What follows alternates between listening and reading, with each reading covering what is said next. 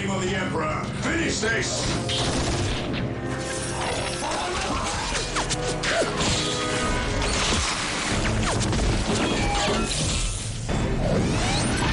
Higher ground, we'll gain the advantage.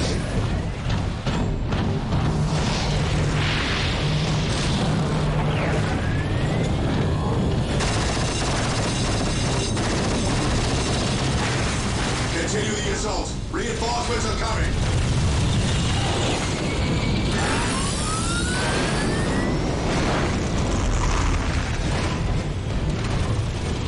The monolith! We destroy that and this is over! Charge!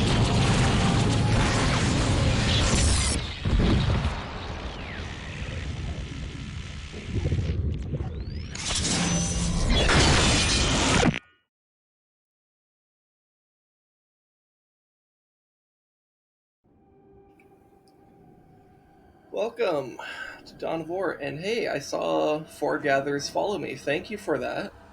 I appreciate that. Right at the beginning of the stream, that's really awesome of you.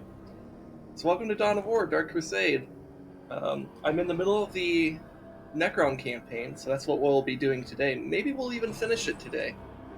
I think there's 4 strongholds left, but like, I have most of the planet conquered right now.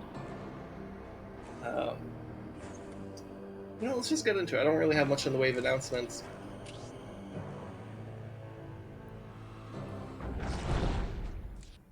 Right? I don't think there's anything. I mean, you get to like check the schedule and links below and stuff. You know, it's a bunch of usual stuff. Let's see. Oh yeah, and I had just gotten rid of the Imperial Guard. Okay. But yeah, I already have like 2/3 of the planet. Now I could hop into this because all 4 lords are up here of the other factions, but I'm kind of curious to see what they do. So I'm not even sure if I really do anything to stop them. I might even just I could go intervene. I don't know. Maybe I hop over here, which is away from them, just to get some resources. And that does position me to go after the orcs if I want to do that right away. The part of me kind of wants to let Gorguts do his thing, which almost makes me wonder if it's better to not weaken him in any way. Because I'm just too damn curious. I guess I'll go to the spaceport just to be in case he moves there. But let's try that. I'm very curious to see what they do. My mind is too weary to fight on. We must withdraw. Oh? Oh, shit! You know what? I like that because I don't want to deal with the tout. Okay. Interesting. Very interesting. Alright. So I don't have to deal with the Tau now. So that's pretty cool. Because I do not like their stronghold, so I'm very happy to be able to skip that. Let's just take that and let's go up to the Space Marines. And then we'll decide if I go after Gorguts or Taldir first.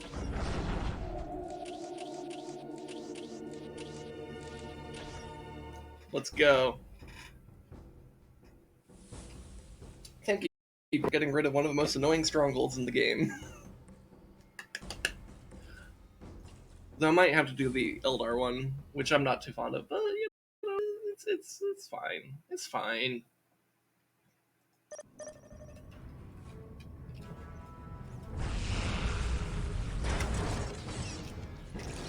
Okay, everyone go this way.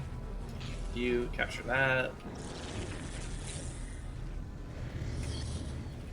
Just spam the scarabs. I think we have so much army here that we don't need to get any additional units, really.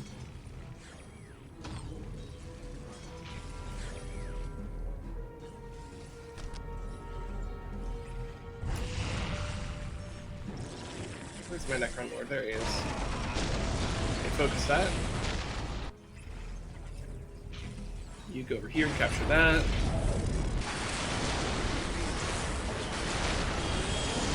Hey, Destroyer, back off.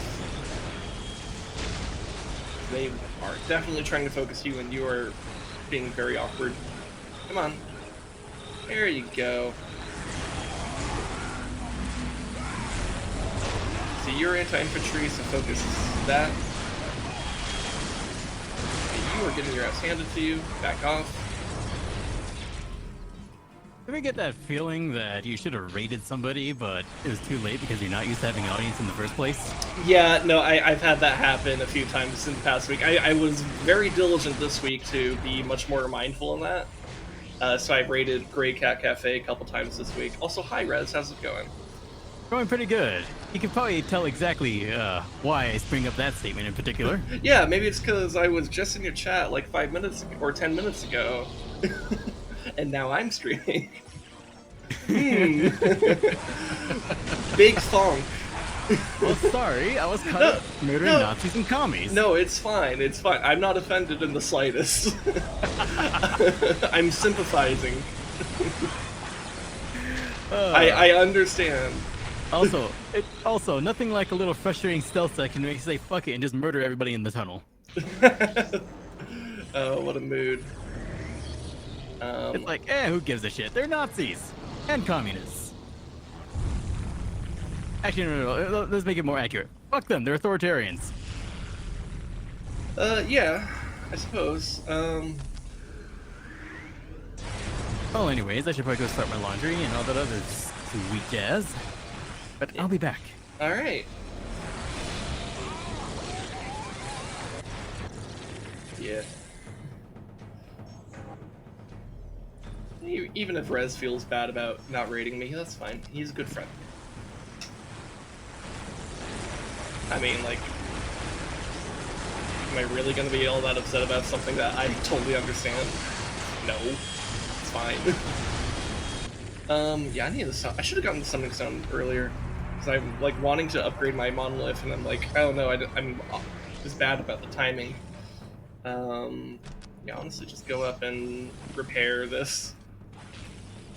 And you plop that down. Upgrade this. Everyone get this down.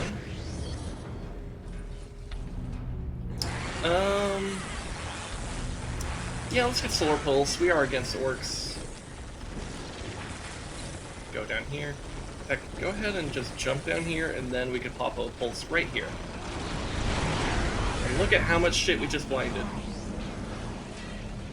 Can only one scar repair at a time? Okay, fine. We'll go capture this then.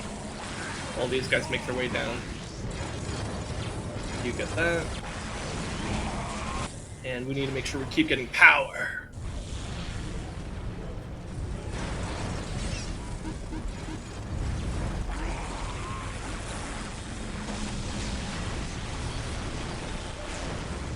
Alright, start killing immortals. Or, I guess, an immortal. Yeah, you just chill here, dude.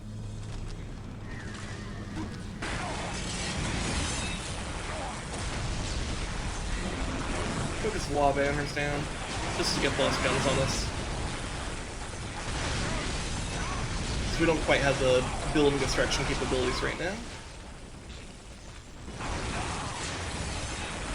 But the wall banners are at least weak by comparison. Alright. Now you get the rest of this down. Right. Upgrade. Put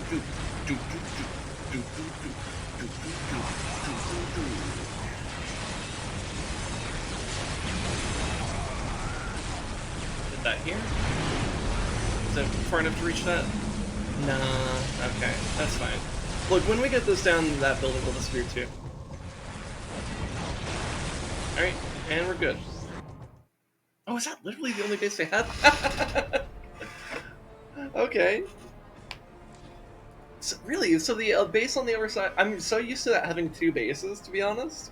I never really quite fathomed that it would be so pathetic. That's funny. Okay. Well, now we got Honor Guard Wraith. And you know what? Let me do a roll of my wrists and stuff. But let's Let's go kill the Space Marines. You know, maybe I should have killed them last time, because last week I think it was called, like, let's get these humans off my lawn or something like that. I should have included these guys, but I don't know. Didn't feel. To be fair, I think last week I was, like, very tired, so I didn't want to, like, do a third Stronghold. Let's start with a Stronghold today. How about that? We're 11 minutes in. Start a Stronghold. Let's go. The Space Marines of the Blood Ravens chapter were well entrenched in their castellum in North Vandia when they finally faced an all-out attack. Utterly unwilling to surrender or retreat any further, the Blood Ravens prepared a mighty defense against the coming assault. Among those defending the keep were Space Marines drawn from the chapter's hallowed First Company.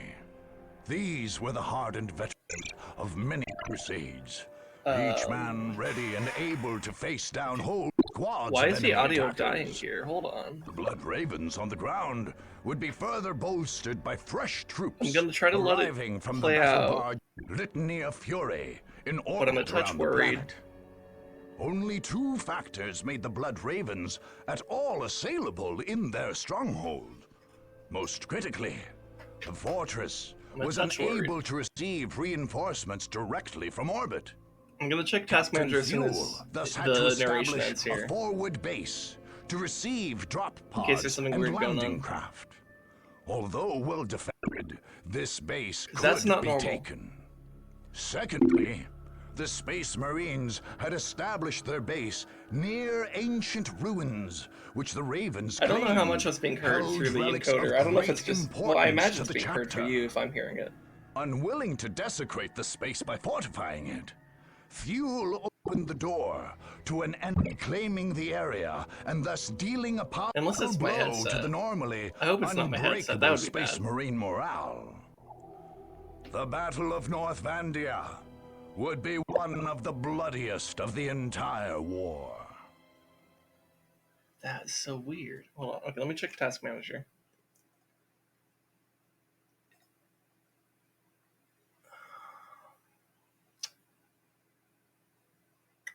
Anything super obvious here?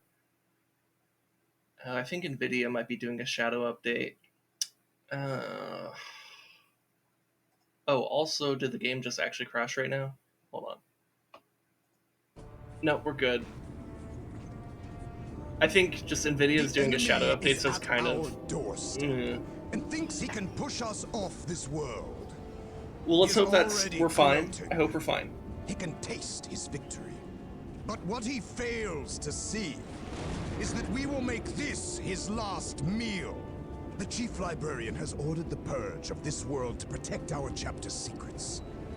Are we to retreat with our duty unfulfilled? Are we to let a black mark stain the banner of the Blood Ravens? I say that we will not. I say our enemies will regret the day they ever decided to face us in battle. Our battle barge orbits overhead and will rain the Emperor's holy fury. I mean, I haven't upon had our any foes. weird More of sound will come to thing join happen us. with But Fuel's as ever, our enemy outnumbers us. speech Each here. of you So must maybe it's be just an that army very in your own specific right. narration section Veterans that's of the fucky. First Company, the finest of the I'm entire hoping that's chapter, it. stand with us. Also, I think when video Let just their finishes valor shadow guide update, because I your just fire saw into the enemy's the disk heart. usage go down. Remember that we are Blood Ravens. So I'm looking at my brothers. task manager on my We second have all monitor right now. sworn to protect fonts of hidden knowledge. Each one of us must. So fall one or before both of handing those this word things to the was enemy. contributing, The was Emperor is cr- with causing us. that. The unknown Primarch I think we're fine. is with us. They have come for our blood, but they will drown in their own. Anyways, Fuel gave a great speech. I'm gonna pause real quick. I'm also, just as a precaution, gonna make a save immediately. As a precaution. Let me also pause again, and then take care of that over there, and we're good. Okay. Death has come for you. Here, we actually do need to Space take this Marine. fast. We are the Emperor's finest. We will not fall to you, alien. Your end is inevitable. inevitable. Spare yourselves the Here, just get as many scarabs as we can right now.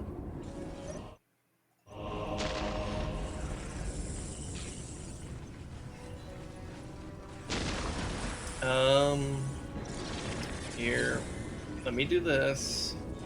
Necron Lord, see what you can do about that.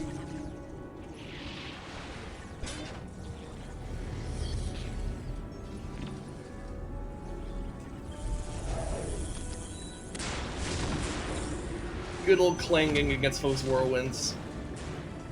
So yeah, that whirlwind is going to be obnoxious. Alright. A lot of you guys focus this way.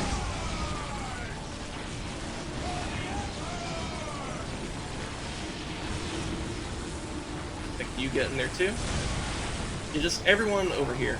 There's just so much force over here. The first company's with us. Strike at the enemy. Okay, now. yeah, Necron Lord is doing great. Okay, you just keep making power.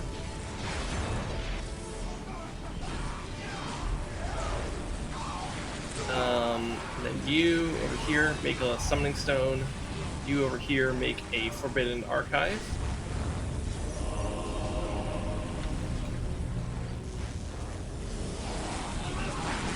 Let's upgrade this.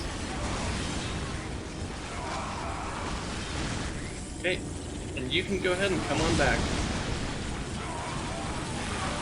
Alright. Honor Guard are doing a pretty good job here. I'm proud of them. Here, go repair. Where's that wraith? Repair the wraith. I think I got it selected. Let's upgrade this. Upgrade this. Get me power.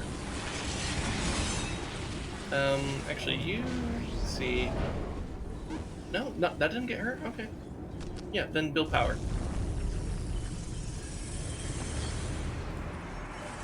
Alright, excellent. Let's take our army and just start moving. And yeah, power, just get the economy rolling. Actually, I feel like over here is going to be a bit safer. And let's start our tech there.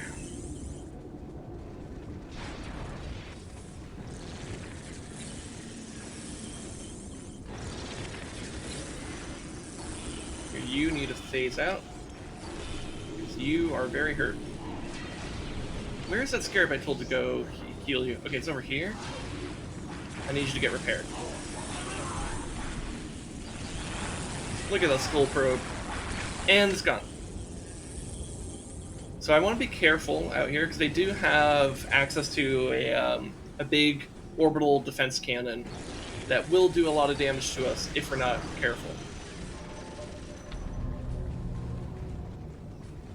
So they have assault terminators ready. Also, since we're Necrons, like, if they throw that on us, it's going to be much harder for us to just dodge it. Here, get repaired.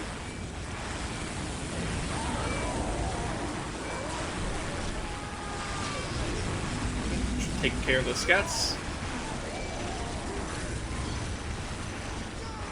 And let's go ahead and get... Okay, so now they're telling us about the orbital relay and the temple ruins. Okay. Let's get flayed ones queued up, just so that they're available. Also, let's just fully upgrade these so we have our defenses in place.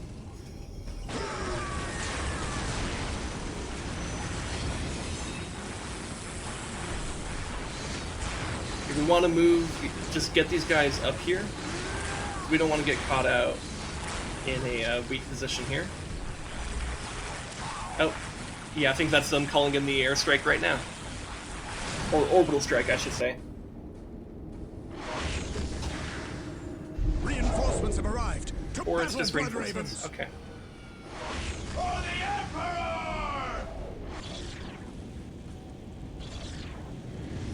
Yeah, so I think what we're going to want to do is have...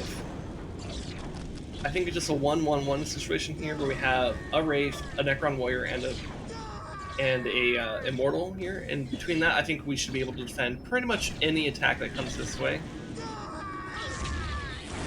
Hell, it might even be a bit excessive. But maybe I could turn it into a second pushing group. Oh, yeah, they are doing the attack. Okay, you guys move. And you guys stay over here then. You got very badly hurt. We'll try to phase through this. But yeah, this is a very good location for that orbital strike, which is why I really wanted to move my units up here as fast as possible. Okay.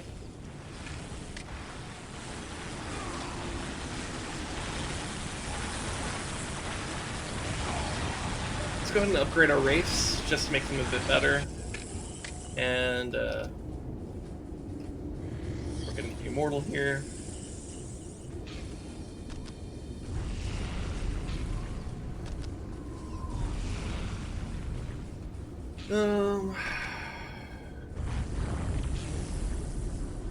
Yeah, that's basically it for this region. Which means that I think we want to take this guy and have him capture this. Actually, you can capture this. Okay. Those prize are taking a little bit too much heat, literally, because there's also Miltas on there. I almost made the mistake of calling them flamethrowers, but they're not flamethrowers, they're Miltas. Uh-oh.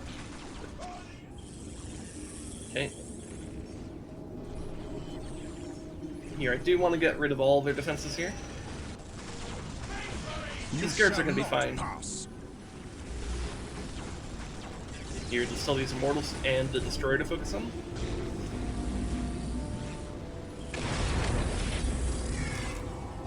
Alright. Okay, now we have our home defense force. And let's push out this way. You're extra workers, so go repair that guy. And you build that.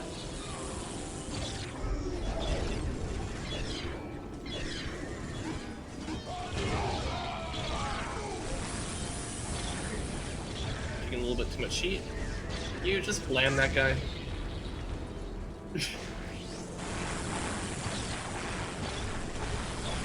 Okay. Go right on them. Alright, so we want to get this upgraded as soon as possible. And honestly, this is where I think, God, if we can get any vision up there.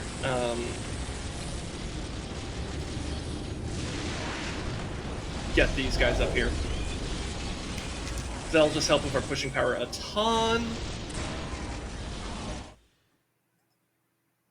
Okay, yeah, so that's where they're getting reinforcements from. So destroy the chapel barracks at the forward base, prevent the blood wraiths from bringing in reinforcements from orbit. Yeah, so that'll help a lot. So my idea here is that I want to take this because this will take out their orbital relay. I also get control of it too, which is super cool. Kind of like the Titan gun with the Imperial Guard. Then I can go up here to take care of that. And maybe Defense Force and everyone just kind of coincides on that, and then we push towards the main thing. Sounds like a good plan? Let's go. Anyways, let's get Pulsar over here. That is a lot of stuff.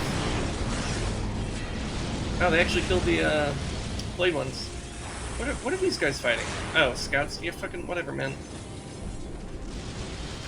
Get yourselves over here.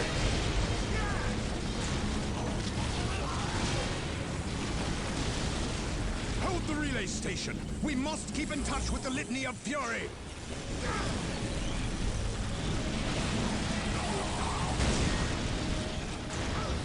Let's get more flayed ones queued up, and then start getting the heavy destroyers to help destroy stuff. Ooh, okay, now we want these guys to back up a bit. If you have range, utilize it. They're mostly fucking themselves up, though. This is good for us. It's just also very painful because there's so many guns. This destroyer's dead.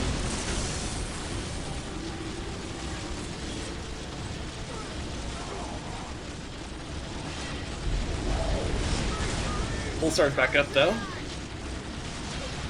So let's get that back up. That shuts down a lot of their firepower. Let's get some cryos up over here.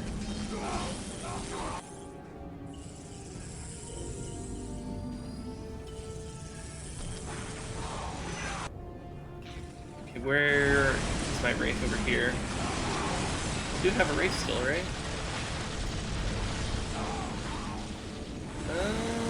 You know, I don't know. Maybe I don't. Get over here and just help destroy that.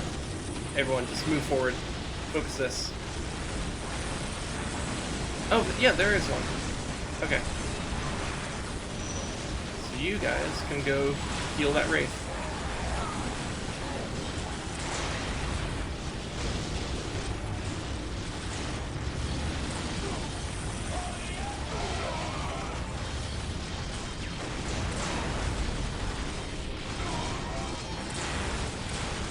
Let's upgrade this, just make sure this is staying safe.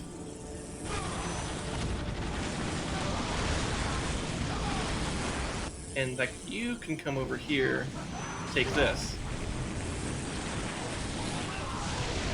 Come over here, put a pulsar over here, shut that down, and then we'll be in a good position. And you guys need to get the fuck out of that.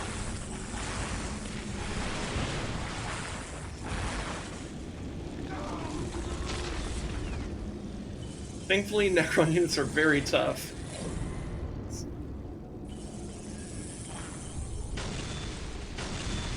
Yeah. Ooh, okay. Okay, so we want to get our heavy destroyers hotkey in here. Oh, and we have some more prize over here. Nice. Where are... Okay, yeah, there they are. They're on their way.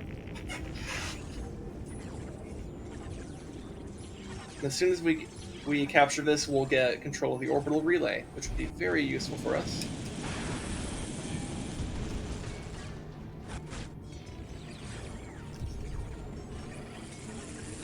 Alright, let's make our way over here.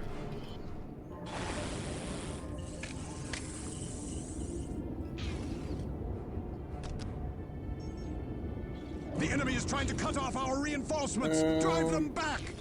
Oh, you never built that. Why didn't you never build that?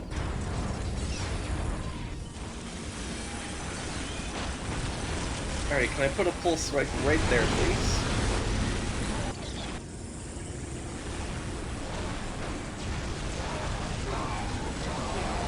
Brothers, the enemy is feeding coordinates to the battle barge. Aha! Prepare for incoming orbital fire. Unfortunately, I can't hotkey this, so every time I use this, I'm going to have to actually click on it.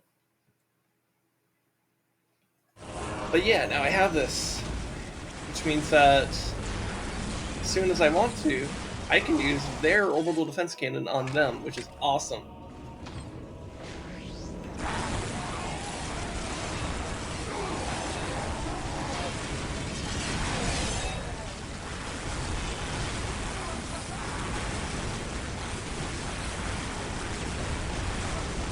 Here, focus the turret down. Hello? There it goes. And let's get the production down. Just, yeah, give me more of these, man. Being able to destroy their structures is so good. And then maybe I should get a Toon Spider as soon as I can after that.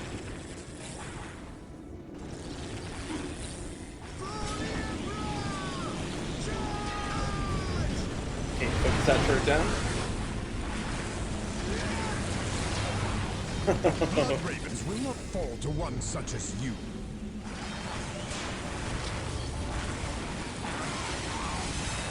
Now they're trying.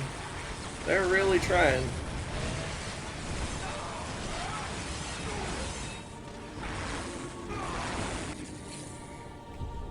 Okay, we got our other heavy destroyers on the way. This is effectively our siege group.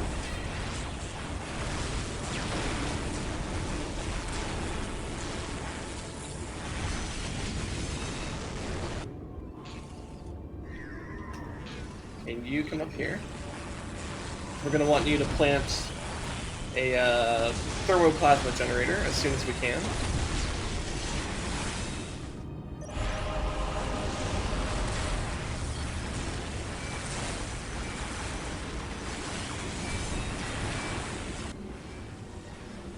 Okay, we have something over here.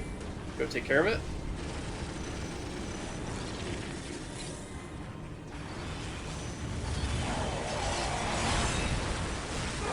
Oh, look at these Terminators. They think they're gonna do something to us.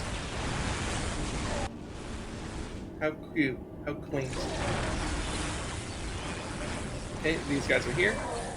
Get that going.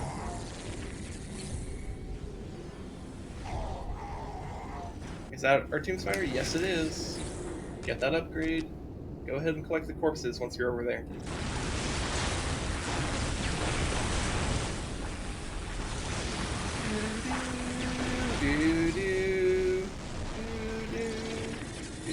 Alright. Ooh, a Hellfire Dreadnought. Alright. Put our heavy destroyers on them as soon as they figure out how to get through our infantry units. Alright, at least a few of them got through.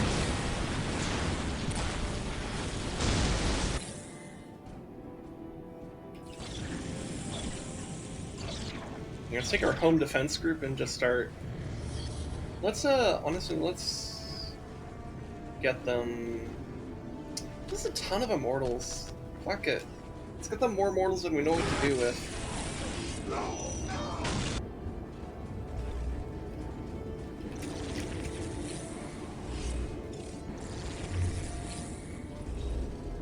I feel like, yeah, let's take these guys, have them repair this guy. Actually, this guy, I think you should repair. One of these got hurt, right? One of them's a tiny bit hurt. Might as well top it off. Oh, hello. We got land raiders, or land speeders, which are not doing too great.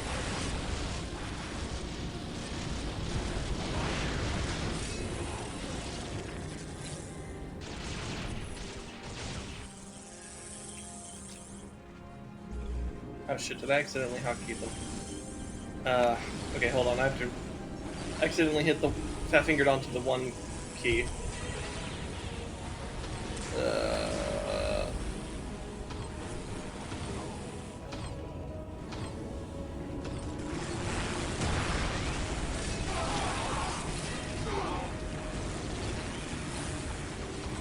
Yeah, I think that's everything that's supposed to be in this group. God, look at all these immortals. Alright. Push! Because we want to converge onto this base.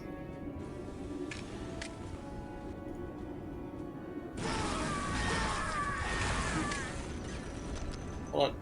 You give me vision? Ah, it's just two of them. Never mind.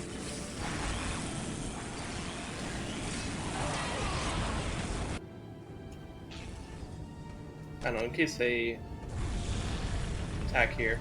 Also, I didn't get this thing.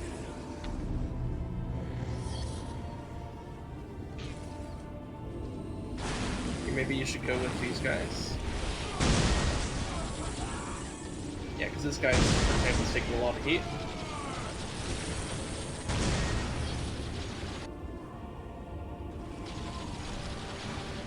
Do that. Make your way over here. You guys follow suit.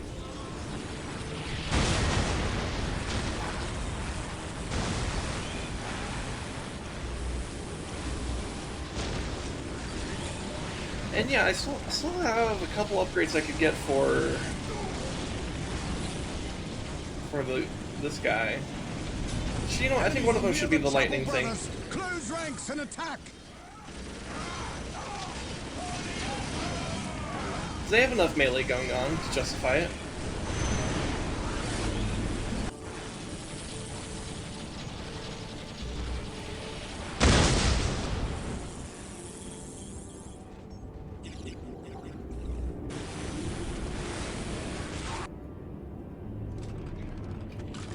Alright, you guys come over here. I want these guys to push over towards this asset, while these guys push towards the relic itself.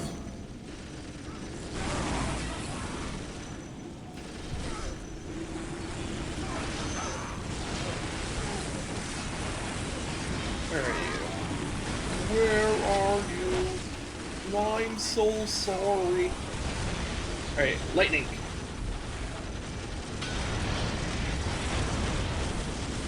You know what? Deathbringer, or Nightbringer time. That's a fucking go! Oh no, we lost the race. Okay.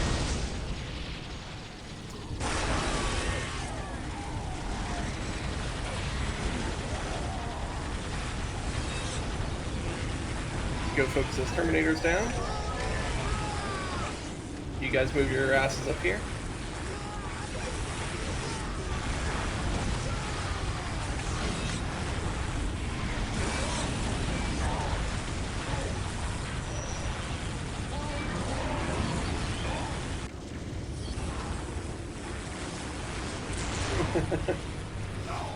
Oh, that's sad.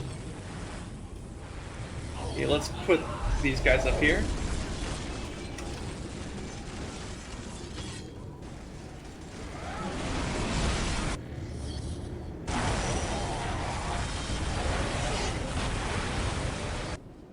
Here, you guys come over here, capture this.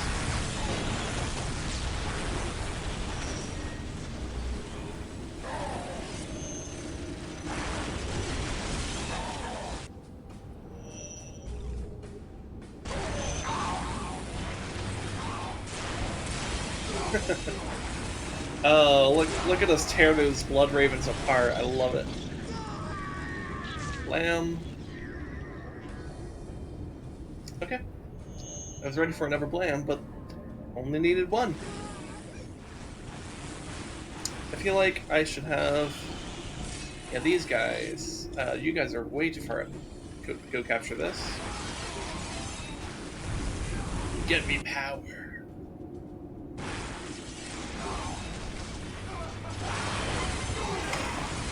Alright, these flayed ones can tank it.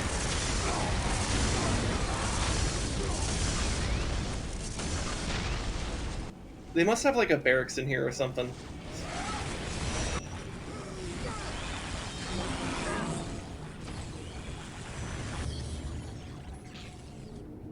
Here, I want you to come up here. There's like a monolith around here or something. We are working on that. That's good.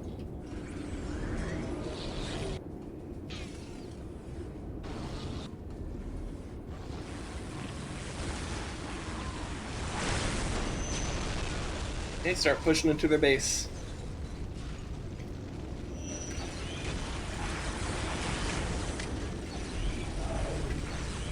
The enemy is at the western gate.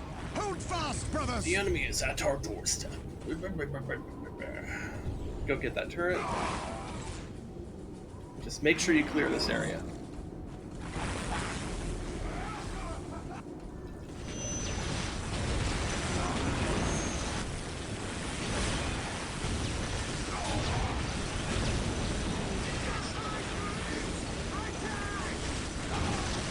Put down the lightning over here.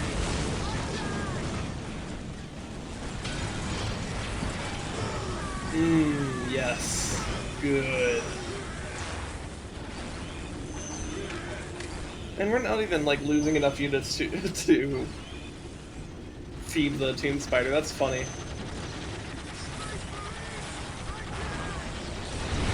think that'll hit both of them. Yeah.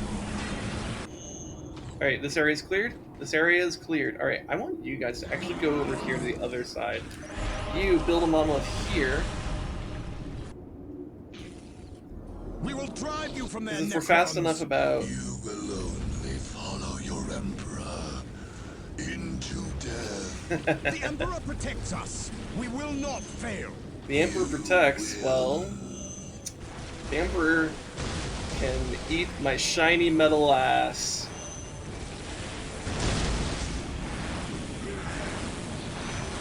Go throw a lightning on those Space Marines. Zap!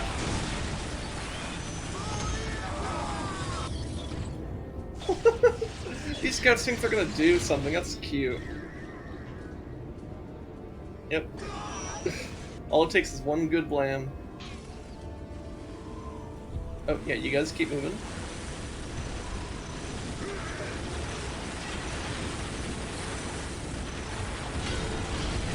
Oh, hello. Go over here.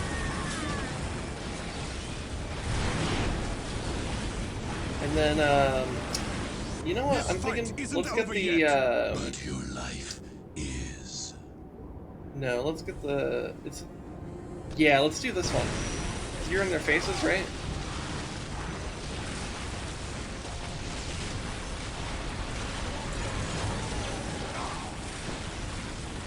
What are they attacking over here? Oh my god, the prize are over here, okay. Let's try to upgrade this. Also, where it's over here.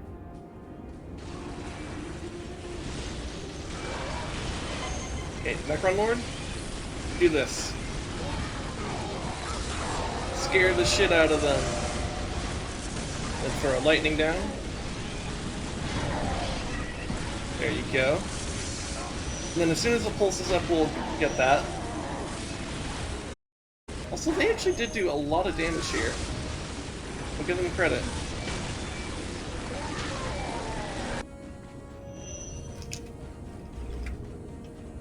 They did actually manage to do a lot of damage.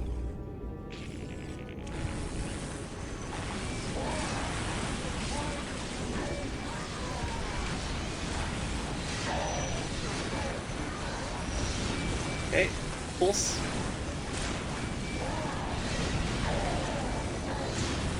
Okay, Necron Lord, I need you to pulse. Throw lightning down, and then become the Nightbringer.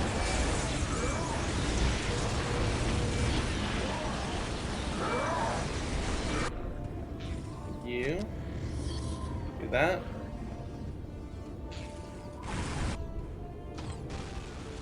Pushing through this side. I feel like I've left some units somewhere. Hold the east gate at all costs.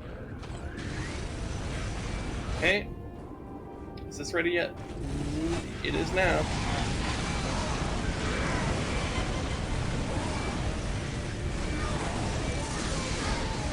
I will admit, they've actually done a pretty good job defending here. It's arguable that I should have grabbed the Resurrection Orb instead, but I didn't feel like it. Anyways, my reinforcements are on their way. Took them a while to get here, but that's fine. Bring them the Emperor's wrath, And then this brothers. thing, as soon as that can get to the awaken monolith, that's what we'll do.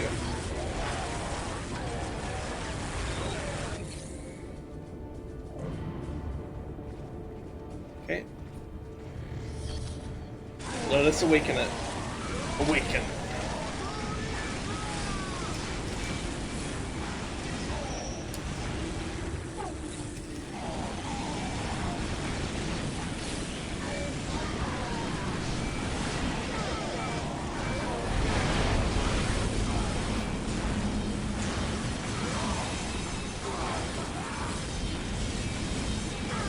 Okay, let's put the fear of God in them.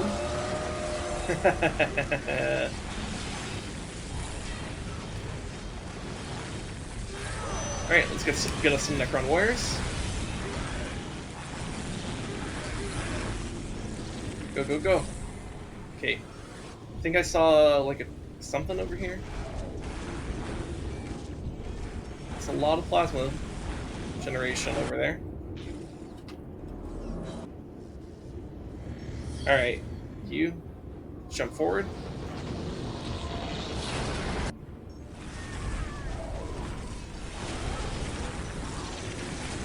You jump over here. Throw lightning on them.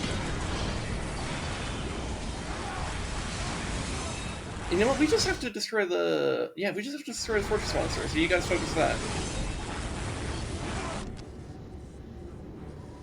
As soon as this can do another jump, we'll do it.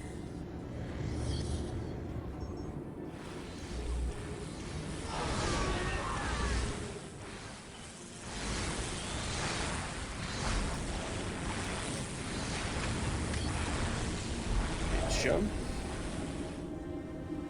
Go here.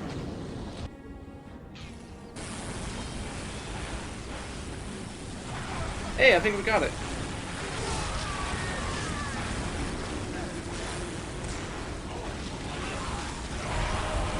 There we go.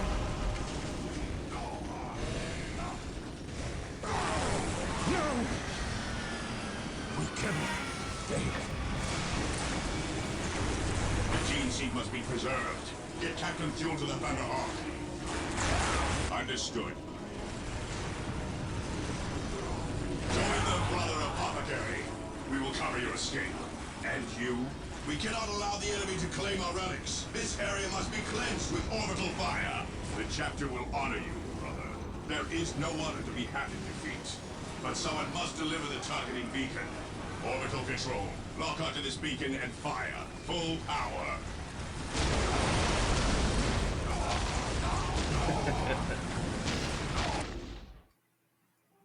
Alright. Even the elite of the Blood Ravens could not hold back the murderous advance of the Necrons. The Necrons answered the Space Marines' shouted benedictions with stoic silence and murderous blasts from their Gauss flares. The aliens were uninterested in any arcane secrets that might have been hidden in North Vandia, utterly ignoring the scorched ruins of the Blood Ravens' chapel there. Their gruesome warriors flensed the flesh from every Space Marine left on the planet, but left their holy battle armors and other relics to corrode in the harsh weather. Tragically, among the flesh reduced to particulate ash was the gene seed of those Space Marines, dealing a near-fatal blow to the chapter. By taking North Vandia, the Necrons defeated the Blood Ravens on Cronus. But by purging the genetic heritage of all those fallen battle brothers, they may well have destroyed the whole chapter. Very serious blow to the Space Marines here. Dark Crusade was a mistake for them. At least, that's the way it should have been. Alright, we got war gear now. Alright, at this point we're just upgrading our range damage so that as he walks towards the enemies, they die a little bit faster. Let's go. Alright. Also, I recognize that this area will be pretty vulnerable, so let's just give it this. And that'll be good. Also, since we just defeated a stronghold, I would like to make sure I save. Just in case something stupid happens. Alright, let's go. It's just the Eldar and the Orks. Hey, it's like we're reenacting ancient history here. It's just the Necrons, the Eldar, and the Orks. How nostalgic. Who do I go after first, though? The Eldar or the Orks?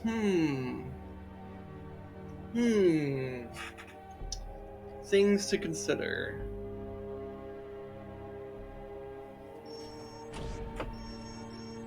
Let's see, what would I get from this area? I would get a Tomb Spider, that's not too bad.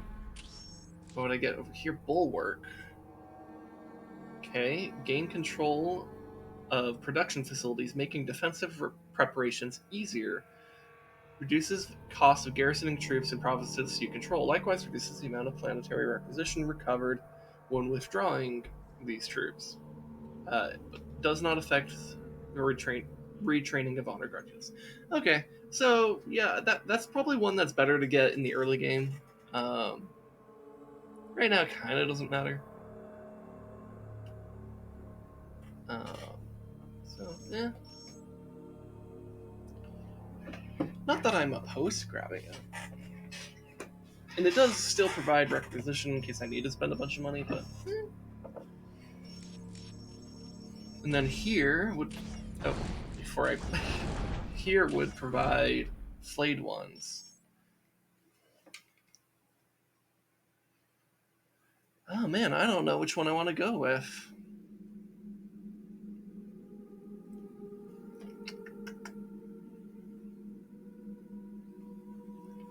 Okay, so here's something that I'm thinking about. So I think both of these are like fitting enemies for the Necrons to be fighting against. I think it's great. And I actually do generally enjoy fighting both of these factions as Necrons, so I'm not like too salty about these guys being the final two. But I will say this, I'm kind of not too fond of the game design aspects of, or like, I find the Eldar Stronghold to be a bit of a slog. However, I do think thematically it's really, really cool for a finale, especially if you're Necrons. Meanwhile, Orks Stronghold is probably my favorite Stronghold to fight, and so it'll be more fun to do. And there's still this like thematic aspect of like, oh, orcs are like in kind of a weird way the ultimate life form, and then like Necrons are like the embodiment of death. So I'm trying to decide which one do I want to do first in order to be like the most like thematically interesting or whatever.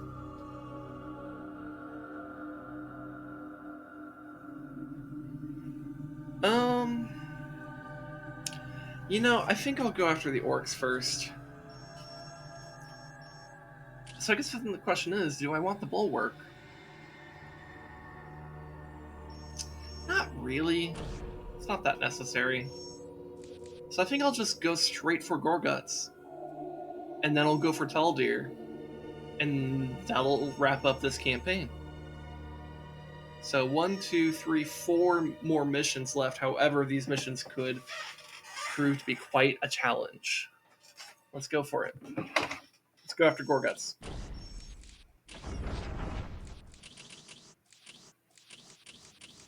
Did lose a lot of honor guard in that fight. That's the biggest reason to maybe have more planetary acquisition, is that once you do a stronghold and you lose a bunch of honor guard, you can get all of them back like that. Alright, let's go.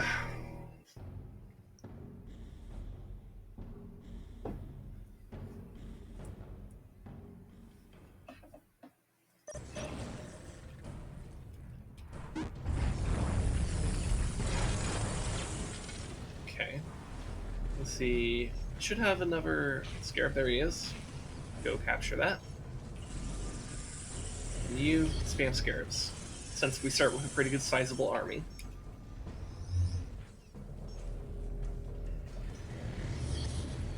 And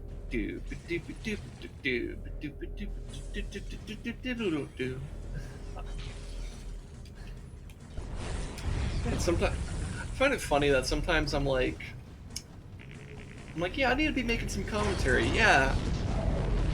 What do? I just make dumb mouth sounds or do like little like try to make like a little music melody thingy. Go capture this relic. Actually, no. You come up here and take this. I changed my mind. The next one could go. Actually, maybe I don't know. I don't know what I'm doing. Actually, I do. Well, I do know what I'm doing. I'm just bad at like voicing it. Because I'm gonna send this guy over here. There's a lot of control points on this map. But this one I want going towards the you know, the thing.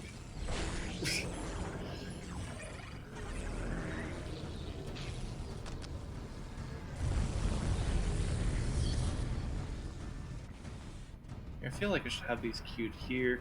Let's go ahead and get a Necron Warrior.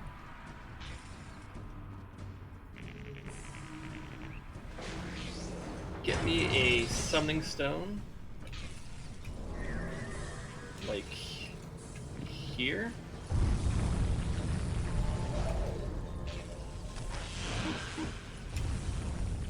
And then you get me a Forbidden Archive when you're done with that. Alright, we got some fighting going on. So that means they probably have a base here? So let's go for it.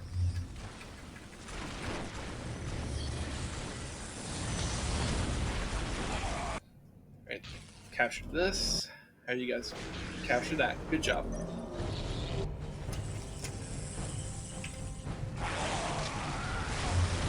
So as soon as the Forbidden Archive is done, I want to get the Solar Pulse.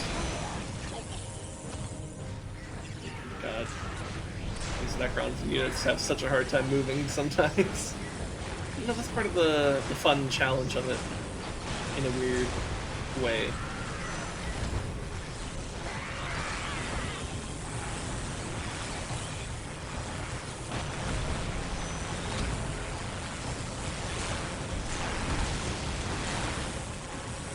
Yeah, like these guys are just standing there. Need to get them in.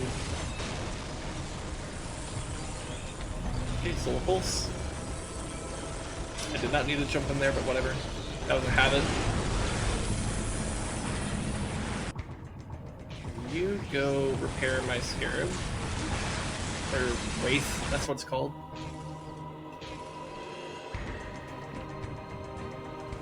You go check that this isn't taken. Build me power.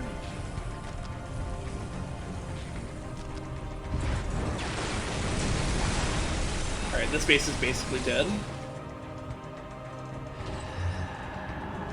Excellent. Alright, and that is not taken.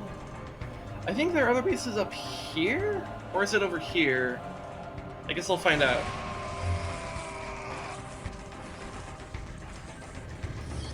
Let's get one of these, and then we'll queue the tech upgrade there. Let's push up north. I suspect that's where the base actually is.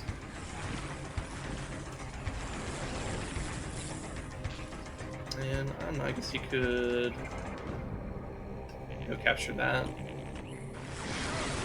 Oh yeah, this has got to be in the direction of the base. There's so much resistance here.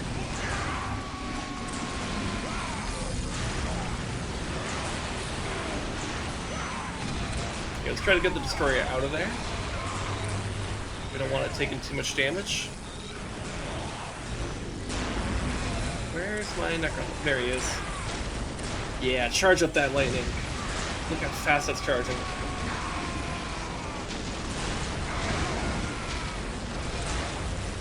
Okay, now let's pop it down.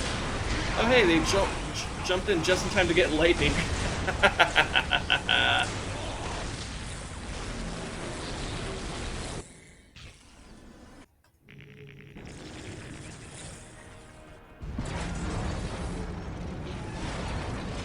I guess you could go grab that.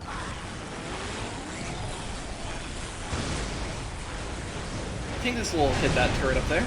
Yes, it does. Alright, is this taken? It might be. It might be. Yeah, okay. Don't worry about it then. Go repair my destroyer. And then, let's go ahead and get some Immortals. And we need a greater summoning core. Pop it there.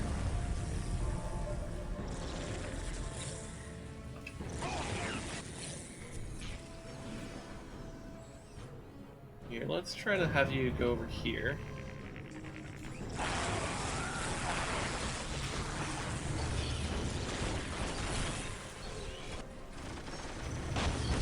Let's put Slade once up here. As soon as that greater summoning core is, I can start sending out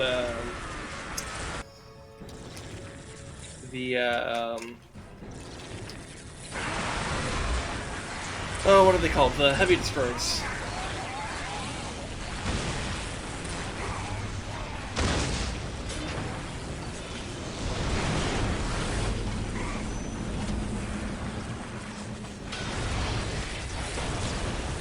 Ooh, God, I love how much that lightning does. Here, some of you make your way over here, the rest of you make your way up here. Like, maybe most of you should, yeah, maybe we all focus here. Oh, I need to upgrade that. Okay, upgrade that then. In the meantime, you guys just get these things. Here, you guys good? There you go. Good. You're fine.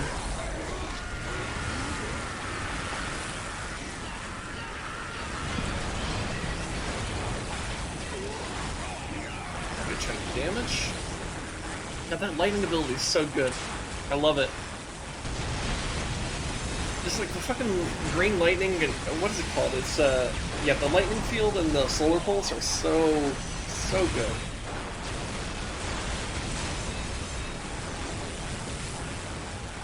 Okay, pulse. And then lightning.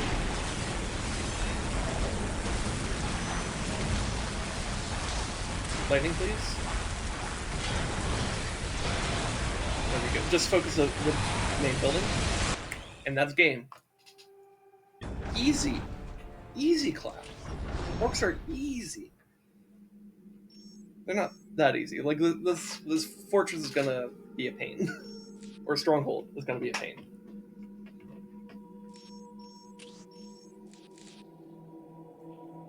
Okay, let's go ahead and make a save right before the Stronghold.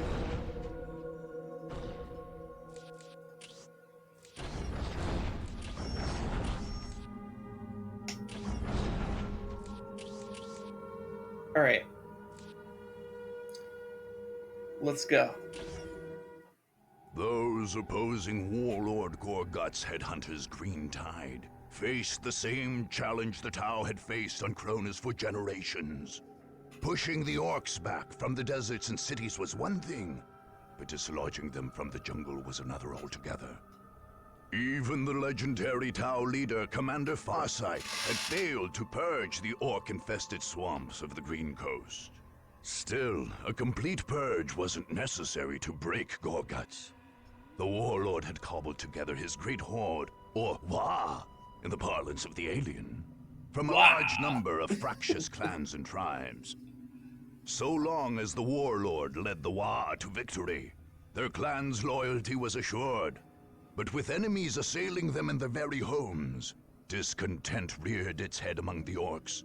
Secondary chieftains wondered if they might not make better warlords than Gorguts. With these fissures in the Wah widening, the Orcs' enemies struck.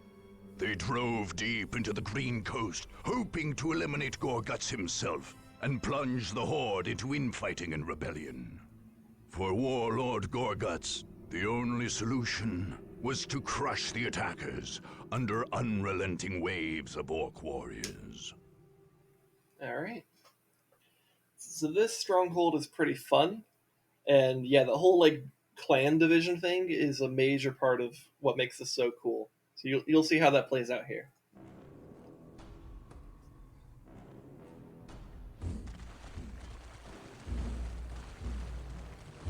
Poor Imperial Guard right there. You think you can sneak about without me boys seeing ya? You think you can come for me, Ed? Orcs is never beaten in battle. Slaughtered ya grot! The rest of them are coming and we got to be ready. Tell the boys there's some killing to do. I made them big banners to remind the clans that they better keep their boys in line. I don't want no squigheads looking to fight me when the enemy's right here. Gorguts is the war boss. Got it, you mudsuckers? This here voicey box let him talk to ya. So open your ears. Listen up, ya grots and squids. They's coming for us like we some kind of human kids. But we ain't. We's the Orcs, and this here is gonna be one great fight. So get your choppers and your shooters ready, boys, cause there's some killing to do. Head Crushers, you ready? Whoa! I love the Orcs. They're so much fun. Foot stompers, you squiggers and socks ready?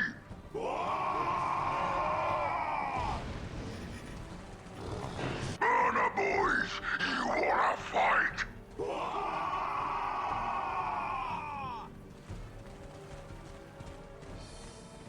Rocket Rangers, you in it or what?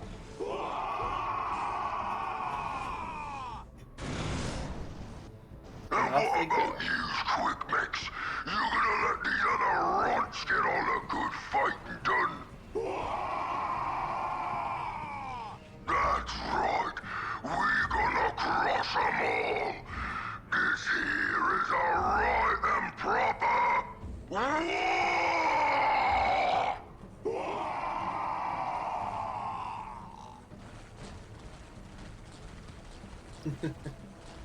Alright, let's do this.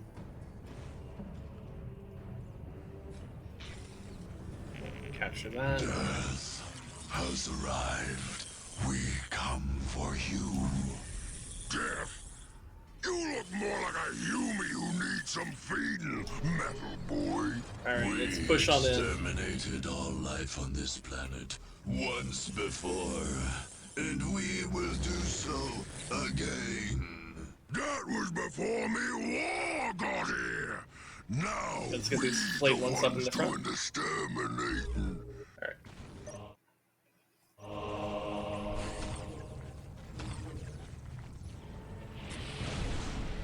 Oh, hello.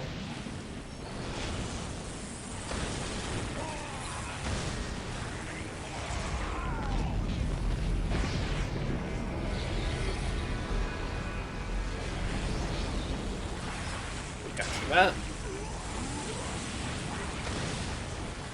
And, honestly, we could use the Forbidden Archive, like, immediately. However, we will also need to make sure we don't fall behind on power here. Okay, this guy's taking way too much damage. Come on. Can you get out? Nope. I don't know why he was in the front, but he's dead now because of that. That's fine. They're not that critical.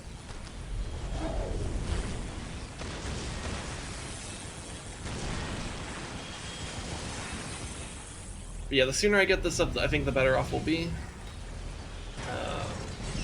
Go ahead and get a summoning core. You continue power.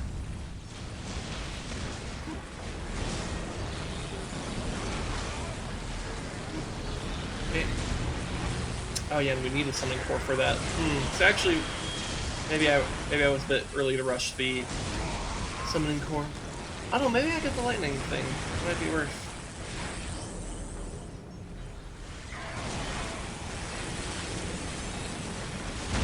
Yeah, I should, because that'll be a lot of damage, which will also help with the main objective anyways.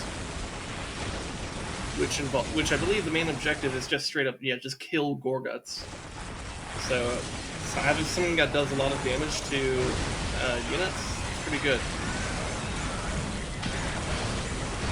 There we go. Handling yourself just fine? Yeah, you're fine.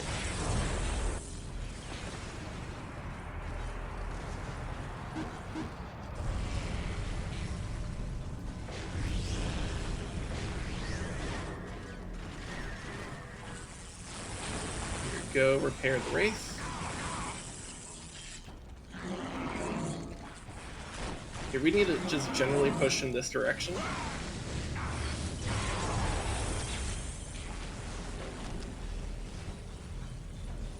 Actually, we want you going with them. Yeah, like go take that, for example. Alright, so we're approaching the Headhunter banner. Head crushers! He's coming for ya! Let's just start working on the tech.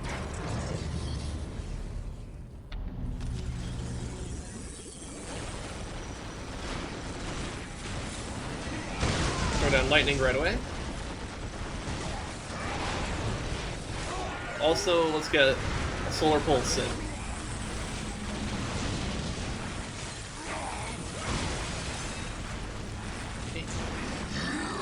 Man, he just used lightning and he's already in another good spot for lightning.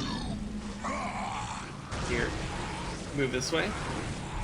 Throw lightning down right in the middle of all these guys.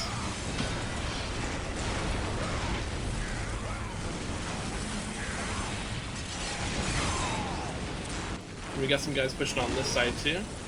We're doing alright. Make sure you're topping off the Wraith.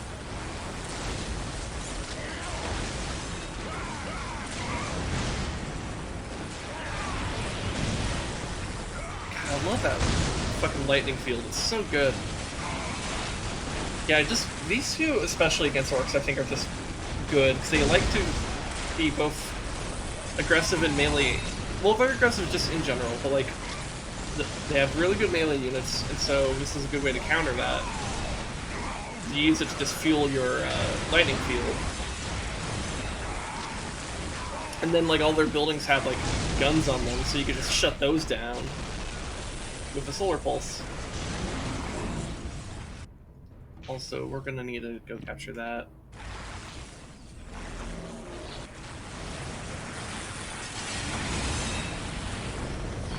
Yeah, let's get a couple of mortal units, but we also should get a greater spire or summoning core.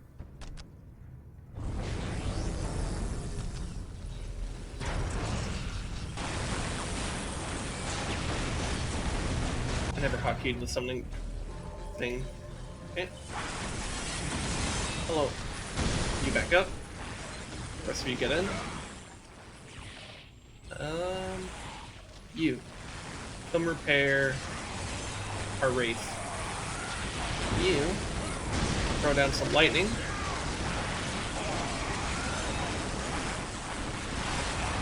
And then jump into their back line and put a pulse down.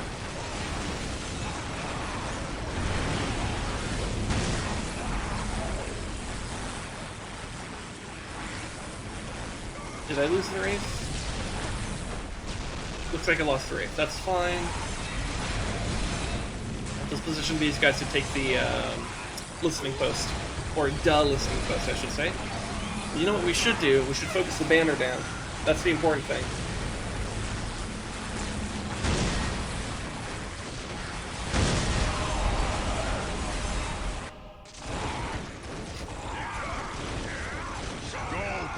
So tough? Get him! Ain't no grot lover's gonna leave me war! Chop 'em up, boys! Boss! The head crushers! It's rebelling! I can see that, you squid farmer! Shut your yap and get back to killing! Killing who, boss?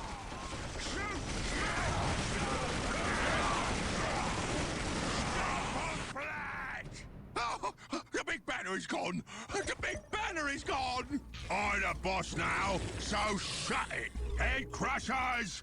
We's on our own now! You just shoot us, you kids! Pull the entire army back. Because we want to let them just fight. Which actually means I should pull these scares back too.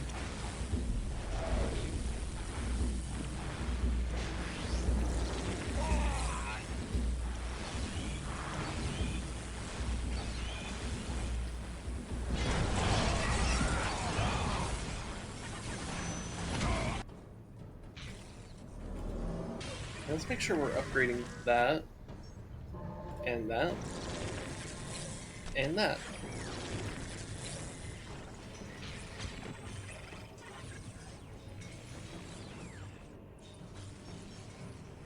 I seem to recall that they will actually push on this side pretty hard, so I feel like hurt there would be pretty good.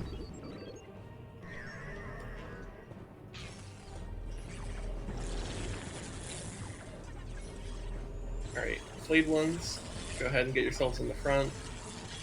Because I know you're slow. Where are my pariahs? Here they are.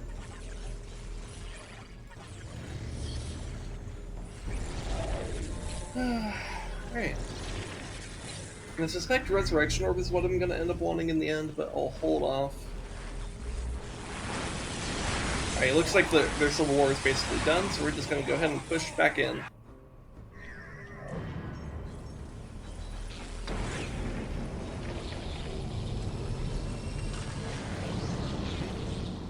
Pull these guys up forward with us. Alright, let's get more prize, and then let's start getting things.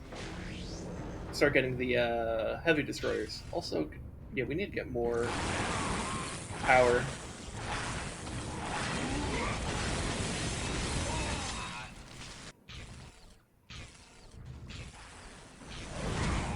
You guys go capture that. Move in on that.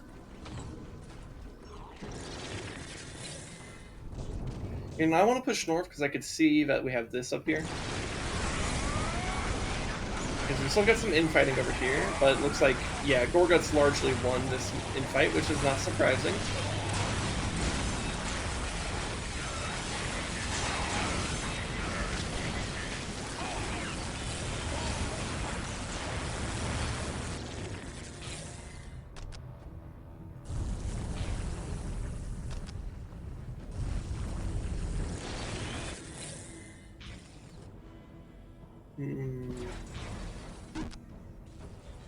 Yeah, that's expensive. Okay. Fair enough.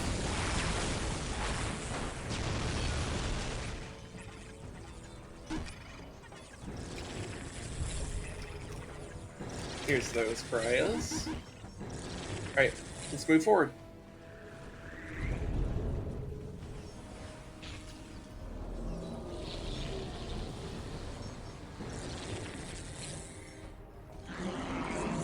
I wonder if I should have a defense force over here. That might not be a bad idea. Yeah, let's just kind of do that.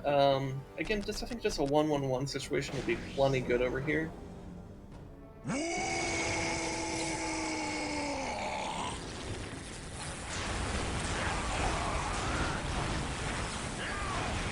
And put a lightning like right in the center of them.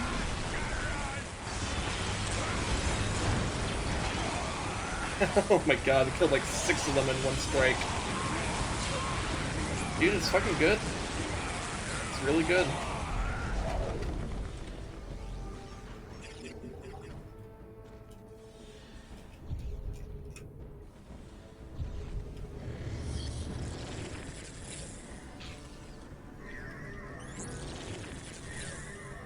Okay, let's pull these guys up.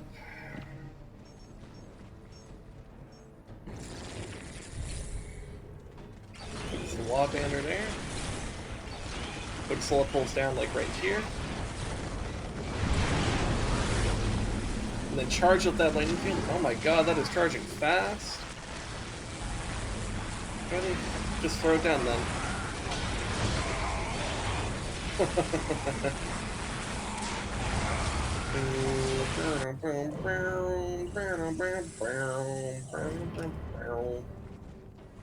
Damn, I accidentally fucking with the one key.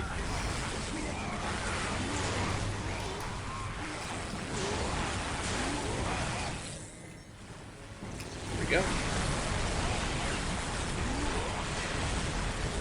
Hit the listening post.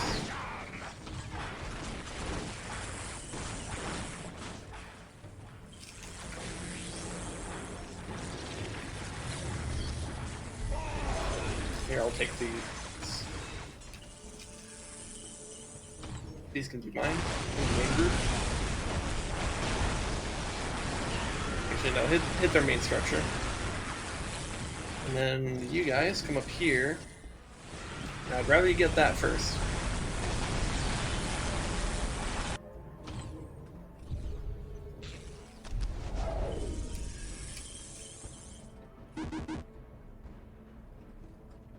Okay. There we go. So we have our good defense force over here. Excellent. They're ready to respond to just about anything. 150 on that one. Okay. Here we could send these guys up here. Go capture that.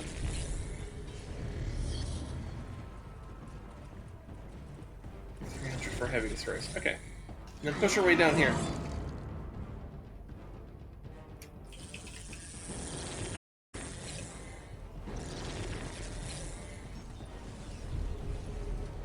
Let's have these guys go this way.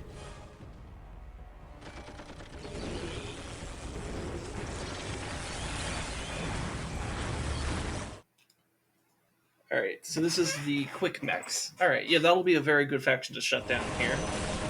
Here they come. Quick mechs, blast them good.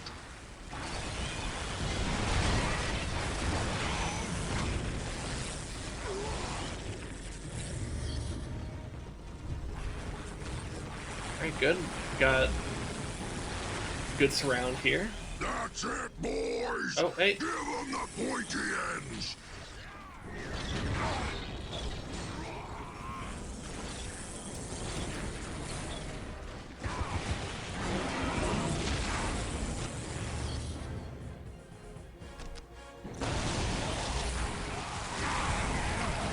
Here.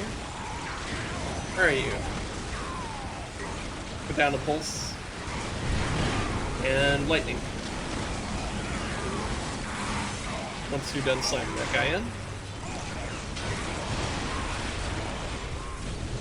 Here, heavy destroyers, I want you to focus the banner.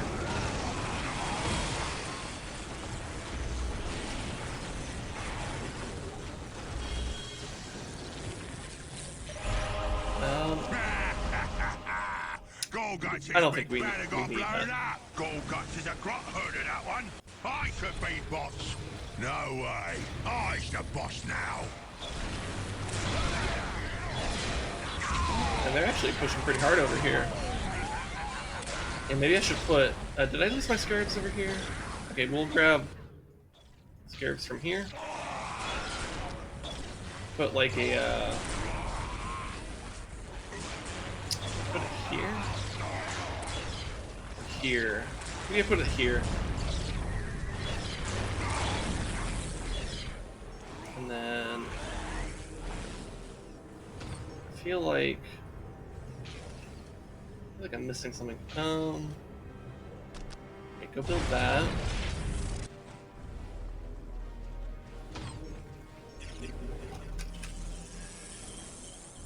Okay. Go kill that Lulu tank. You just start taking that.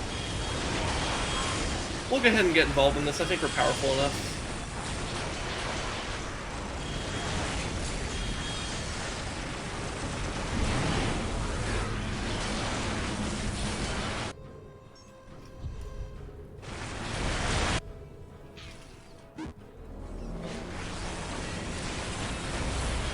Guys go here.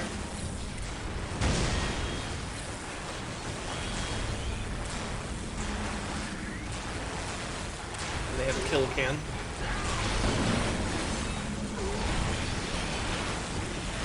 Right, kill can down.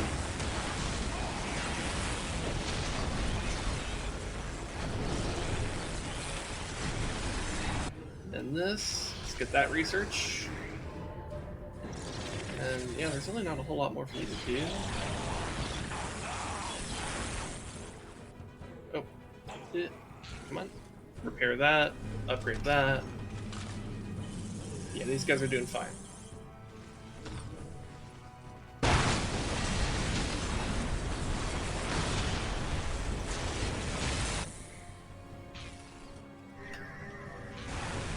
Need you to repair. One of these guys was pretty badly hurt. Okay, it's that one. And we could, from here, push towards Gorguts, but I'm not so sure that I want to focus that right now. Let's push down to the center of the map. Back in my day in the Guard, we didn't have any fancy smancy tanks. We had two sticks. Two sticks and a rock for the whole platoon. We had to share the rock. How's it going, Sergeant Johnson? Killing Necrons with the rock is very, very hard, but very rewarding. Yeah.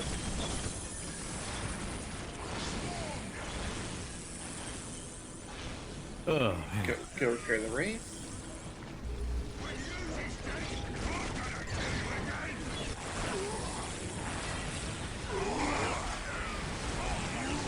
And I love how much the orcs charge my lightning field, because it charges based off of like how much melee fighting you're doing. Mm-hmm. So when you're fighting knobs and like sluggaboys and stuff like that, or choppaboys, or whatever they're called, it charges super fast. Like I just cast it, I'm already ready to cast it at full power again. And the more it's charged, the more damage it does. And hey, I just cast it, it's already halfway charged again. Like, this is a good spell when you're dealing with a lot of melee.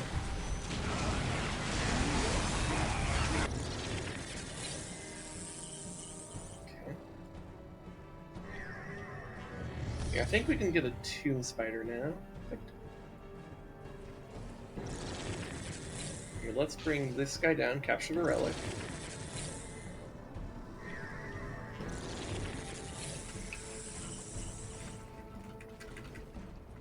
Which, by the way, while you were gone, I killed the Space Marines, and now I'm working on Gorguts. Nice. Yeah. And the Stronghold is a lot of fun, because the whole point of it is, like, you go to these different areas, you destroy their special war banners, and that causes infighting. Because they're like, oh, Gorguts shouldn't be a war boss. Can't even keep these stupid banners up. What you doing, Rocket Rangers? They's coming for ya. Infighting. The ultimate way to solve orc problems. Yeah. Solve the problem that is orcs. Basically. Also, did I get a tomb spider out yet?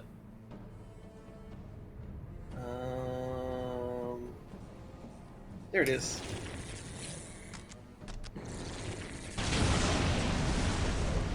Alright.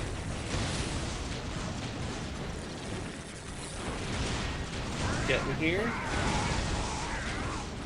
And I want you to throw a pulse down as soon as you're in there. Ooh, that is a lot of shootables. Pulse is going to be super good. As soon as the Necron Lord could, holy shit, they're bullying. Oh my god! Whoa! Hello! Let's try that again.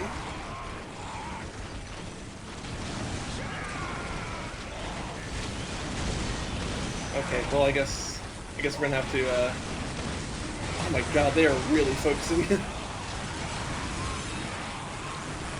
So yeah, fun fact, if you want to know how to deal with Necrons, use stuff that will knock them on their ass, literally. Because it's truly obnoxious to have to deal with. Like, I'm desperately trying to get in here just to throw a pulse down. There we go. Oh my god. Can I throw a lightning down, please? And then turn into the Night Reaper. Because fuck these kids. Also known as orcs. Also, this Tomb Spider is going a way in which it will die.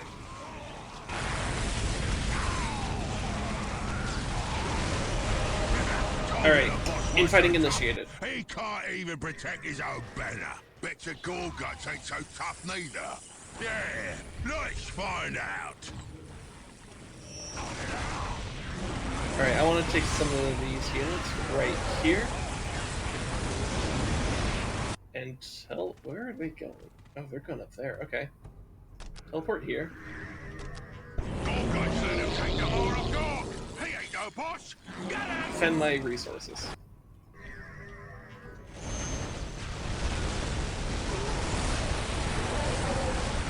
Did I ever capture this? Yes, I did.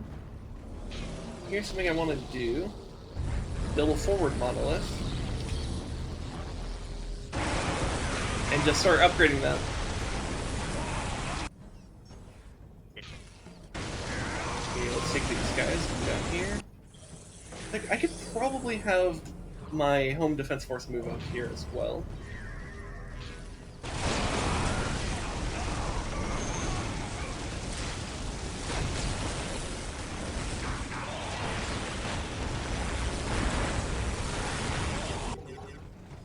Alright, these guys are just making their long march back down.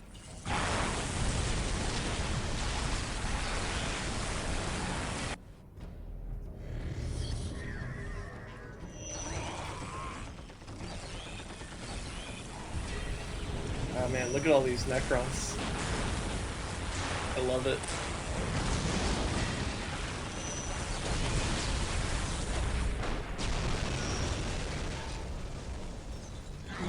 See, I could go over to that, but I think I'm doing fine on resources now. So let's make our way to the Burner Boys banner. You Burner Boy kids, they's right there. Get a burning. Alright, let's work on upgrading this. I guess I can put down some defenses here. In case it's needed. Okay, where are you? You're just in the shit. Alright. Just put down lightning anywhere, man. Come on. You can do it. Necron Lord. Just put down lightning. It's not that hard. Yeah. I know you might literally be rusty, but there you go. Literally rusty. Okay.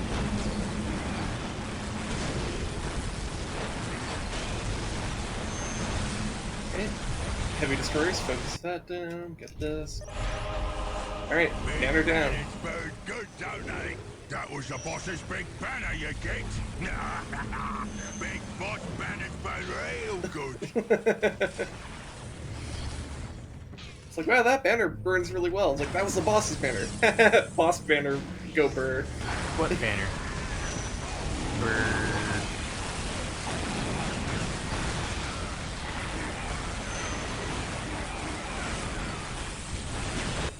You know, we can just include these guys in our main force. No need to separate them anymore.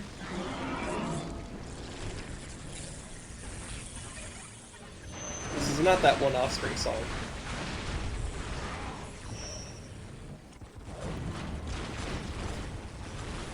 You know what? How about we attack up in this direction?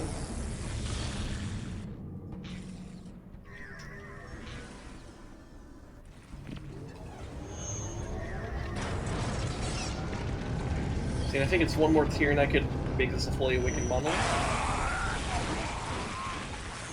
Wait, where are you? Where are you? No, I'm so sorry.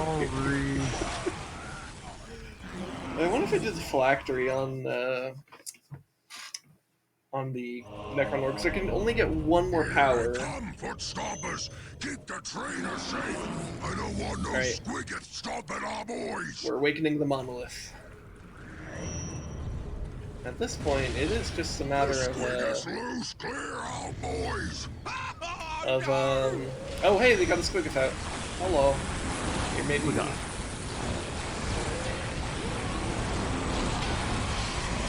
Let's put a pulse down.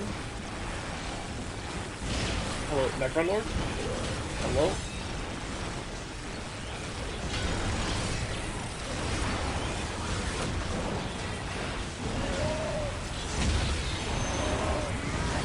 Let's put the monolith in a very aggressive position.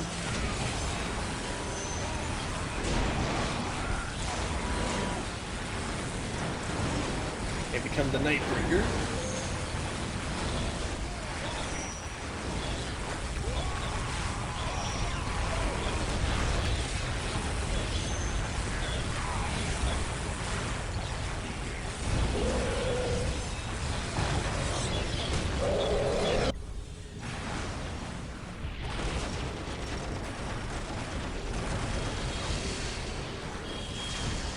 Chop on my boys, but bring me the edge.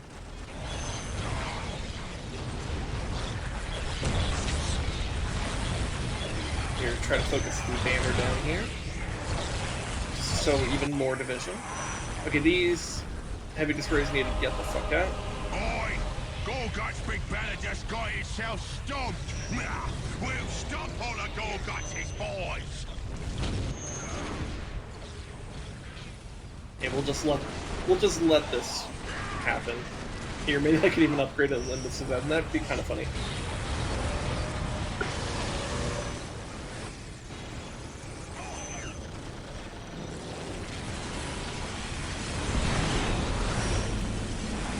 Alright.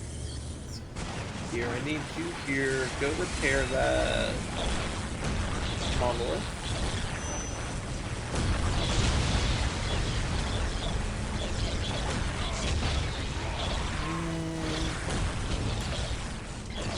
Honestly, get more immortals.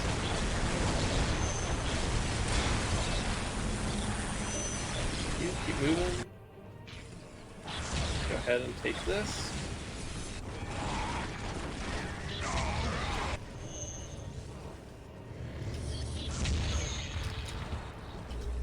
Okay. Where the fuck are you, Gorguts? Come at me, you little bitch.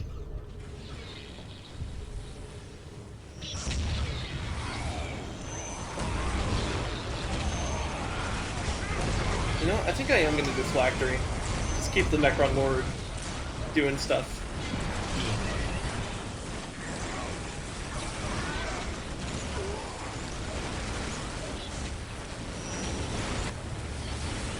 Yeah, as soon as this monolith can teleport, that would be very good for me. Nice on me, pointy stick. Kill 'em, lads. We are your end, alien. If you mean Where is Gorguts? pointy stick, I'm right there Where? with you. Where is he? Your bravado will not save you. You just keep on talking, Yumi. I'll get to you soon enough.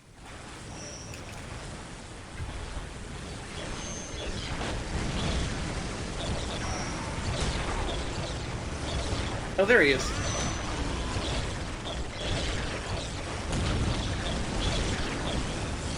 All we gotta do is kill him.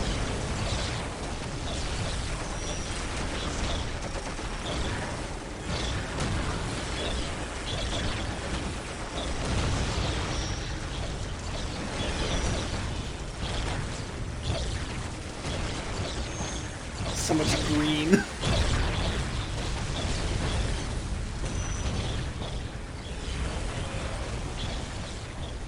Hey, ignore those orcs.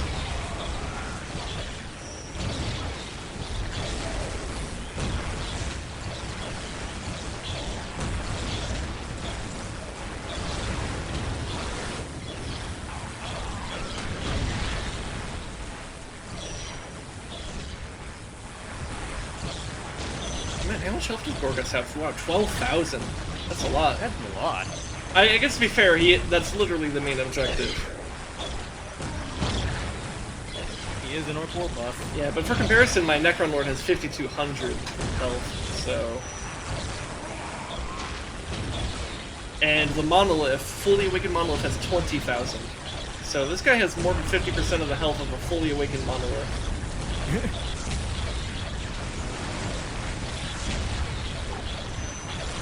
Alright. Alright, he's down.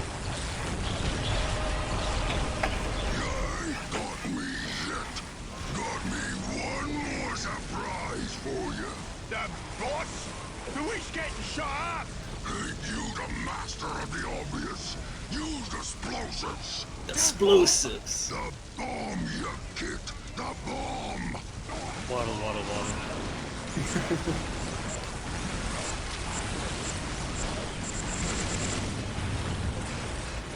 The bomb.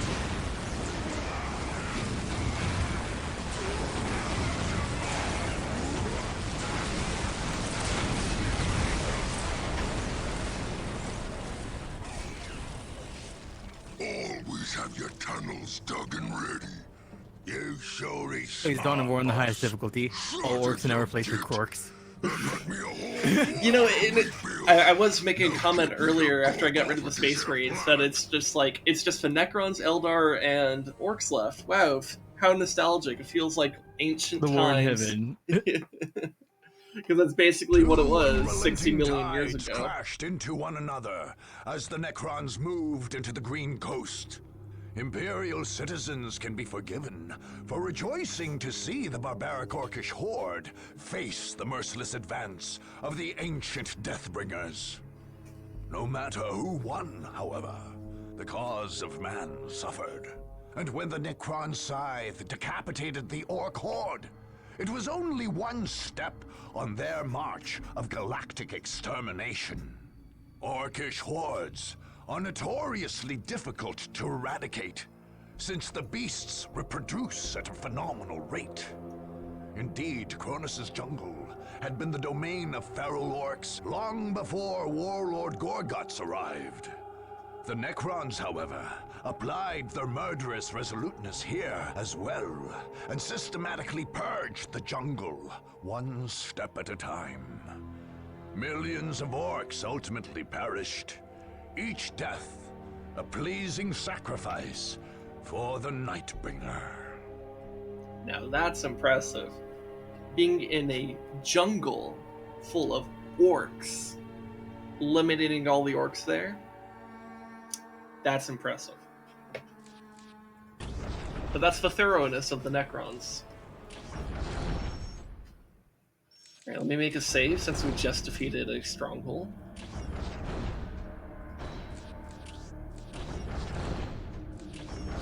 Alright, it's just Farseer Tall to your left. Let's see what she does. Fucking nothing. She's scared. As she should be. She should be very afraid. Let's go kill her.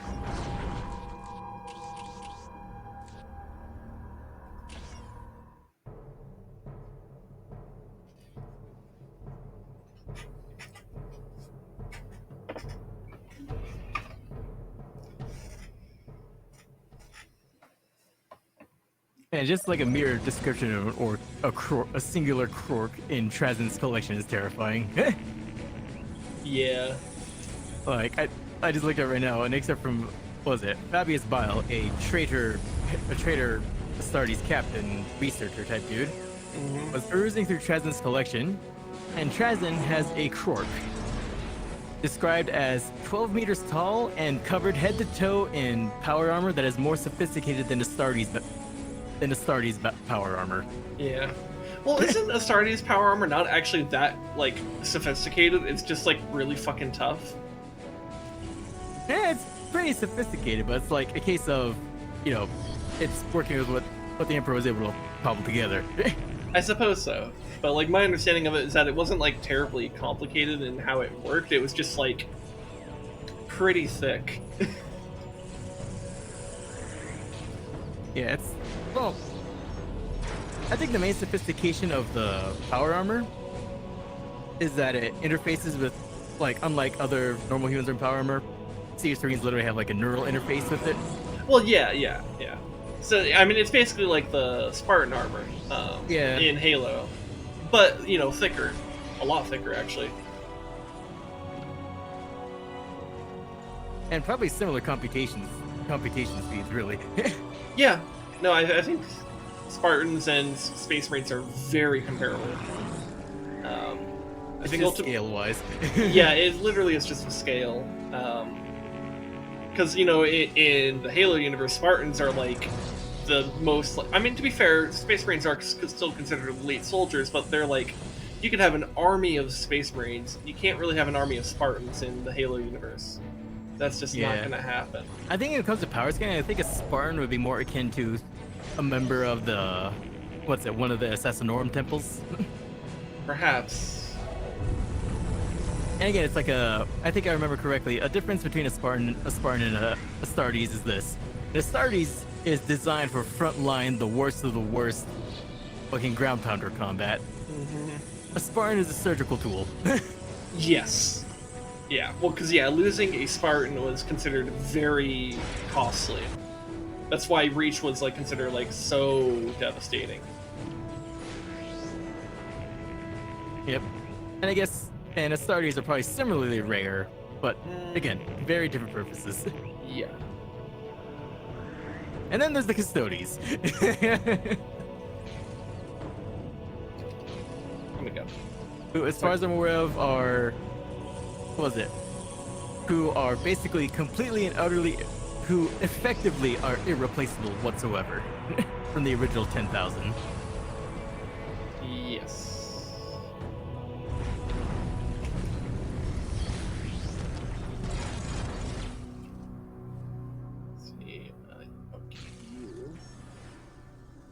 Go capture that. You build that. Yeah, thinking about Warhammer lore, man, the thing that must have made the Primarch even saltier was probably the fact that his relationship with his Custodes was a lot more, actually personal compared to his Primarchs. Yeah, because the Custodes are, like, literally his, like, his kids or something, right? They're, in effect, they are his children. Yeah, whereas the Primarchs are, like, more like adopted kids or like students or whatever you want to. Well, actually, the Primarchs are effectively his kids, but he treats them like tools, while the Custodes are basically his absolutely unique art projects, so to speak. Okay. Because each individual one was individually crafted by the Emperor. I see. So I guess to the extent that the Emperor can feel love for kids, that's where it's being applied.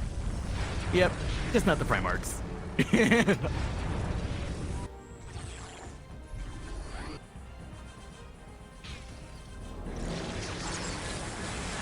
The Custodes were his advisors, the people who could, the people other than Malkador he could confide in and actually have debates and talks with. The Primarchs are just his tools.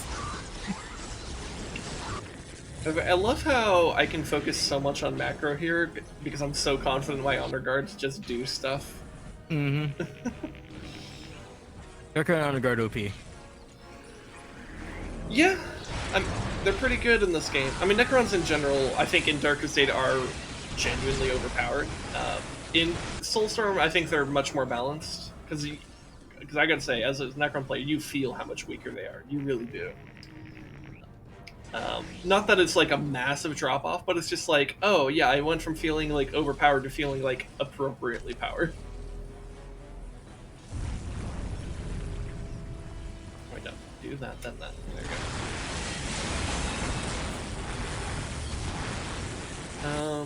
And I need to build a greater ceiling core. That like down there.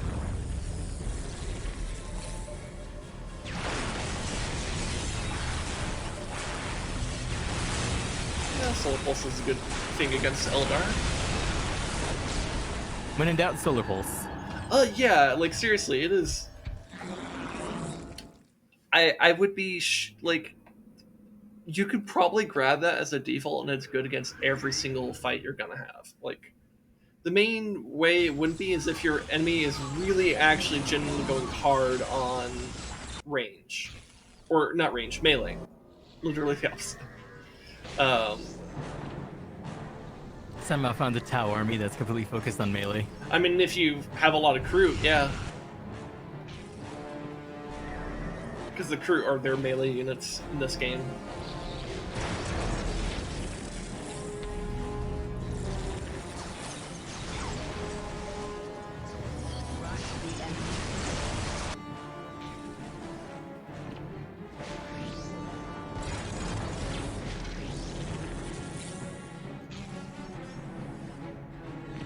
That.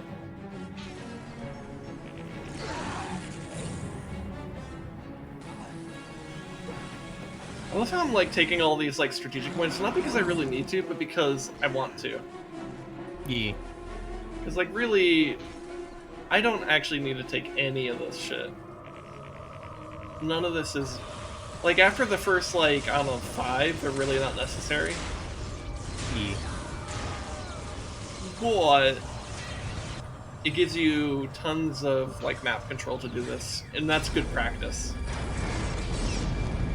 Also, if I were playing one of the other factions, that's also money. Mm-hmm. So again, still good practice. It's like a good habit to have.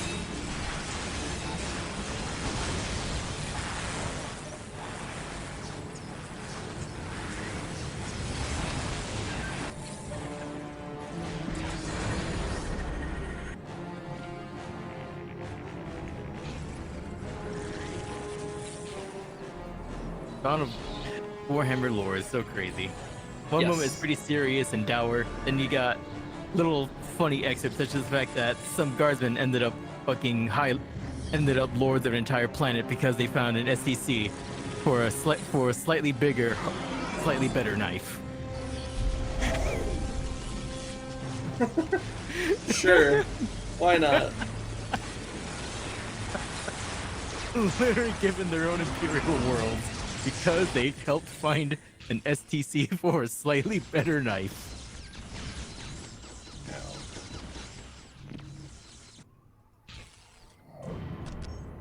You know what? Fuck it. Monolith. Let's go.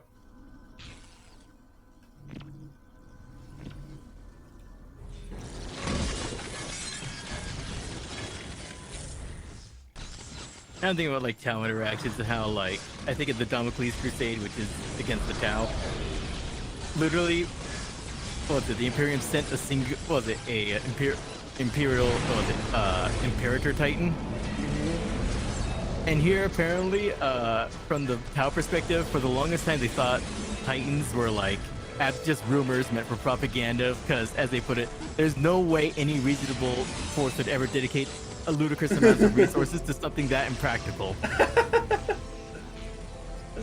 Cue the Imperator Titan appearing over the horizon.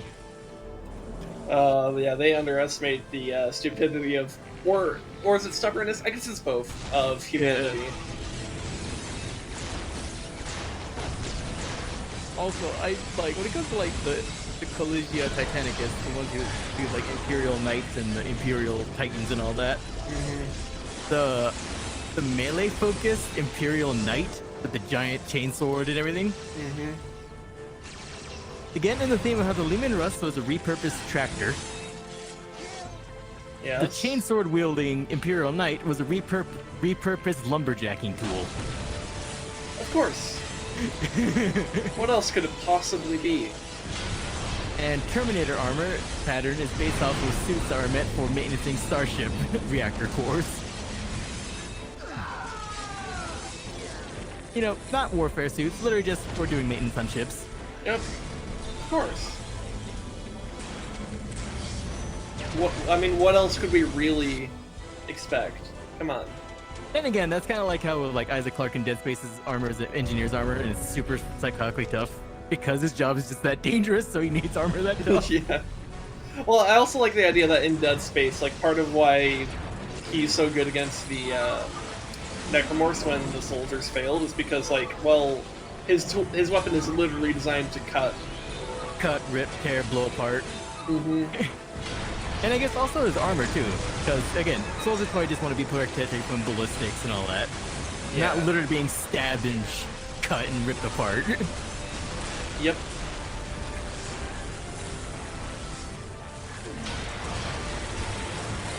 Cue the Hulk, but put Isaac Clarke's helmet over it. It's like I was built for this. Yeah. Exactly. Also, do we have the heavy destroyers here? Yes, we do.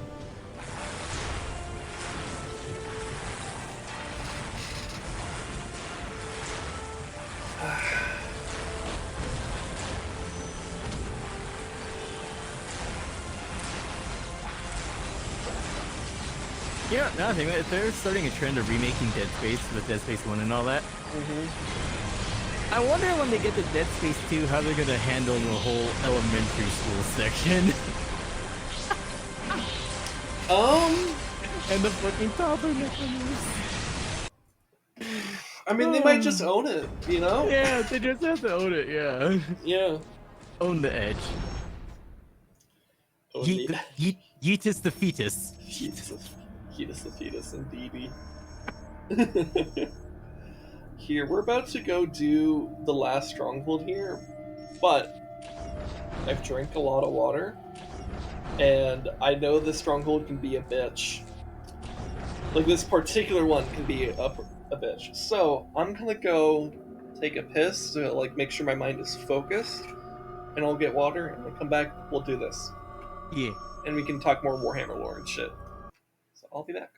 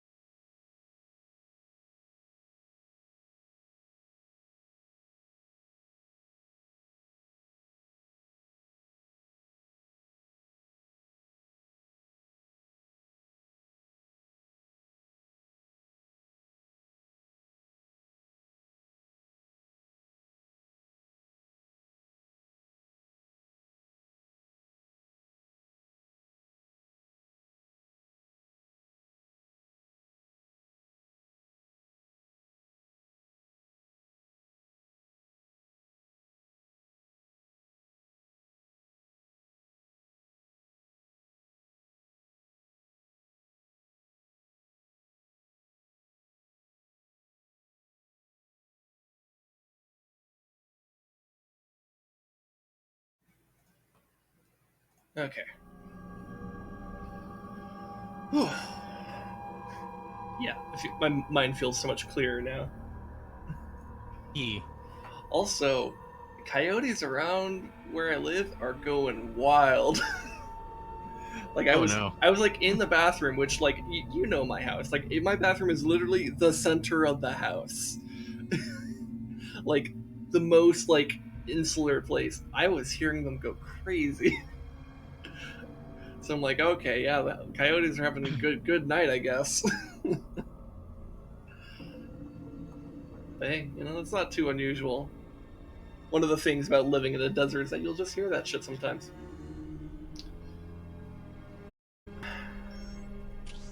Alright. Well, Farseer told you. Your whole character is based around warning people about the Necrons and people not listening to you in time. And unfortunately, you're going to pay the price for their inability to heed the truth. Die, potato. Eldar rely on stealth and trickery where others trust in direct force and valor. An ancient and debased people, the aliens only sully their hands in battle when they have no choice. When the Eldar's enemies at last tracked down their hidden base of operations in Tyria, the Farseer Taldir turned to a strategy of trickery. In this, she followed the ways of her ancient and deceitful race. Her forces were centered on a great reinforced hill in a remote, frozen area with very limited access. To cut off these access points, the Farseer lured Cat's Paws to Tyria.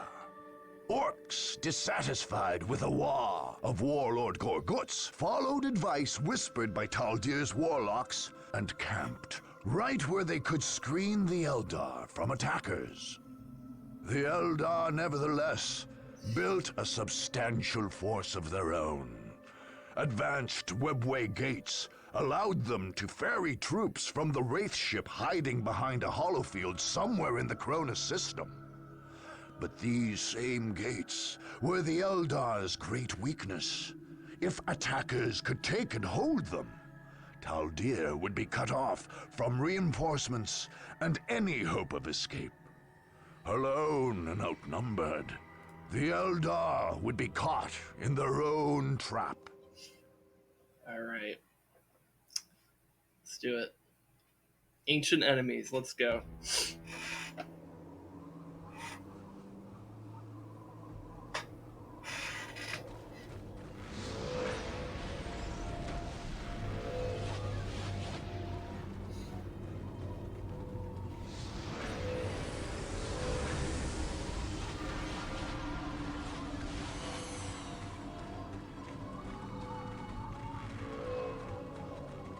All is prepared. Excellent. Exarchracanus, take your warp spiders to their positions and then return to the aspect shrine. We are on our way. You have doubts, I Harlequin? just realized warp spiders speak in content-aware scale. Holy shit. But this was before that meme. I understand your Wild. distaste, but Eldar rely on speed Life truly and imitates stealth. art. We are not made for entrenched positions. We are not made for entrenched position. Has the most entrenched position in the The entire Orks, game. however, make for excellent tools. They will keep the supply roads closed and our true enemies weak. And if these attackers defeat the Orks? I do not doubt they will overcome our cat's paws, but it will cost them. And in their weakened state, they will face the wailing doom itself. The Seer Council has named the young king. Exarchracanus of the Warp Spider Shrine shall sacrifice himself to awaken our most powerful warrior, the Avatar of Cain. None shall escape my wrath. Okay, boomer.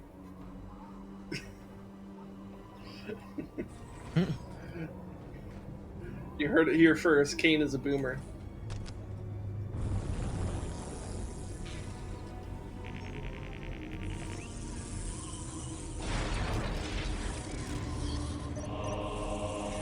You have come for me, Necron, and I await. Finally, you accept the inevitable.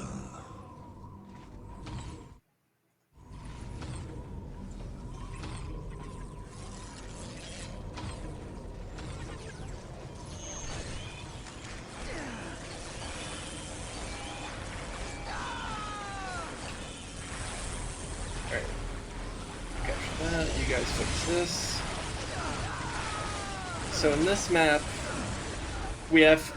There's, this is honestly, thematically, one of my favorite maps. It's just, like, unfortunately, a total pain in the ass in terms of the actual gameplay.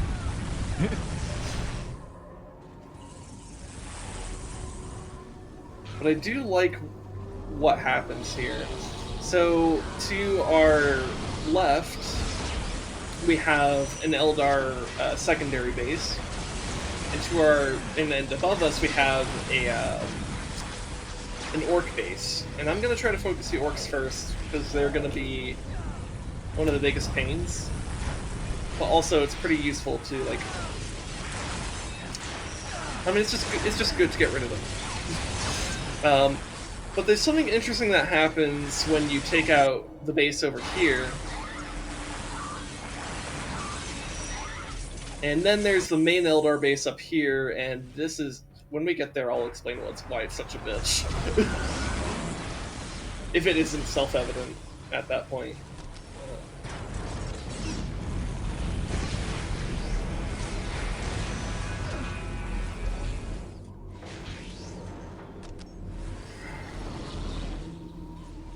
I'll be right back. This is my dad.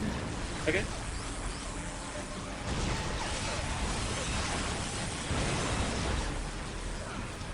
Yeah, we should probably put a turret, like, right here.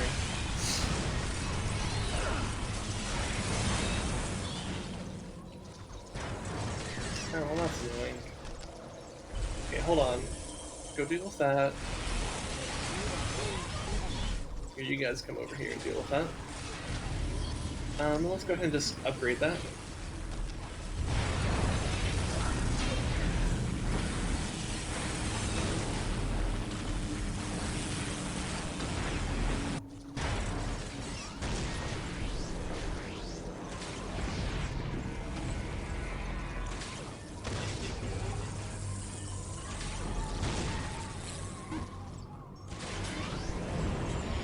Okay, they also got a fire prison over there.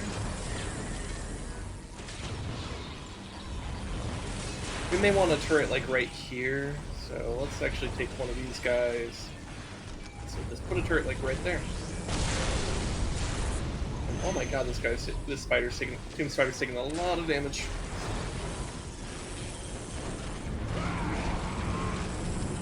And yeah, now we gotta deal with the Orcs.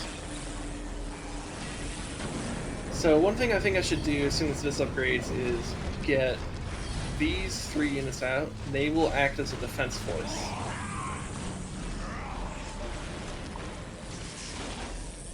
Oh my god, this guy's taking so much damage.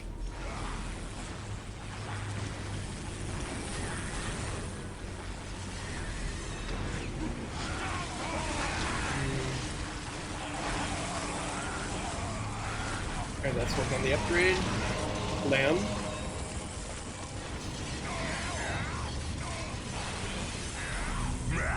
There's more than just puny Eldars here.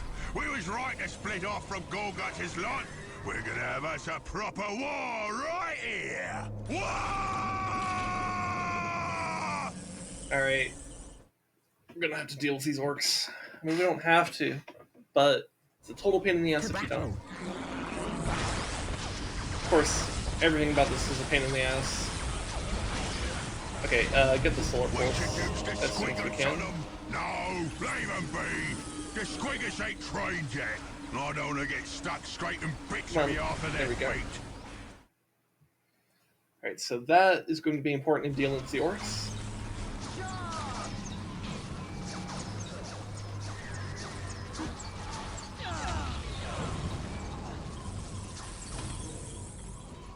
Right, have these guys move forward. And then I think it's... These guys are part of group 2. And then, yeah. Okay.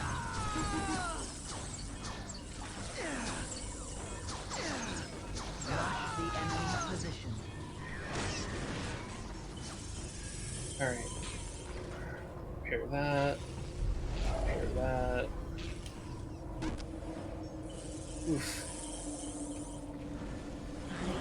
And then you come and help clean this.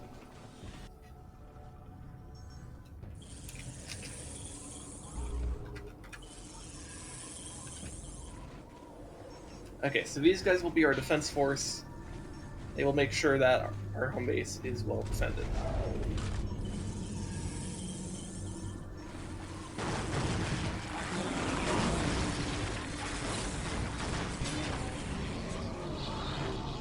Alright, and let's speed our way right to the thermoplasma thing. It's slag plaza, that's what it's called.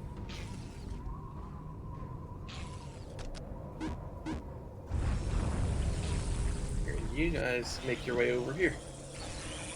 Yes, and we definitely want to destroy this webway gate. Get these webway gates. I think they're trying to teleport away. But if we can get them before that, that would be good for us. I think they teleported the guns away, or the turrets away. Let's see, it's 250, right? There we go. Alright, webways are down.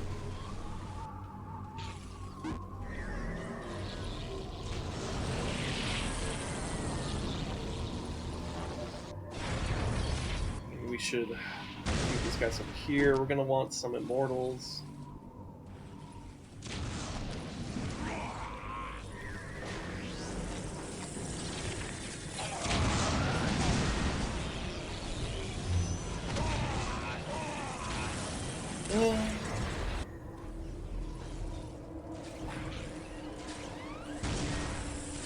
You guys come over here. Ooh, that was a mean shot. A fast strike in and out. Yeah, repair the wraith. Make sure it stays alive. Oh god, that is taking a lot of damage. Okay.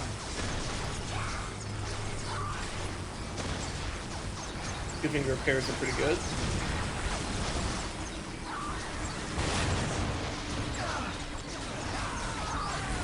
I wonder if I should have a turret here as well.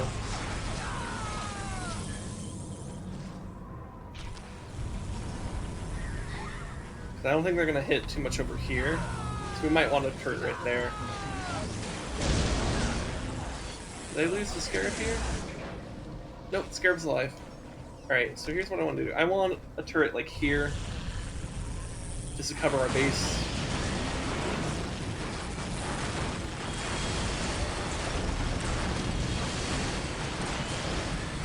And now we need a... Here, I want to get these going. I need to get a greater summoning score as well. Oh man, there's just a lot of shit that has to be done. Here, you come back and build this. Well, okay, you need it. We need money.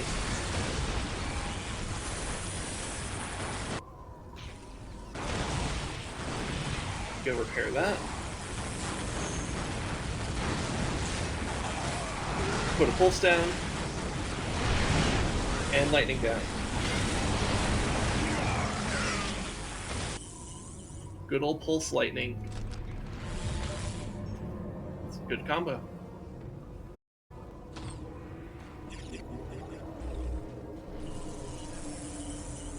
This guy's good with that. Okay. Oh, we need the greater summoning core.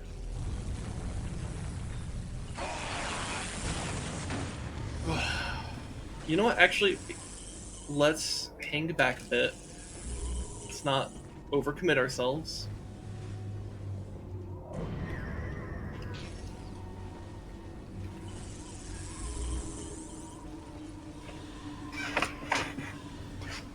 Because we want to be able to get some more units out before we push towards the Orc base. Like, for example, we want to get, like, a good amount of heavy destroyers. That'll be useful for us.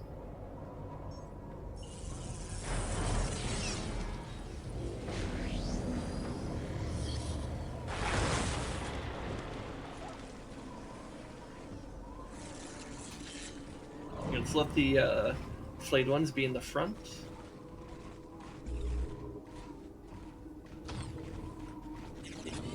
You come back here. They're working on that. Is Wraith fully healed? Wraith is fully A healed. fast strike in and out.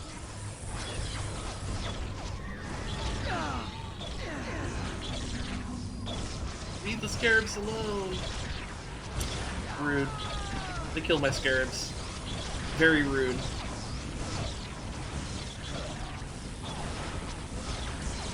Hello? Wraith?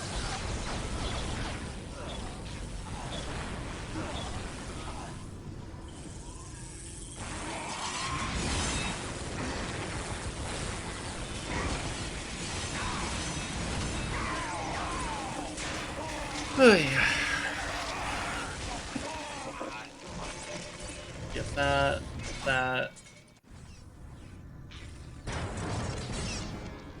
Then we can get that pretty soon.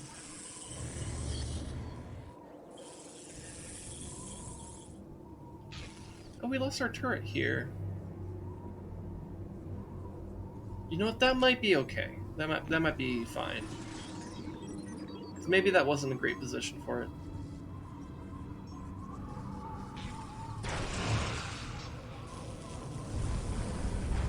Just continue getting power so that we have money. Oh my god, they really want to force the issue.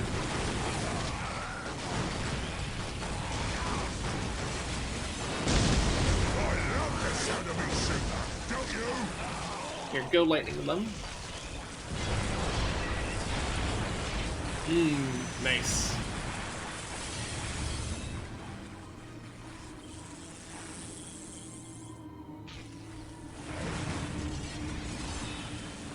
Yeah, they're working on that guy. Where's the Tomb Spider? Tomb Spider?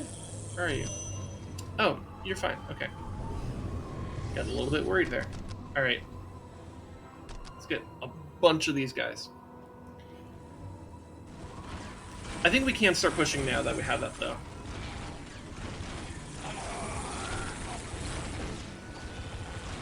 However, I think we may also want to take this strategic point over here.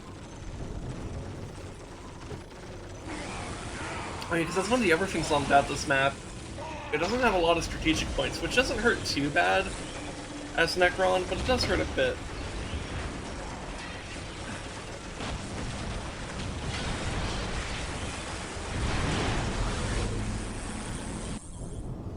Okay, there's our first heavy destroyer. Seems the theme of this year's monsoons is raining at night. My brother and I were talking about that, I think yesterday. It's like almost every day this week it rained, you know, just like in the middle of the night. Which, you know, I'm not complaining about that really, but like it's kind of a little bit odd. Because storms are usually most potent, you know, like in the afternoon when you actually have a lot of heat. Oh my god, that is a lot of Eldar. You know what? Fine, we'll commit the Flayed Ones to defense.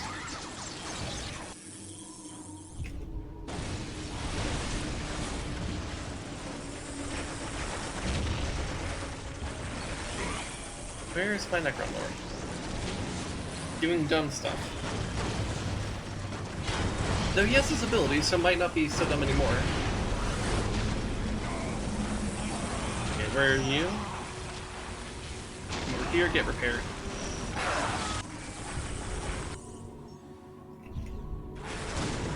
Okay, loot to tank destroyed, that's very good.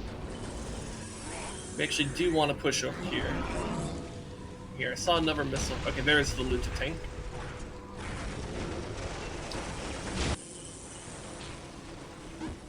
Which is basically, what if we had a Lehman Russ, but orky?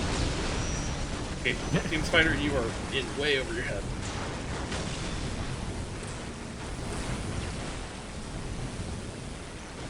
Tomb Starters are good, but they get themselves into very dangerous situations. You just stand here, get repaired. Okay, again, where is this guy? Doing dumb stuff.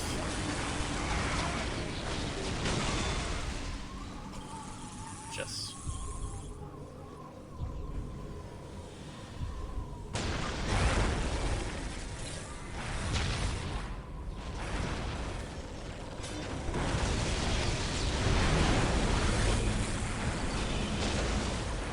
Okay, you guys come repair this heavy destroyer, because we need our heavy destroyers.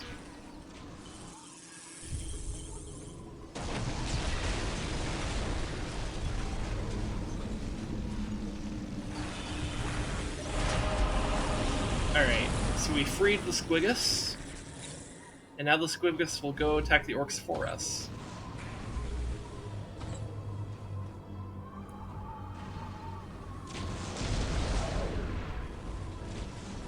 Of course, we need to try not to block them as we do so. Let them go ahead, take most of the heat for us.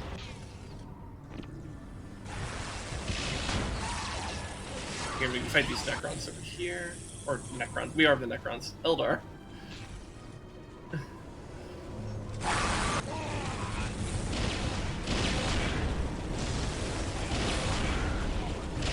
This heavy destroyer should not be here. I mean, whatever. While you're here, focus for more attack.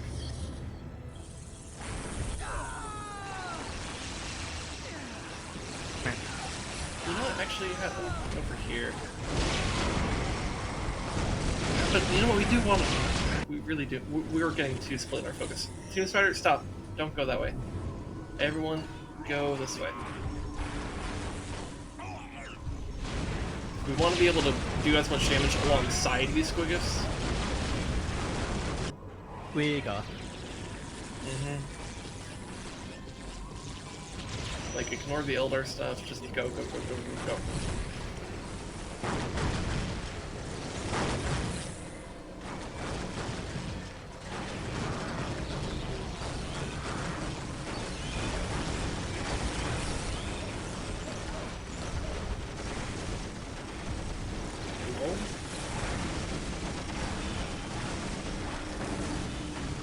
Please put down a pulse.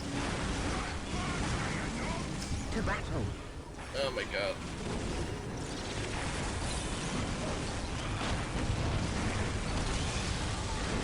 There we go. Took him long enough. Okay, let's also get Pariahs and more Immortals over here.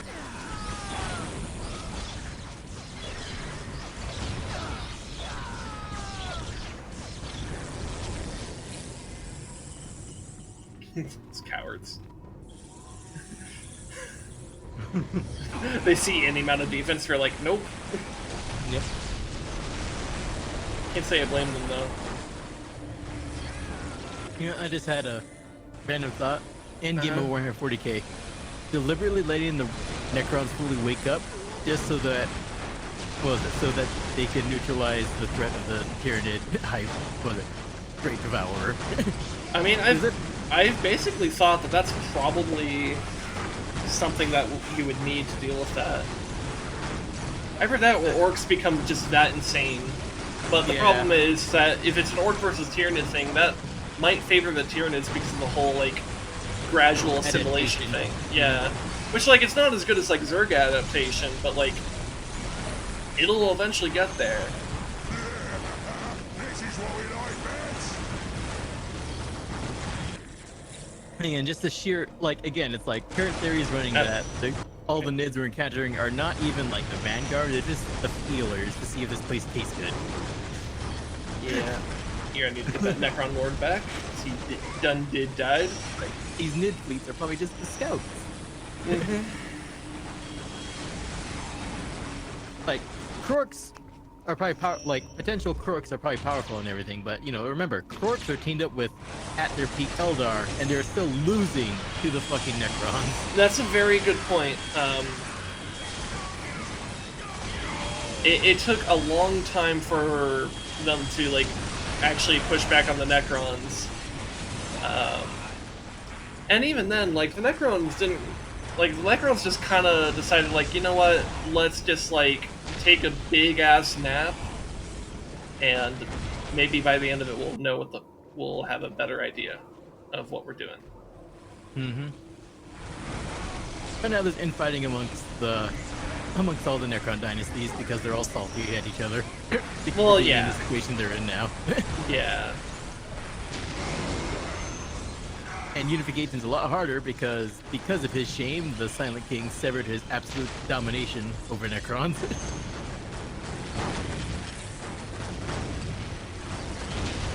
I just realized I never got the thing that allows me to get the Nightbringer. In and out. I should probably do that. I just see how many guns are focused on that board at a time and their health bar not moving that fast. I'm like, god damn.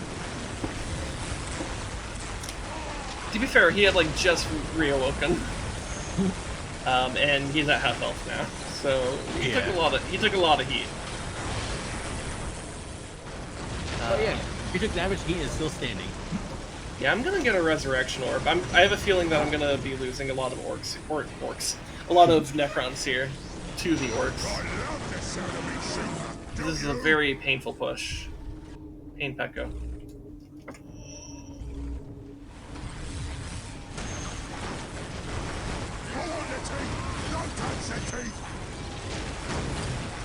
Okay. We have Pulse is almost back up. Let's throw lightning down.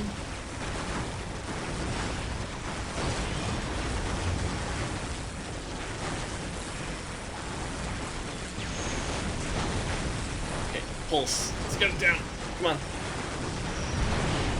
Oh, yes. Okay. That heavily reduces their damage. That's huge. Where are my... Hold on. Research that. But where are these guys? Okay, you go repair that. You are repairing that. Good.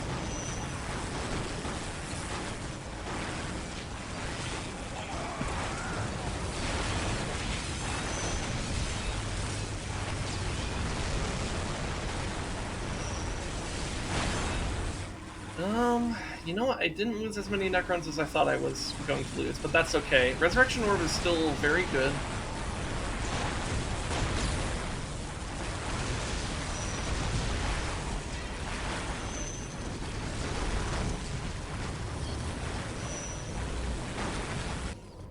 And I think I could send these guys up here as well.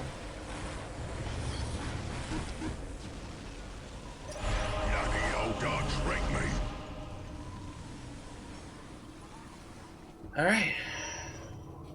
Orcs down. Yeah. We encircled your orc pawns in the mountains, Eldar. And now our forces have regrouped. It is time to end. Oh yeah, and then your I get some more tricks. honor guard by doing that. Team. So that's cool. And I really like that they're made as honor guard, because honor guard don't take up supply. So you can have even more units. I just had a really random idea. Oh yeah? I don't know when to implement it, but I had a thought. What if we, at some point, we both read The Infinite and the Divine? The Necron 40k book. Like together, or like parallel, or like what do you think? I think book club style. Okay. Okay. I mean, it definitely gives some discussion materials, I know that much. Sure.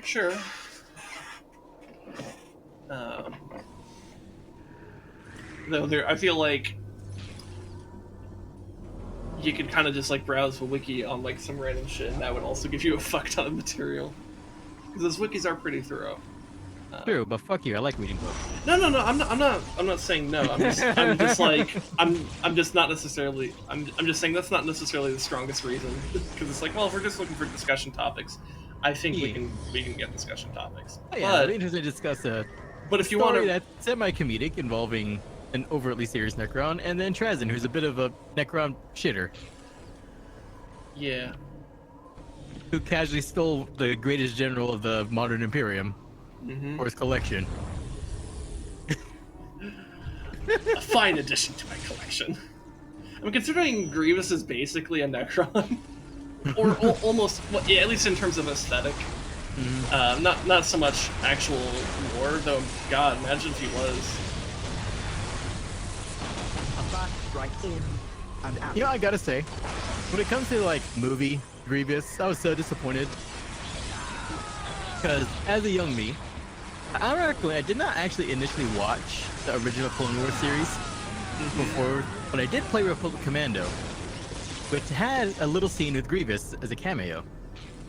Yeah. I gotta say, just seeing Grievous for that like minute, you feel the fucking intimidation off of Grievous. Oh yeah, no, that's the thing. He's supposed like this has like been like look, Dave Filoni, he's done a great job with the Clone Wars show. Probably my biggest complaint is how Grievous is treated in that show. He's treated like, I mean, like literally like Saturday morning cartoon villain, which I get it. It's literally a Saturday morning cartoon, but part of what people have praised so much about Dave Filoni's Clone Wars is how seriously he treats that show, and you can see that in like whenever he's doing stuff with like Darth Maul, for example. Like holy shit, Darth Maul storylines are like fucking amazing. Yep. But like when it comes to Grievous, he's just like, you know, whatever. We lost our honor guard Toon Spider. That sucks. Yeah, I remember playing Republic Commando, and then the boss fight, like small child, you're like, ooh, do we have to fight this guy? No, you fight the Magna Guards. You small me being like, oh god, these are really hard. Oh god, these are really hard. Maybe he's actually final boss. Oh, we don't fight him. Oh. Yeah. Well, yeah, because one thing that I think is pretty big to remember is that, like, Grievous is supposed to be, like, proto-Darth Vader. In a way, yeah. Yeah. Like, both, like, in terms of, like, in a few ways. Like, both in the sense that, like, he's, like, a cyborg, but also in, like, the actual, like, on a more meta level, like, the thematic aspects of who Darth Vader is supposed to be. It's not quite the same, it's not quite one-to-one or anything like that, but...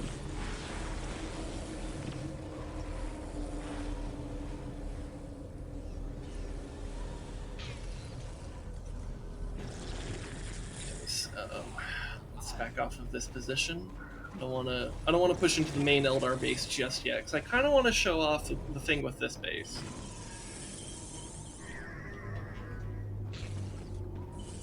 Which means I think I start pushing with my home defense guys. Yeah.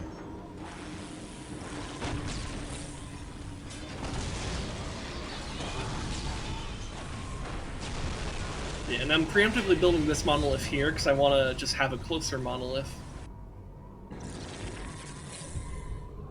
I've basically been doing it on a lot of my strongholds anyways, where it's just like, yeah, just bring the monolith close, build a forward monolith, get it fully upgraded, then you don't have to teleport your monolith all the way from the one side of the map to the other.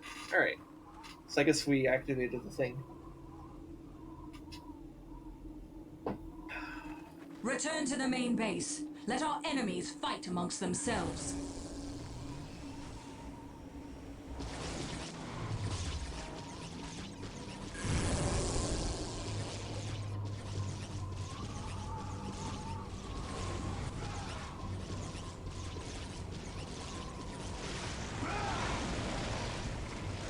Got them! Got them all!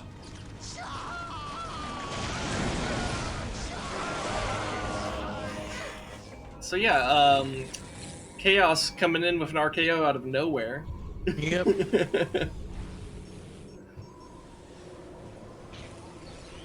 Like, even though I've already killed the Chaos faction. Oh hey, I have my Tomb Spider back. Cool.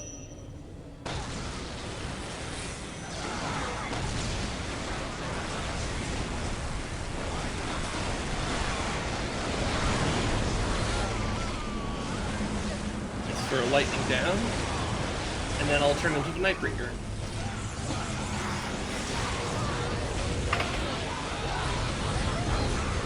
Because if they want skulls for the Skull Throne, I will make sure that there are plenty of skulls. Let's bring both these guys down. Because they could repair these guys. Death will silence you, sorcerer.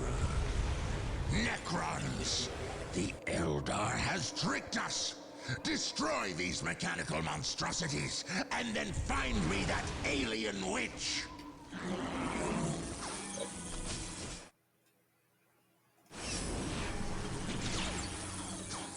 This guy moves back off.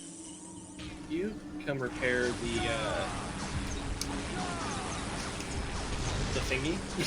Forgot The thingy. The wraith. That's what it's called. I was like, what is it called? You know, the thing.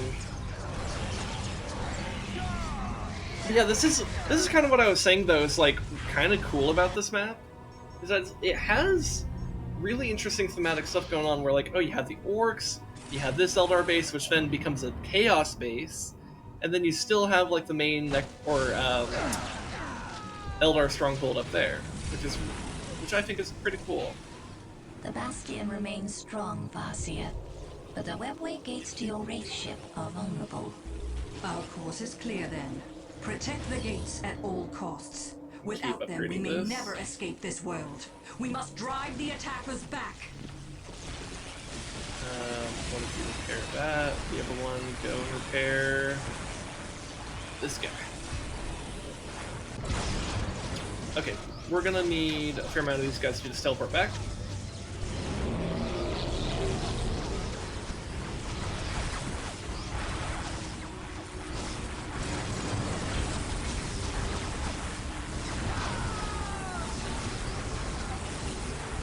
Let the slave ones get in there.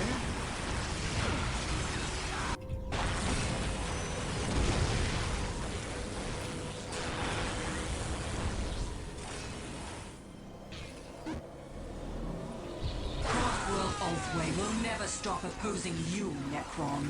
The analysis of your technologies is complete, Eldar. We know you cannot escape this world without your webway gates. We will take them from you, and then purge this world of your race.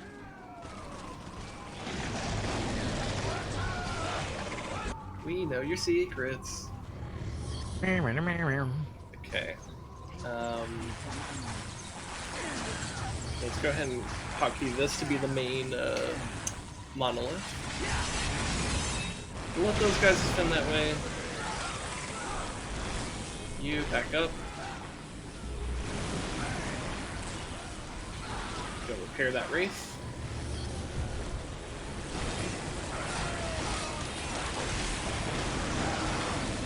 Throw lightning on these demons. They won't know what hit them. If you actually throw it.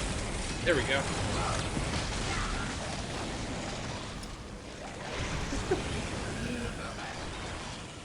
Alright.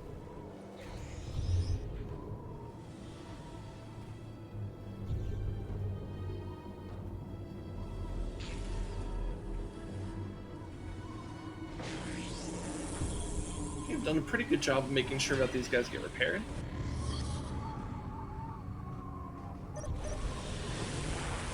You know, let's get another heavy destroyer.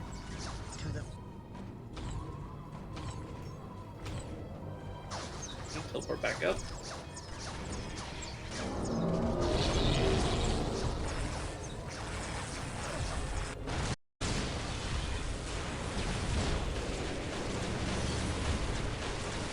Ah. Filer, alright.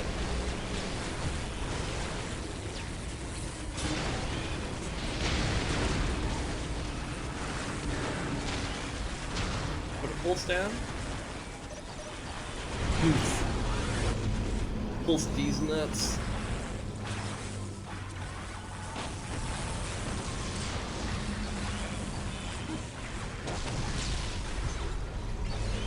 Where is this immortal going? Hello?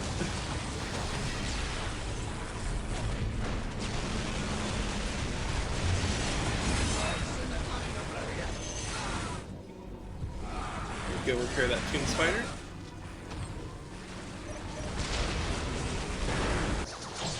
Oh, they're actually sending a fair amount of stuff up here. Okay.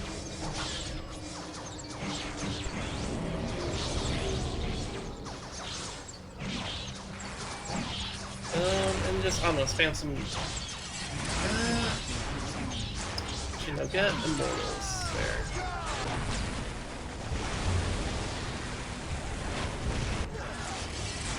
Here, I wonder if I need to send the Necron Lord to go deal with that. Let's see, how far can he jump? I don't think he can jump that far.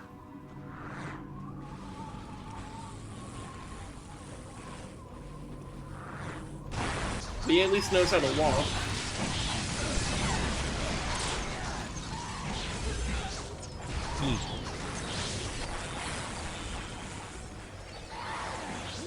He might be able to get close enough right here. Nope. Necron Lord, I need you to actually stay put. Necron Lord, stop it! Here. Alright.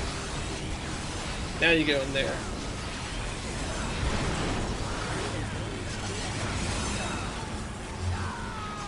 Please throw lightning down instead of standing there awkwardly. Alright.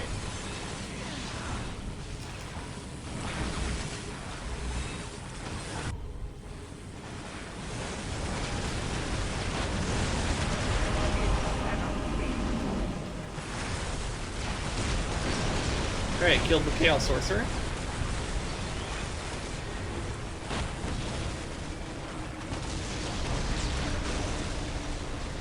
Alright, I think, yeah, that just blows up. And isn't that cool? You kill one guy and the whole base just explodes.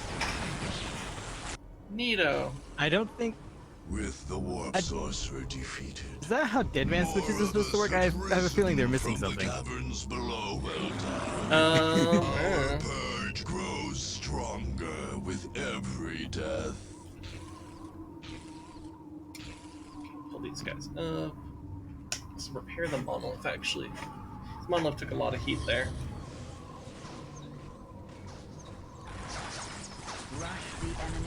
So did we lose our Tomb Spider? I think we might have. Cycling through. I think we did. So let's get another Tomb. Let's get it back then. The Tomb Spiders are pretty good if you have them. Also, let's see. I don't see a whole lot of Necron corpses, mostly just Eldar, so I don't need a revive over there.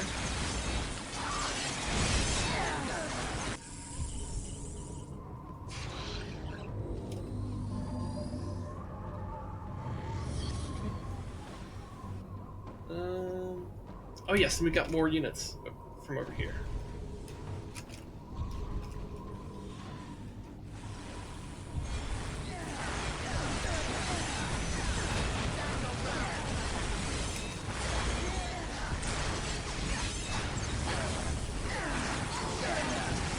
Down lightning.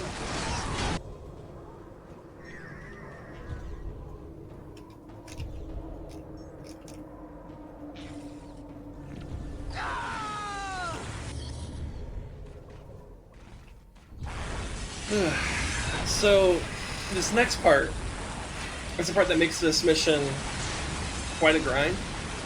I have to control this point, and this point for like 10 minutes straight. All three at the same time.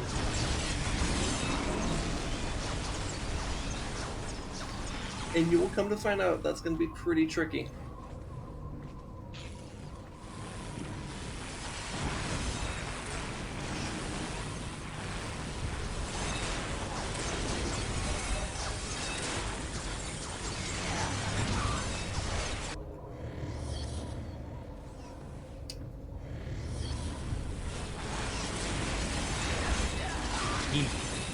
Yep.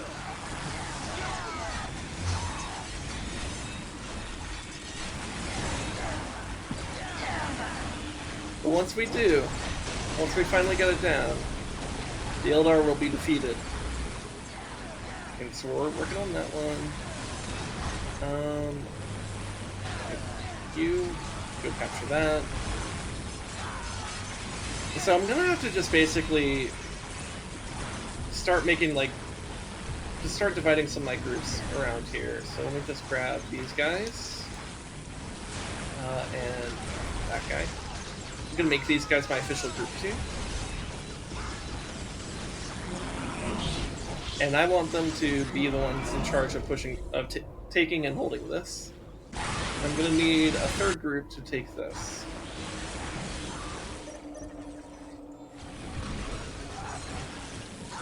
But first, we might as well just do a full push this way.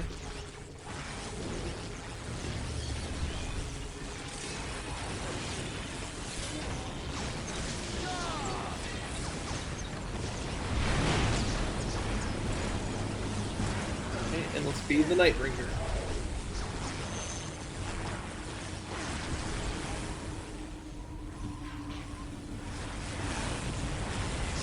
Prepare that heavy destroyer.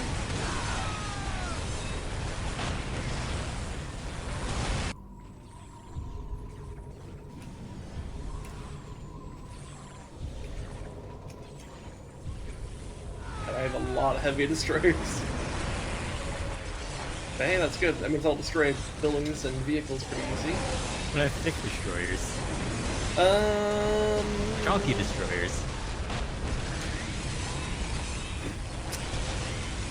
I don't know. And again, they already got enough junk in the trunk anyway. I suppose so. Oh hey, we can make this a fully awakened monolith. Which we're basically just going to park, like, here. Oh, do not go into their base. You will lose. This base is insanely well defended, by the way.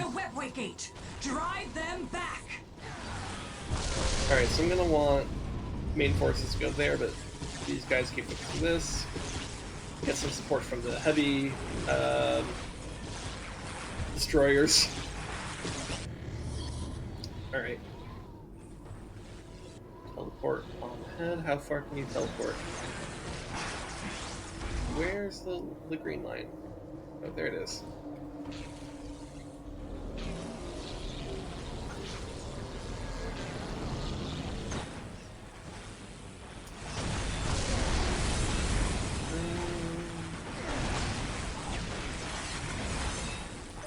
That.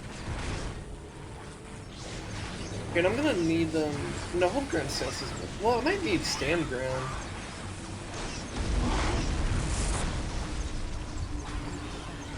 I don't know. I don't know if hold ground or stand ground is better for what I need them to do.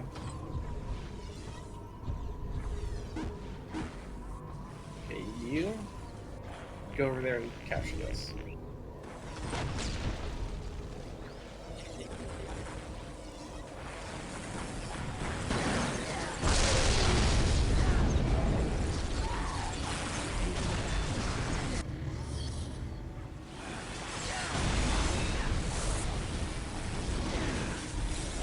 Okay, let me try to put a pulse over here. I mean, you know what might not be a bad idea is having like my fully awakened monolith like here actually, and just kind of keeping them so busy up their entrance that like they can't do shit. Also, I could see a fair amount of dead Necrons here, so time for Resurrection Order. Whenever he can stand. Help! I'm falling. I can't get up. That is a genuine problem that you have to face when you're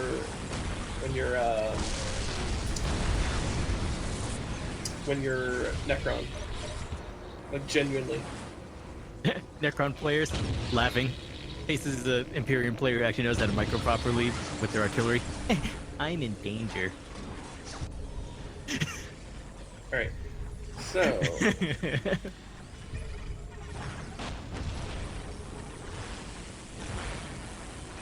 Any of these units I need to be unhotkeyed from hotkey group 1.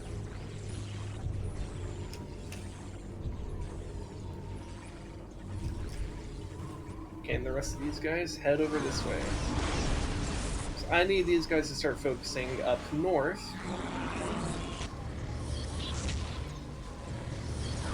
And you guys get the fuck out, please.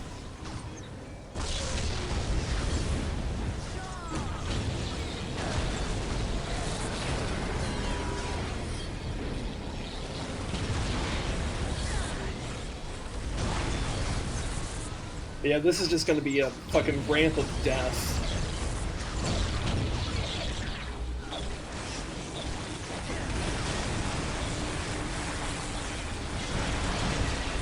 Look at how many fucking turrets they have here, holy shit. Oh god. Oh my god. Where are my heavy destroyers? They're on their way.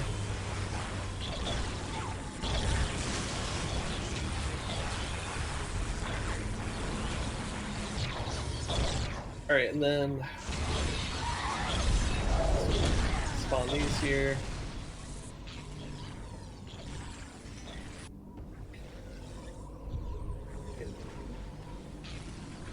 You go repair the monolith. You go repair the monolith. Just keep it alive.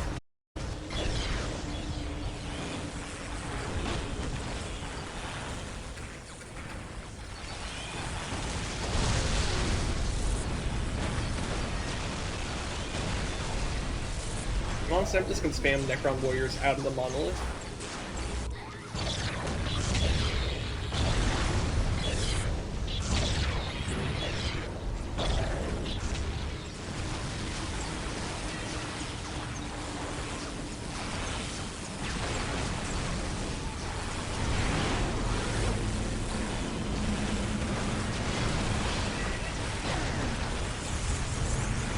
Okay.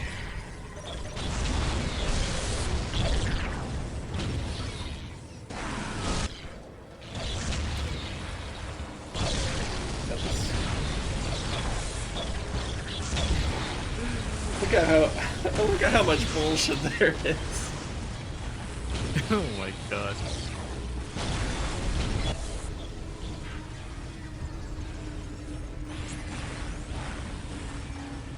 Okay, these scarabs need to go capture this. More of our dispersed servants have rejoined the battle. Gather together, that we may silence the Eldar at last. The Wraithbone will never answer your call, outsider. Retreat now! What's better, Wraithbone or Necron Bone?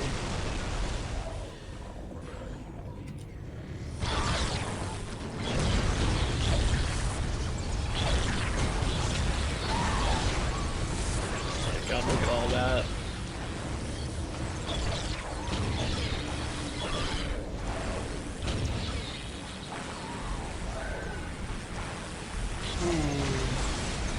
Oh, there's the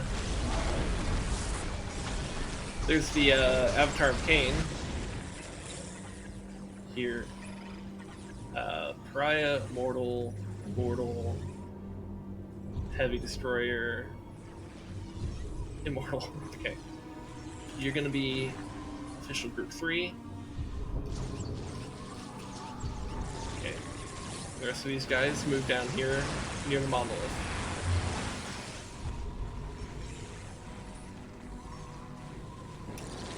And unhotkey these guys.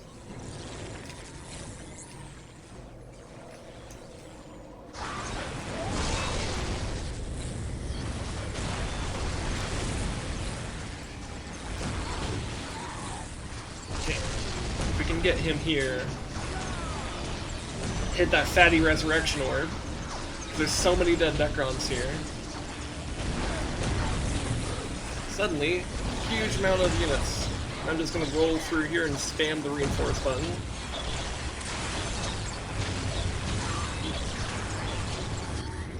We cannot allow them to hold the gates for long. Okay. Show them no mercy, brothers and sisters. So now we just need to hold for 10 minutes in each of these locations.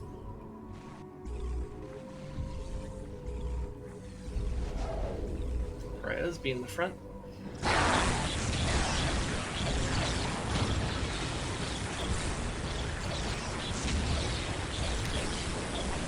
Also have these pariahs.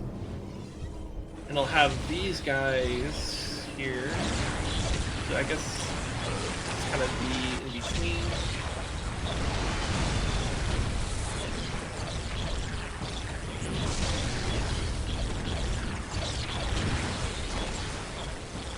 My Necron Lord died in this summer. Alright. Not surprised, because, I mean, just look at it.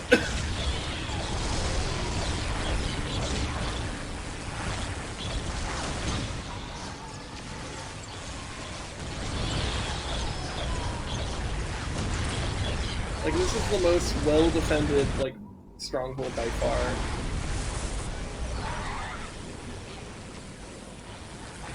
Kill this. Kill this. Something is... What is still taking that? What is actually taking this? I'm very confused. This is being taken from me, and I really don't like that. How is this being stolen from me? What the fuck? It can't be something invisible, because this is a detector. What the fuck? Hold on, move up that way.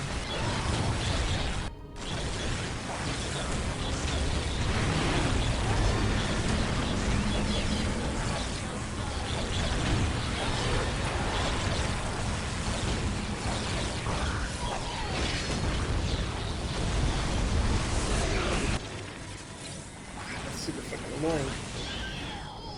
Hello?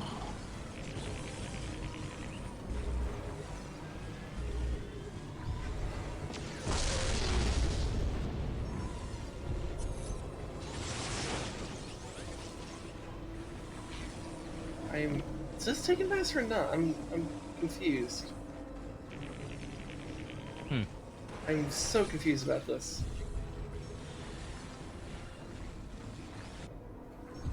Because yeah, we should get like that thing here. So what's up with this? Why are we?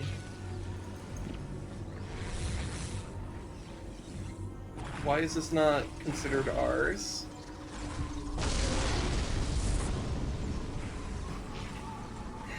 Because I kind of definitely need this to be ours. But he can't, but my scarabs can't capture it for some reason? Why?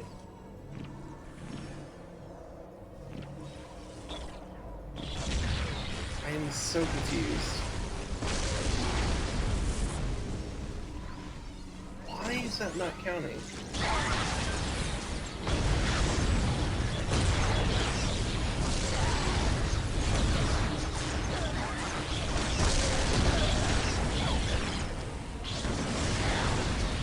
This Necron Lord can't even teleport out. Resurrection Orb. Put a pulse down. Come the Night Ranger.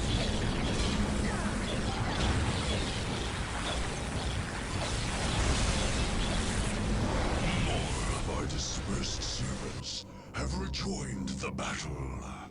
Gather together, that we may silence the Eldar at last. I'm genuinely starting to wonder if this mission got, like, critically bugged. Oh, god damn it. This side. Where's my fucking scarab on this side? Oh, that's so annoying. Okay, we retain control of that. I don't know what's up with this one. I really don't know what's up with this one. Please capture it. 'Cause now I'm thinking, like... I've never had this bug, by the way. Never once have I had this bug. That's... annoying. I've never seen this happen. Do I have to legitimately destroy this base now? Oh my god, Necron Lord, just put a pulse. If you do anything, put a pulse down. Put a pulse, put a pulse, put a pulse, put a pulse, put a pulse. If you can do one action, do a pulse.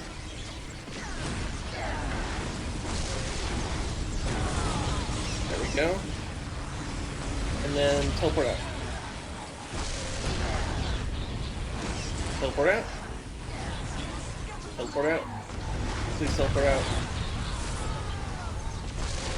Oh my god, stop running at the enemy.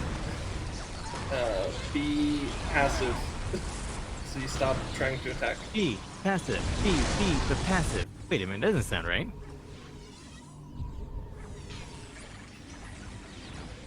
Okay. Now they're trying to capture it again. Okay. Yeah, let me throw a save here. Now that I see progress being made on that thing being captured, I have some amount of belief that this is like legitimate.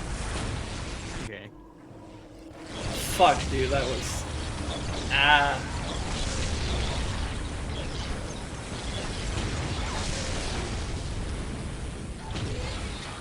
just teleport out.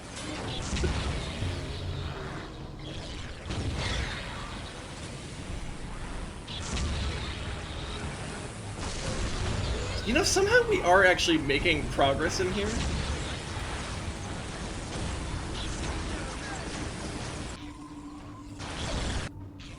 What the heck?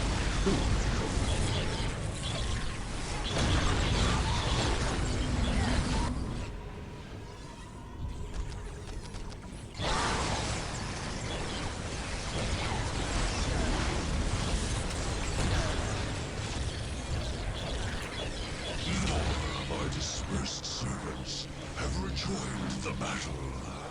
Gather together, that we may silence the Eldar at last. Okay, get the resurrection orb off.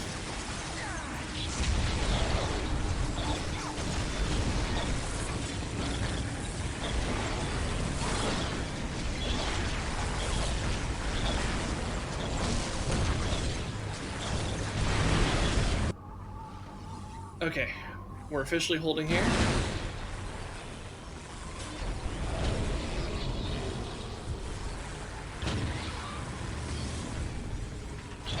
I'm gonna tell these guys to go up here.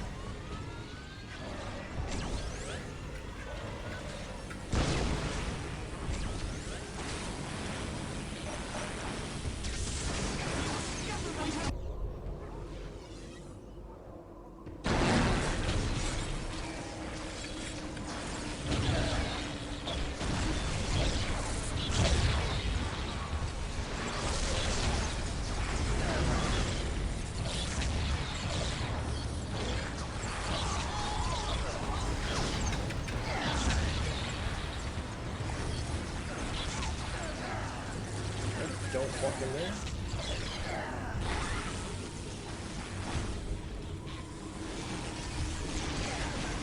You know, we throw another save here because we're actually in a position where we're achieving the actual goal. It's just painful.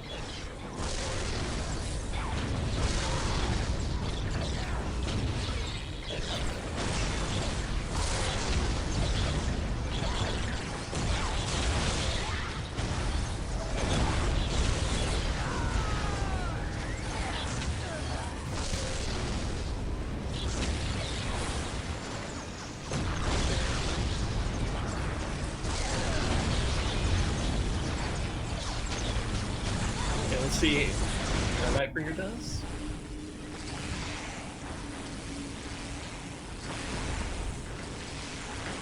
Stop these guys.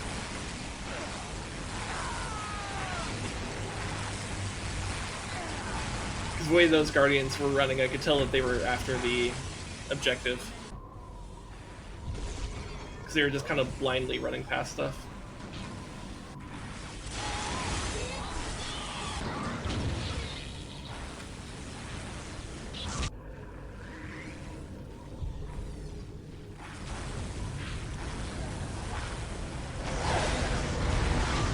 God, how are we making any amount of progress in there? That's insane. Your spam heavy destroyers. We should not be making any amount of progress in here. This is insane, actually.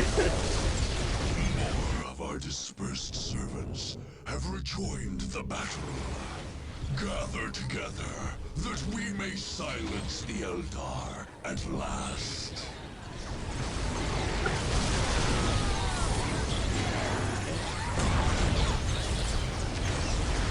Necron Lord, I really need you to do just a few things here. Pulse, please. Pulse, please. Pulse, please. Okay, then jump over here, and then resurrection orb.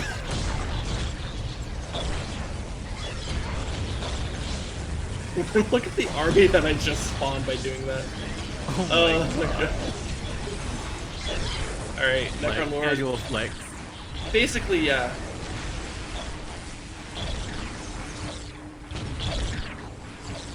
Here, you don't go in. You go. Oh, don't go in. Okay, we just need to hold for 7 more minutes without losing any of these.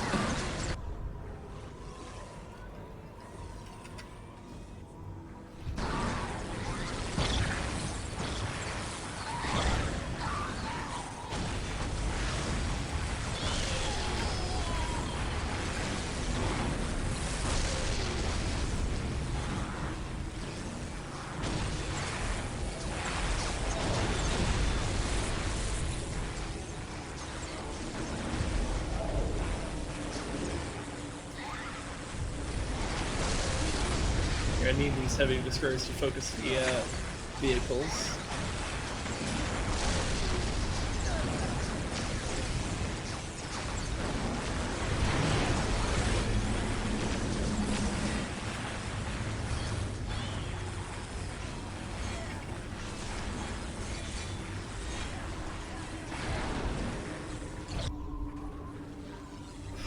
Six more minutes. We'll get there eventually.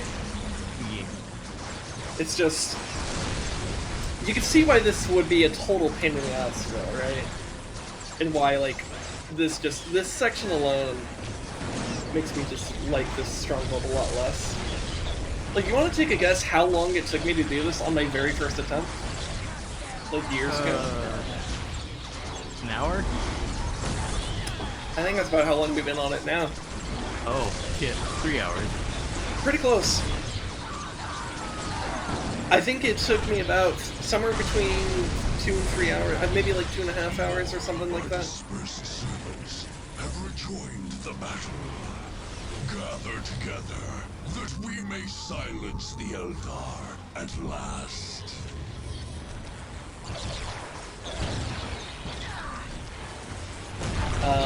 And this section alone took me like an hour and a half.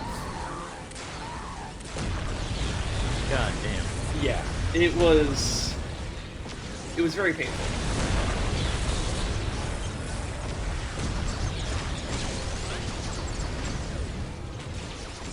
Well, especially since like part of it is like first playthrough, I'm like thinking like, yeah, we'll just go in there and destroy their base. You're never destroying their base. All your base belong to us. It's not that it's All invulnerable. your base. It's just that they have such All a your base. ludicrous amount of units. All your that, base like, belong to us. yeah. Actually, wait. All your base. All your base. All your base belong to us. Yes. Basically. But yeah, I eventually learned that what you need to do is just like commit defensive forces to these side things and then defend the shit out of this area. Yeah. Also, Jesus Christ, that meme was old even when when I first discovered it. Yeah. Take the gates, or we Oh shall yeah, never what see you the referenced there is one of the Stronghold again. oldest memes on the internet. Pre-YouTube, like, that is the type of meme that's circulated only on forums and Well, yeah, Discord. like, let's put it this way. That meme is so old, it's older than the Rick Astley meme. Yeah. It's older than that. It's older than Rickroll. Yeah, this is ancient stuff we're referencing here. Ancient internet.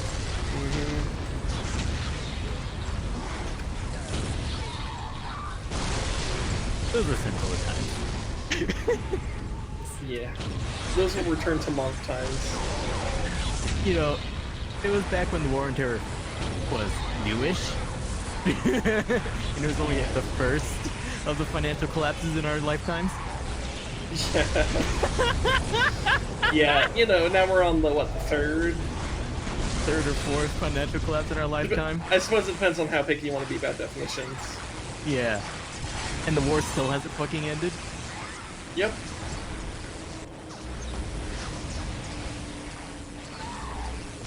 Like, god damn it, the generation below us is the one fighting it now. And we were too young to understand why it started now. Not yet. Well, maybe like the oldest of the next generation, but like Gen Z's not. They're like the oldest of them are like hitting adulthood. They're not. They're still kids. The oldest of them are fighting this war with parental consent. But yes, yeah. So like, what's fucked up is that like so young Gen X to old Gen Z have all been involved in this war. And that's fucked up. And our section of those generations were too young to understand why it started in the first place. Yeah. Yeah. Well, yeah, I was a kid, like, we were both kids when, the big, Oof Tower event happened. Hey, do you think it'd be, how long do you think it'll be? I'm gonna say give it about 60 years until Oof Tower event becomes enough history that you could casually make like bouncy castles and in-game events based around it. I don't know, man. That's not quite how that stuff works. 60 years later, that's exactly how it worked. Anyways, here's a new army. There's a reason why I got a Resurrection Orb for this mission, by the way. Because, yeah, there's going to be so many dead Necrons here that every time Resurrection Orb is up, I get an army. Hey, question. Yeah? If you were playing the Necrons, what would you be the... Hey! I did it! Nice! What would you say would be the nightmare faction? As in, you take the worst units to fight as a Necron from every faction and combine them into one faction. I don't know what you mean. Like, if say they mix and match units from all the factions except for Necron, because you're controlling Necron, into one other faction specifically designed to fuck Necron players specifically, what would you think that would consist of? Oh, okay.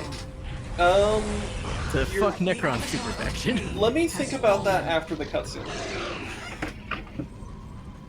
Hey look, Avatar Arcane. Ain't nothing. It's meme done again. Get meme done. What refuge you can in the wilderness. Honestly, the Avatar Canes can never be taken seriously ever in any 40k media. Yeah, you know what? They're one of the weaker late game like Avatar type things. Well, here's the thing: just in 40k media in general, it always gets memed on. No one can take it seriously. I don't know, man. Even though in lore it's supposed to be super serious, but in effect, no one in the fandom takes them seriously. Yeah, I think it's just a bit understated. That's it. It's pretty simple. And gets memed on too much. Yeah. But yeah, this is kind of sad though, because like Farseer Taldir is like genuinely a really cool character, and like she gets left behind here, like, and she dies. It's really sad.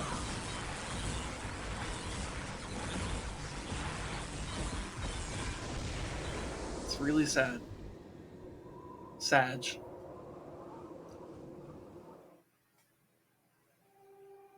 The Eldar had come to Cronus specifically to face the Necrons, and when the Deathless Army marched into Tyria, they got their chance.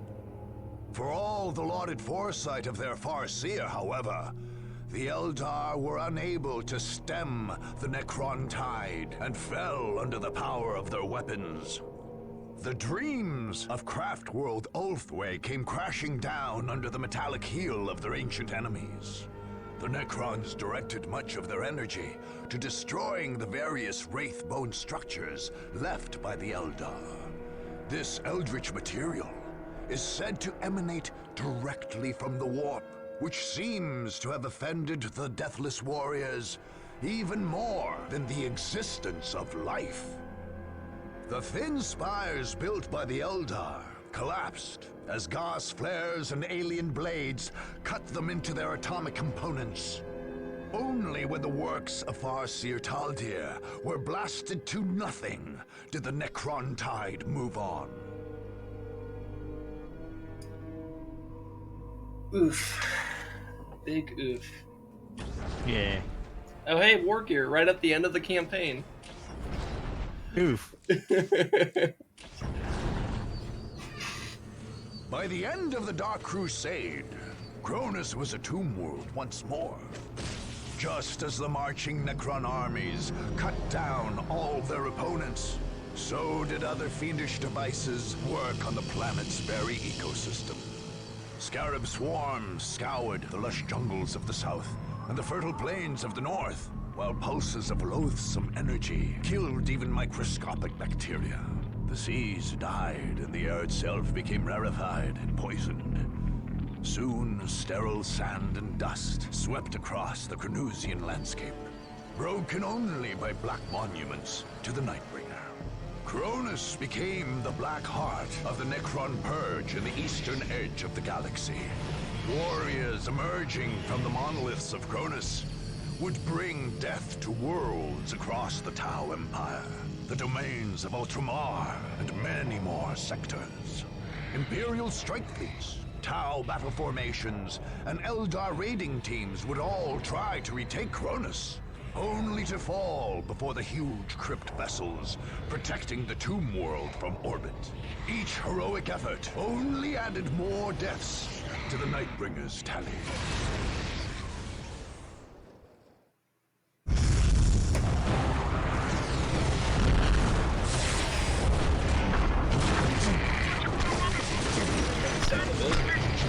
But yeah, that's the Necron campaign. Yeah.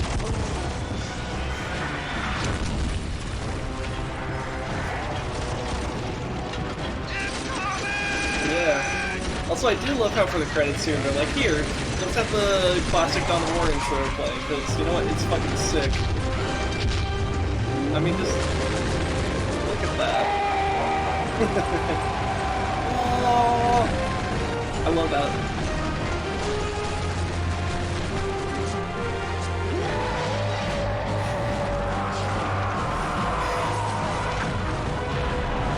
It's a very fun cutscene. Anyways, back to my original question, and you know, we're going to make this a lightning round because I got really out of sleep. Yeah. On the top of your head, if you made a super faction made from units of all the other factions that aren't Necrons, specifically with the goal of fuck the Necrons, what would be like a general thing, like off the top of your head? Okay, so what would I... If I had to select a bunch of units from different factions, specifically to screw over the Necrons, and make like a weird like hybrid faction out of that, what would I pick?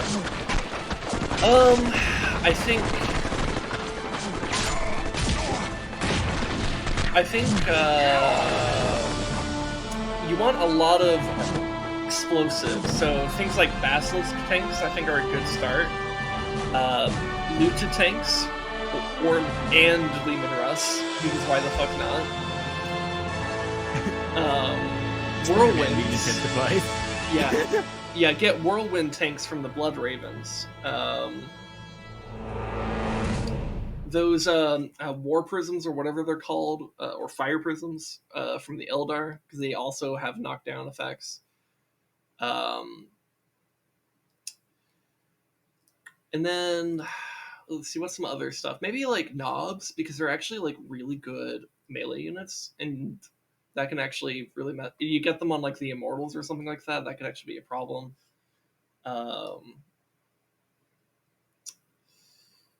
What else? What else?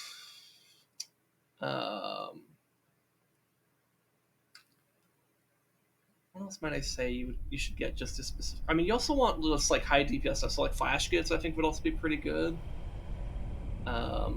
Anything that has a lot of damage output, because you need to just be able to like combine high damage with knockdowns, and you could really fuck them up. So like you send in like all these tanks and stuff to knock them down. Get war tax as well. Problem is, a lot of these are vehicles, and I'm struggling to come up with a lot of infantry that'd be a good idea. But that's kind of the thing. I think Necrons are just really good against infantry in general. Failed to initialize video card. Okay. So Dark Crusade crashed as I won. That's okay. Petty bitches. Here, I guess I could switch to monitor capture. That's kind of funny that it crashes at the end there. But that's so funny. Oh, what else might I grab? Harlequins are actually pretty mean. Because they're like actually like they're kind of fragile, but they're really good at doing a lot of damage. What else might I grab? Oh, maybe those Tau like mech suits. Those I seem to recall those being a pain in the ass, and like their like dinosaur thing that they have or whatever the fuck it's called. Dinosaur thing. They basically have a dinosaur.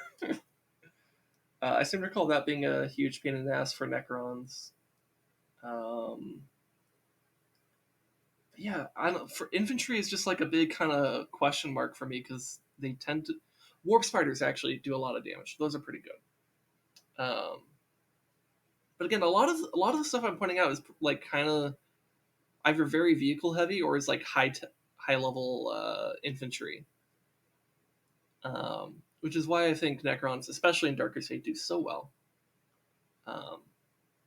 But if you can get to that stuff, I think you could really fuck up the Necrons.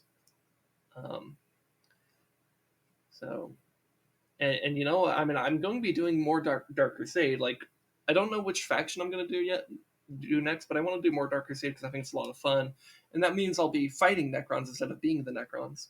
Yeah. Some factions I've been thinking about, like I like Orks a lot. They're pretty fun. I like Chaos, but you know, I feel like I've done them a fair amount. I haven't done them a whole lot on stream, but like maybe it'd be kind of cool to try something else. Like maybe for this one, like they also introduced the Tau in this expansion. Maybe I could do the Tau. Maybe I could actually maybe I could like do something nice for the Tau instead of letting them get memed on again and again and again like they always do. Yep. Or maybe I could play as like Farseer or Taldir because I think she's a really cool character, and the Eldar are interesting to me. Another idea I had, though I think this would be more if you're specifically interested in it, is maybe doing Imperial Guard to basically showcase how to defeat the Necrons when you're the Imperial Guard, because oh my god, Necrons fuck up Imperial Guard. Mm-hmm. So, I'm not sure what I'll do. I guess we'll find out in about a week because I'll be doing this next Me week. just time of thinking, if you want to get a big audience, just go guard. Just go.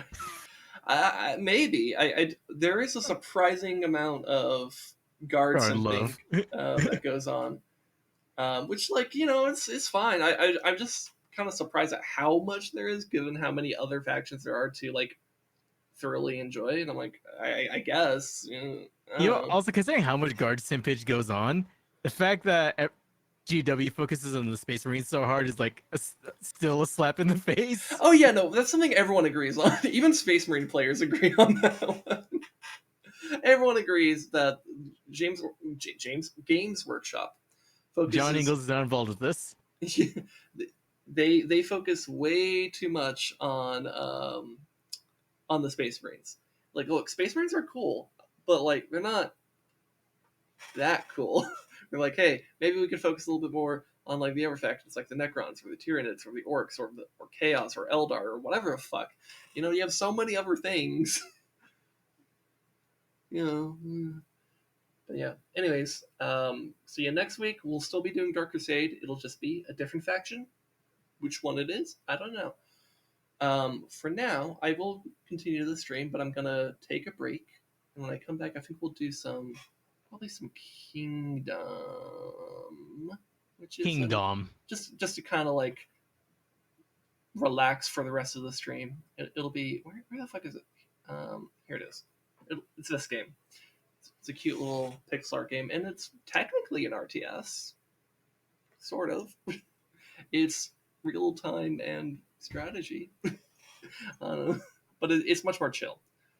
Um, but yeah, I need to go take a break. I'll be back.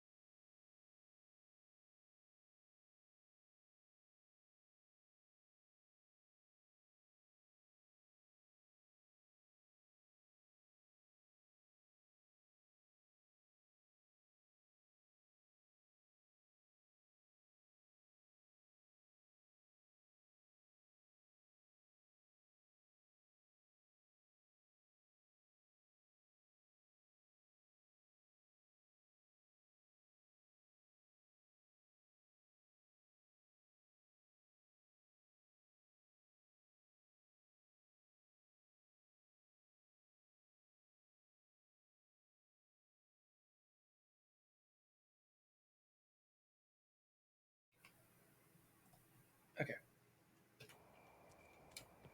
All right.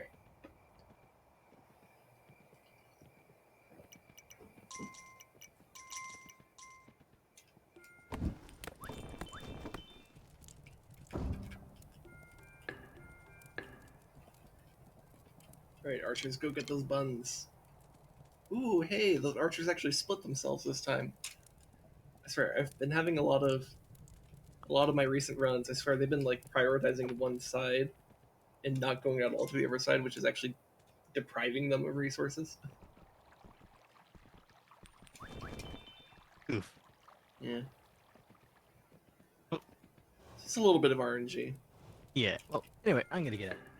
All right. Goodbye. Don't die. Yeah, thanks for sticking around for a bit. It was nice.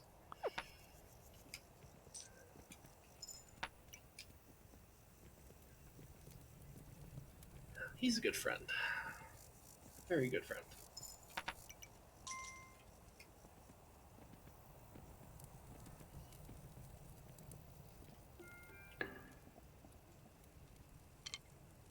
So these three are all focusing the same side, but at least I have one on the other side, and that's a big deal.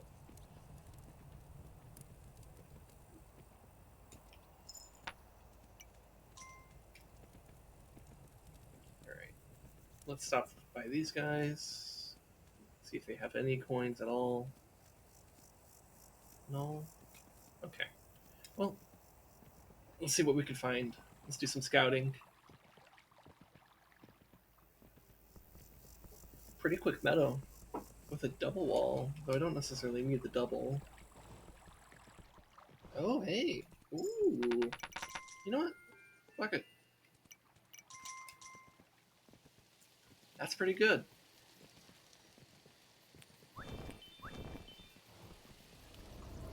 Alright, and there's the portal. Okay. Oh, a third vagrant. Okay. I'll escort these guys home. Or at least wait for the one imp that'll come out.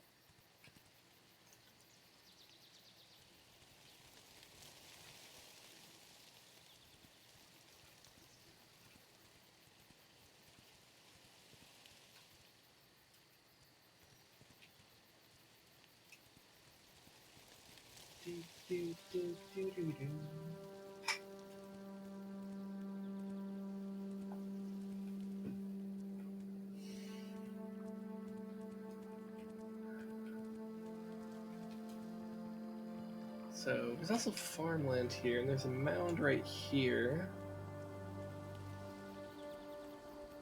That's probably the mound we're going to end up using.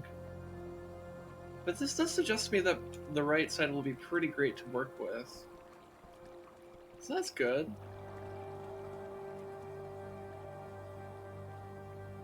So then it's just a matter of seeing how the left looks. Okay, we'll leave that coin there. And now I know this guy's pretty safe.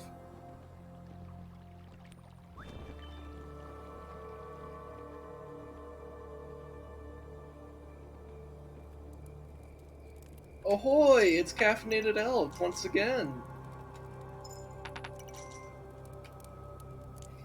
Ahoy, matey! How's it going? Hey! Okay, he's fine. Alright, bows. Alright, then let's focus hammers. This is a pretty decent start. I like it.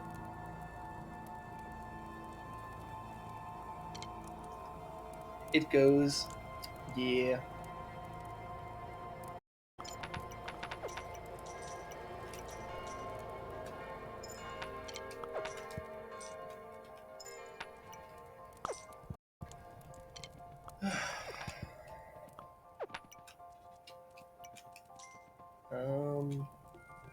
I don't suppose any of them ended up picking up a hammer, did they?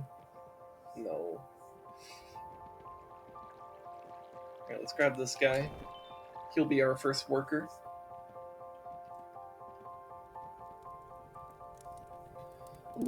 You're a little annoyed at one thing, but also pleased with something completely unrelated.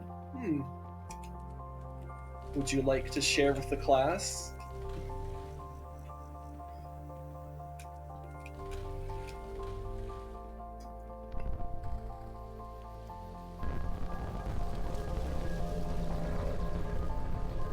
It's okay if you don't want to share. Any information you divulge is completely voluntary. And I am not seeking to coerce anything.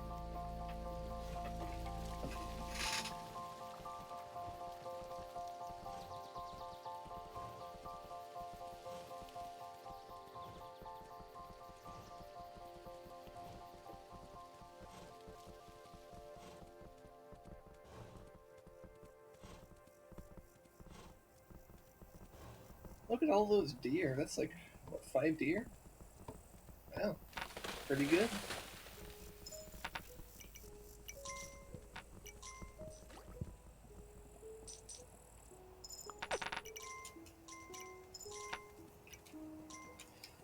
I think I only saw one farmland this way. But that means I have one farmland each direction. Right? Unless this wasn't a usable farmland. I could be misremembering.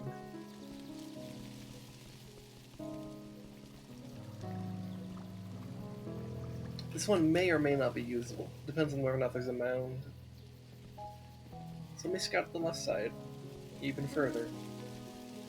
Okay, so this is where this is. That's good to know.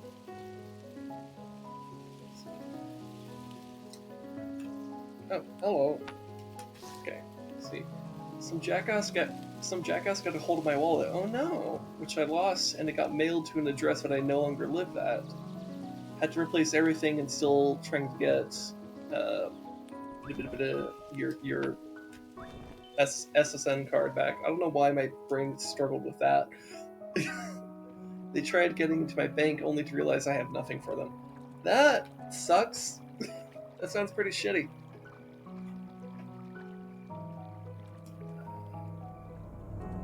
Okay, now the portal's like right there. That fucking sucks, man. I'm sorry to hear that happened to you.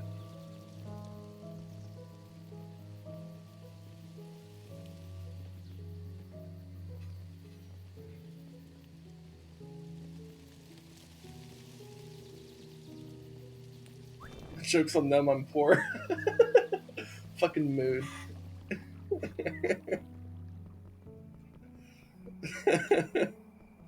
And in another state. Yeah. I mean, it's still no fun to know that someone's trying to steal your shit. Even if there's nothing to steal, it's still, like... You know, it's just... It's a pretty shit situation. Even if you get out of it just fine, it's still... You know...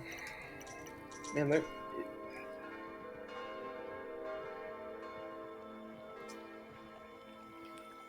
there's some people out there who just want to ruin other people's lives, and that's fucking... That's not cool of those people to do. It's mostly annoying. Yeah. I mean, I guess it's better to be annoyed at a situation than actually have your finances and life ruined. Better to be inconvenienced than destroyed. Still fucking sucks, though.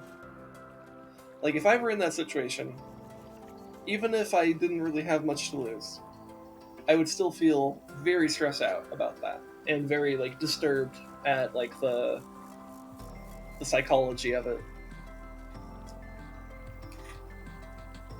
You have no credit, so they can't even take that. Yeah.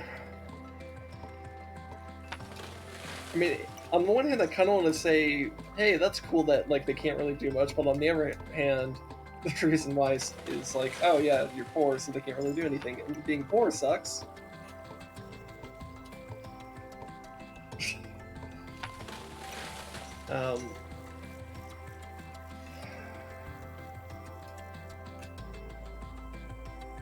Man, fuck, man.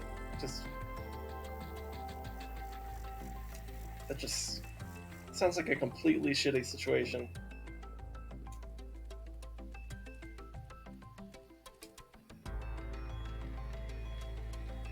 What was the unrelated good news, though? Or whatever it was.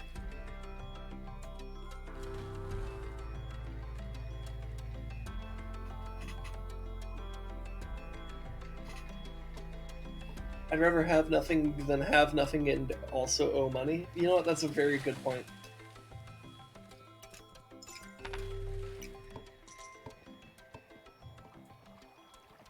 That's a very, very good point.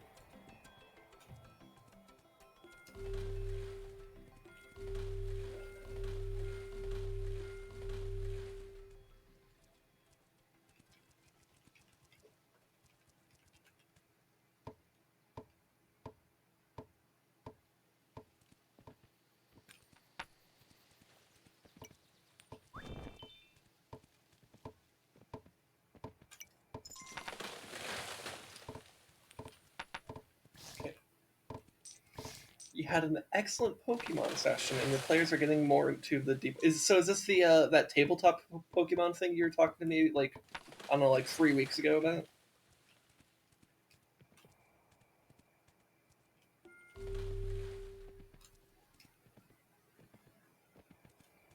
Yeah, awesome. I'm glad to hear it went so well.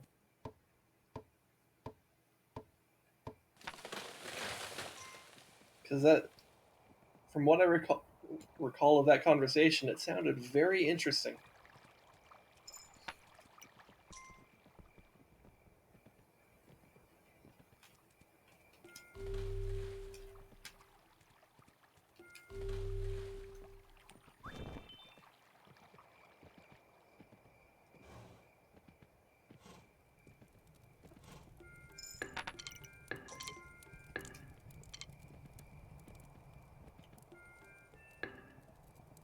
One of them is playing an archaeologist, and another one is playing an ace trainer bounty hunter. So what does the archaeologist do? Actually, do I want to upgrade that yet? Oh my god, there's so many coins.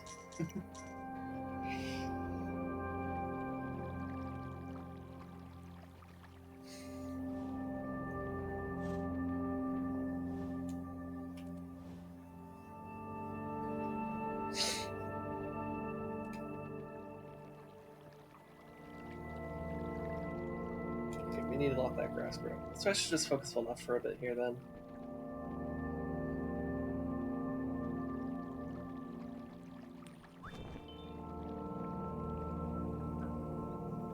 Okay, so archaeologists mess with the item table and influence what kind of items they find and what kind of locations or vistas they come across. Okay. How does that work? Like, they also do a lot with fossils. Okay. All of that sounds very interesting, but I have no idea how any of that would work. I'm curious.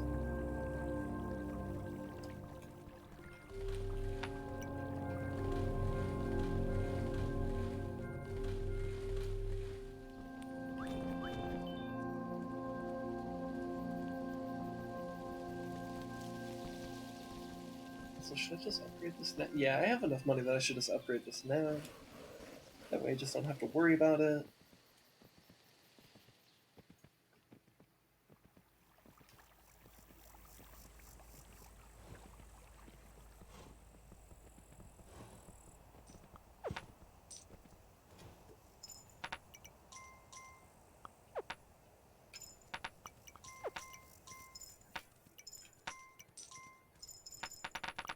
I got so much money.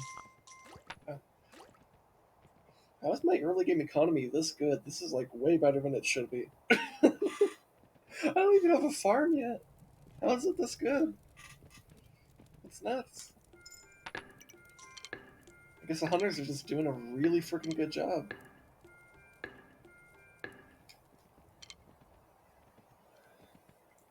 Okay, so the overworld map uses like standard tile setup, and humans can travel an average of 5 tiles in a day on foot. Each day they enter a 1d100 is every tile they okay, so every tile they enter is a 1d100 rolled to determine what kind of encounter they have in that tile. You know, that's a very interesting way to approach travel.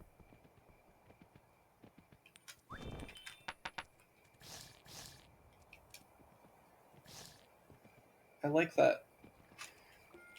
Maybe in a future D&D campaign I'll apply that, or something like that, where it's like, because maybe what I could do, because I already have some idea, even though I haven't even finished my current campaign and I haven't had a session in it in ages, my brain still likes to think about things, and I know like a fair amount about the next campaign that I would want to do, at least in terms of like very like vague aspects of it. And I could create like a map, like an overworld map where it's like, okay, here are like towns and cities and locations and like it's like some mountains, rivers, or some shit or whatever. Maybe I could have them. Maybe I could put that in like a map, like, and then put like a grid on that, and they could travel through that. That's so cool. I like that. Okay, so the archaeologists, what do they do with that?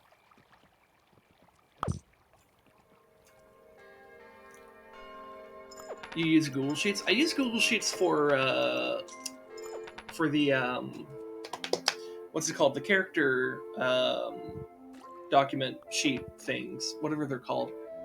Oh my god, I'm totally blanking on what the official term is, but you know what I'm talking about. Where you have like all your like stats and numbers and stuff like that. Because you could use the Google Sheet like calculations to just do a lot of the math for you, so that like when you increase like strength by like 1 or whatever, it changes like a bunch of numbers automatically, and it's super awesome.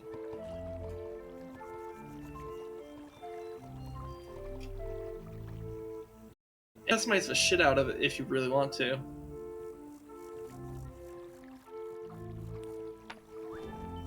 So like me and my players, like we all use Google Sheets because I showed them like how to do all the important calculations and stuff, but we all like did it like present ours in slightly different ways to kind of like fit our own like personal like customization desires. So I think it's really cool. Like we even use like colors. We even like color the cells just to differentiate different sections and stuff. It's awesome.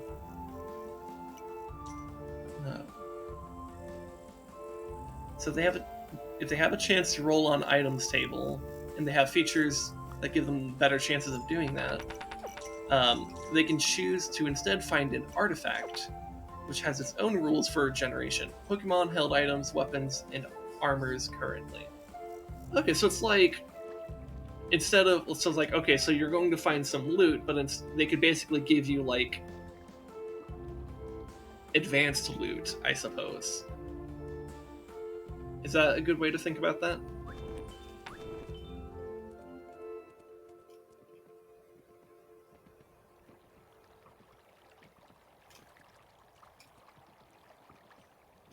Yeah, awesome. That is really cool.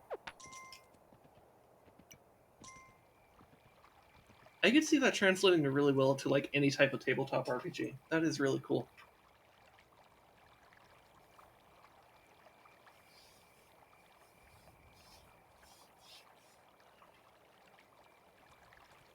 And they can identify items. Yeah, that's really cool. You know, I've been thinking like how to make like professions and skill sets matter a little bit more for tabletop RPGs.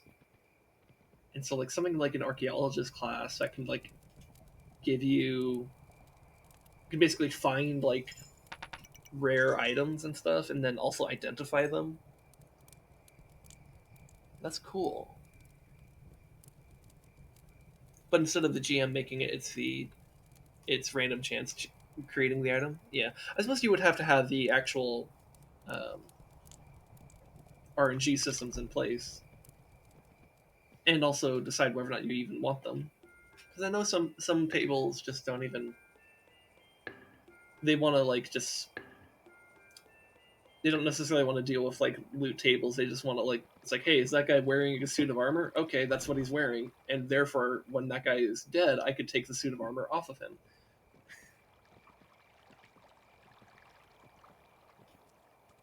It depends on what you're going for, though. Different tables want like different things.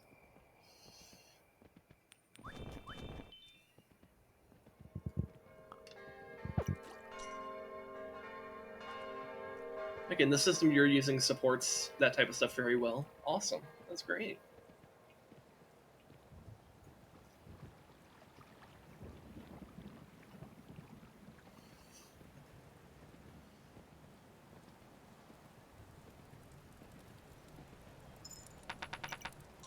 And let's upgrade this. So I'm not sure what to do on the left here. I think I want to push on the left first, come to think of it. Partially because I don't know what I want to do.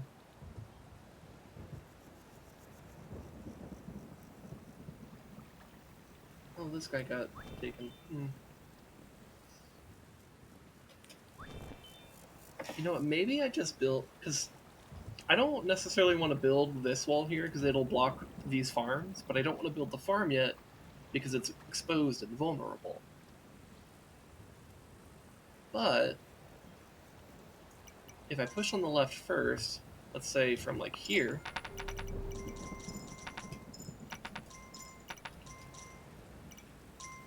This is far enough away to not disrupt the farms or anything like that. And then when I do push,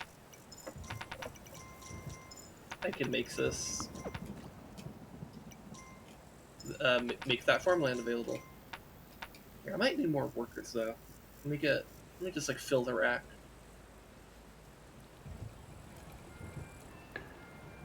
Oh yeah, the Ace Trainer. So yeah. So they're like a fighter niche class. You're pretty good at training and using Pokemon, and that's most of what you do. Okay. Nice.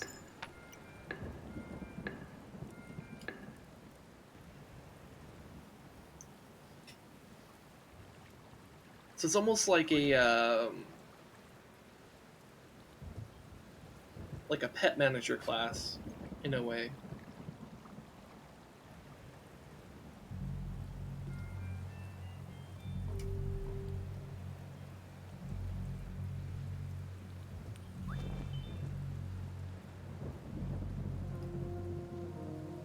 That is really cool stuff, man.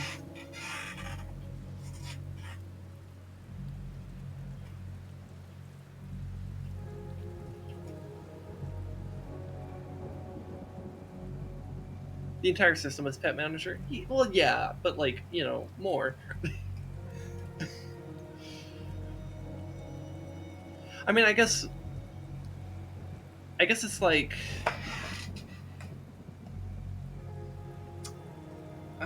what is my brain trying to express? I guess it's kind of like how like fighters are like, because like everyone in like D&D, for example, needs to know how to fight and stuff. But like the fighters are the people who are good at like all the fighting except for magic. Oh my god, that is a legitimately huge wave. It is a blood moon, to be fair. Which, last time we were playing this, we learned blood moons are really not that bad. Or at least the last time you were here. I don't know if it's necessarily the last time I was playing this. Was that Monday or a week ago when you were in here? Because it's one of those.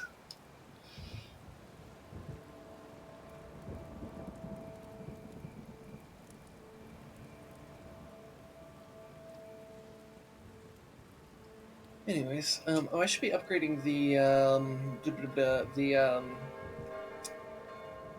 main base.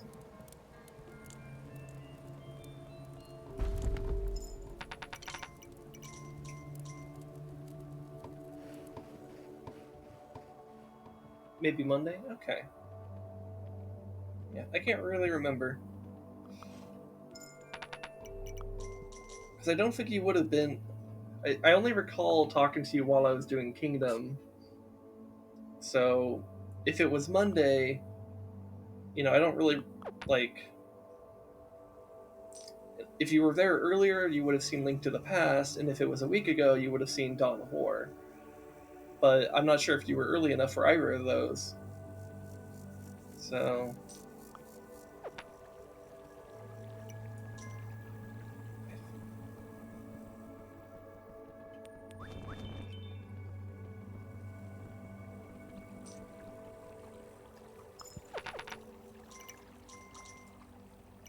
in either case, we determined that blood moons are just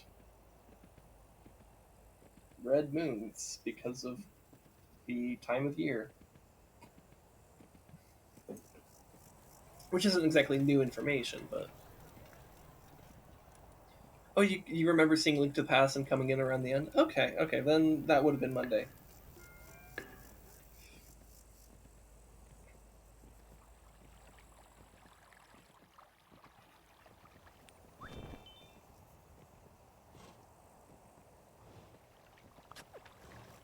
So do I have this wall? It's a stone wall, then maybe I want it to be a better stone wall. And then I can kind of just let the right side do its thing.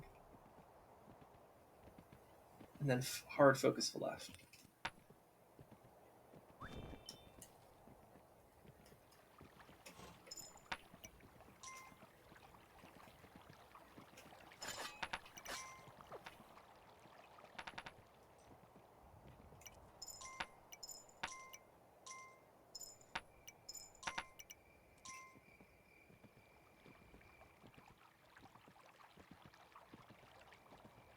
And I feel like the hardest thing about D&D, or any tabletop RPG for that matter, is not any of the game mechanics or understanding like the rules or whatever,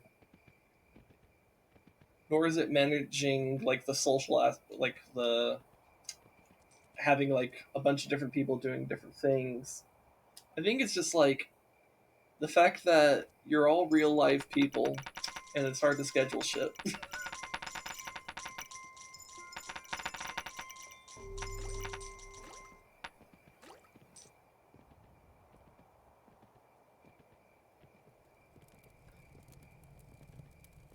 Because I like to think about D&D, but I don't really get to do a whole lot of D&D. Because like game design genuinely intrigues me, and that's why I have like such an interest in not only playing D&D but also like being a dungeon master. Because like you basically get to do game design, and the people I have, it's just like it's not even that there's like a lack of. There's actually from what I understand, a very intense desire to do stuff. It's just we're we're on different sleep cycles. We do different things, and it's just hard to schedule something when you're in that situation. That being said, when we do have a D&D session, every once in a...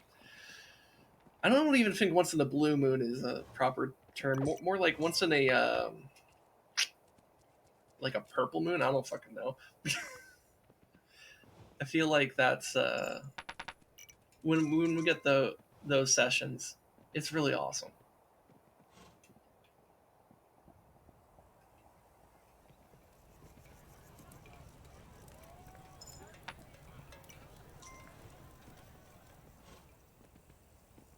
But yeah, the overrule system does sound really cool. It's definitely something that I would want to do in a future campaign.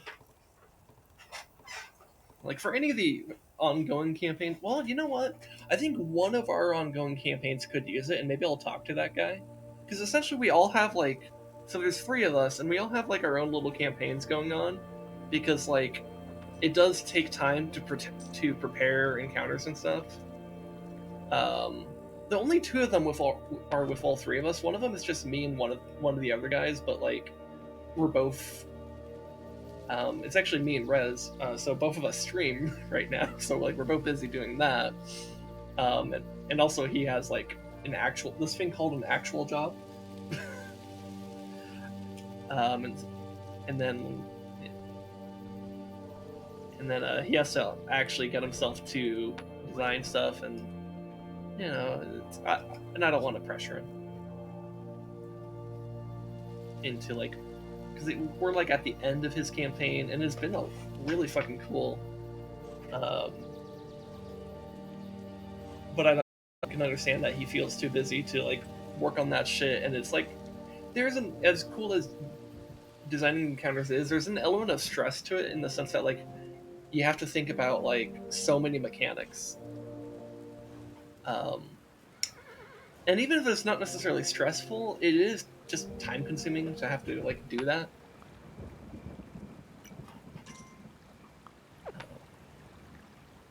It's a very time consuming hobby, yes. Like, I think I made a joke a couple of years ago that, when you're a nerd, there's a few things that you could sell your soul to. One of them is World of Warcraft. Another one is D&D. And then like there's like Magic.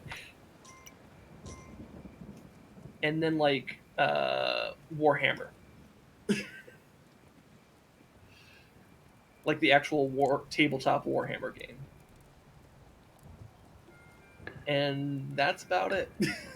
It's like those are like the core things that nerds tend to sell their souls to, and you can maybe pick 1 or 2 of them, and then that's like it.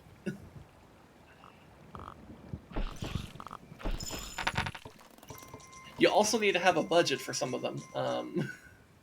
In fact, I think D&D is probably the cheapest of them because you could actually get away with that for next to no money, which might be why that has increased in popularity lately. Because with World of Warcraft, you have to pay that monthly subscription. With Warhammer, well, it's fucking Warhammer, so you're gonna need cartel level money just to have a fucking viable set of like figures and stuff. Magic, I guess, isn't too expensive, but at least by comparison to Warhammer, but it's still gonna chew through your wallet. And then, yeah. Meanwhile, D&D is like a lot of those resources are online, and a lot of it's like your imagination, anyways. So, um, like I think the biggest cost for me and my friend group was just having Tabletop Simulator, but we all had Tabletop Simulator before we started doing a D&D, so it was basically free.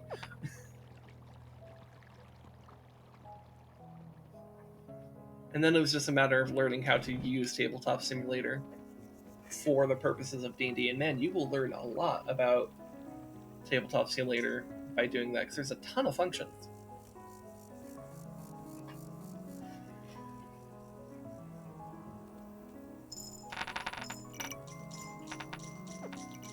Some friends of mine are into it, but way too poor for that shit. Yeah, I feel like that's how me and Rez are with Warhammer, because we're both... we both find Warhammer interesting in terms of like its lore and stuff. But we don't really... Neither of us really have the time or money to actually really get into like the actual like tabletop aspect of it. But there's plenty of decent Warhammer and Warhammer 40,000 video games, including the one I was playing earlier today, Dawn of War, which is a very good RTS set in the Warhammer 40,000 universe. And then Rez and I sometimes also play Total War Warhammer, which I think is a very well done 4X and captures the setting of Warhammer very well. And it's definitely stoked a lot of my interest in the lore of Warhammer.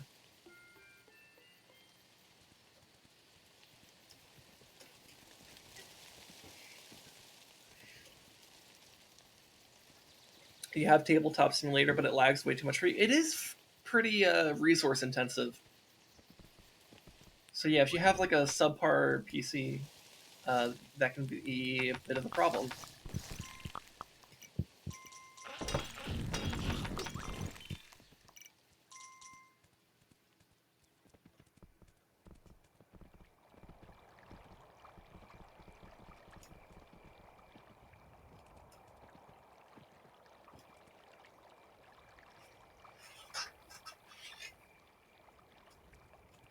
But one of the nice things about tabletop is, because it is a tabletop simulator, you don't necessarily need it to be running at like the best frame rate. But if there is a level at which it becomes so bad that it is unworkable. I don't know what that threshold would be, and I suppose that might be different from person to person.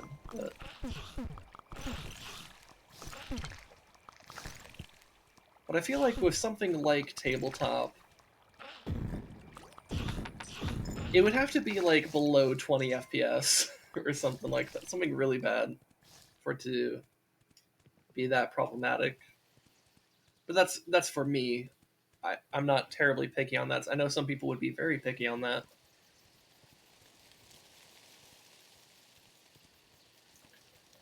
The dice spots are simpler to use? Maybe, yeah. I mean, whatever works for you. Like, Tabletop Simulator works for me and my group, but like, you know, for a lot of others, they don't necessarily want to do that. And there's other places where you could go to get stuff. To actually do D&D. Or other tabletop RPGs.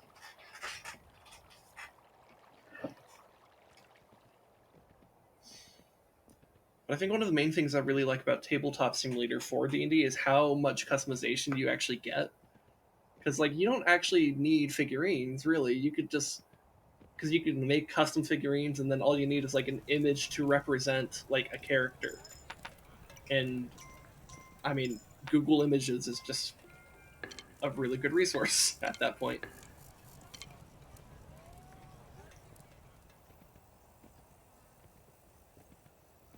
So, like, if you wanted to make a character that was basically, like, Aragorn, you could go look up Aragorn on Google Images, take an image, put that in Tabletop, and boom, you have Aragorn.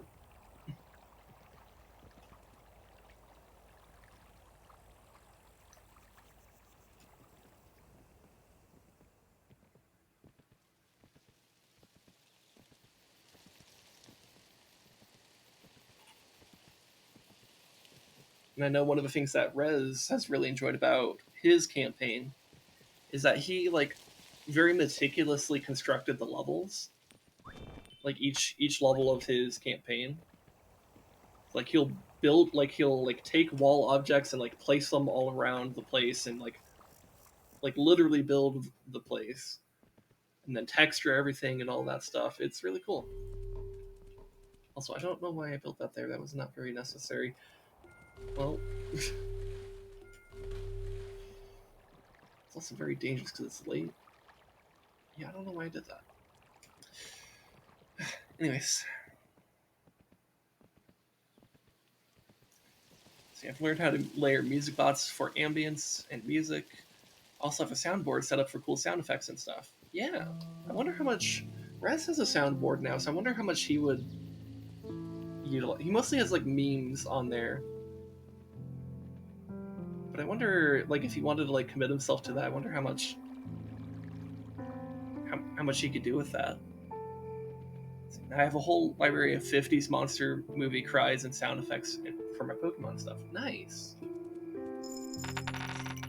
That's cool, man.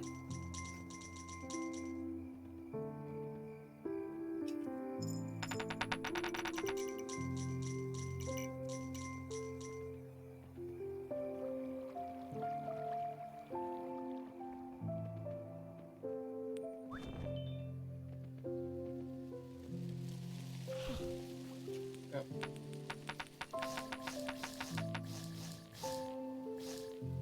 Okay, we're good.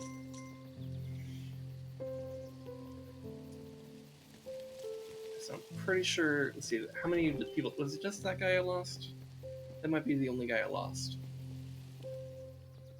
I guess we'll see if there's anyone else. Okay, I think we're fine. But I may want to go back to base and get hammers, just to make sure that I have the workers necessary to do all this stuff.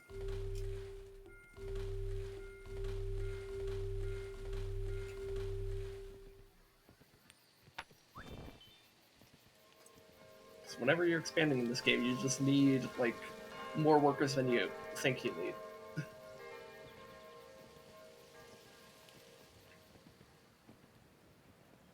But at the same time, you don't want to overcommit to workers, because then when you overcommit, you just have a bunch of workers that are doing nothing.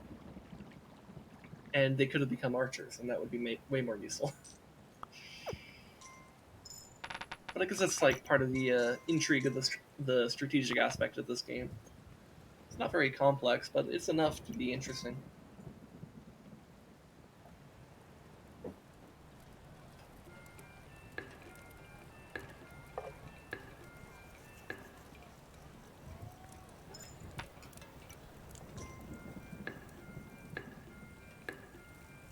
Also, I should recruit some guys on the right. I haven't visited this site in a while.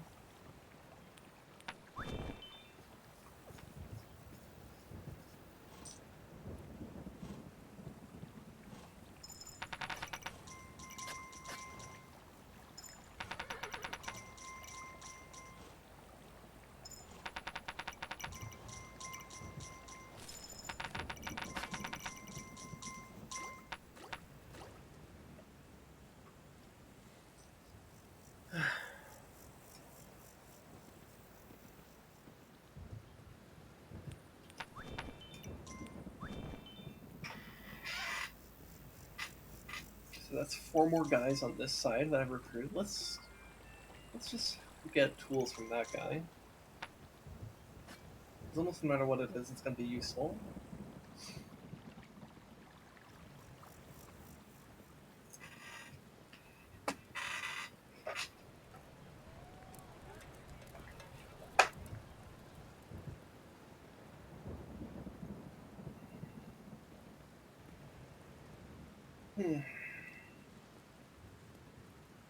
I think I want to get to the other side of this forest, because I told a lot of workers to go over there. It might be a good idea to take my full bag and try to save their asses. Because I imagine they're going to be in danger.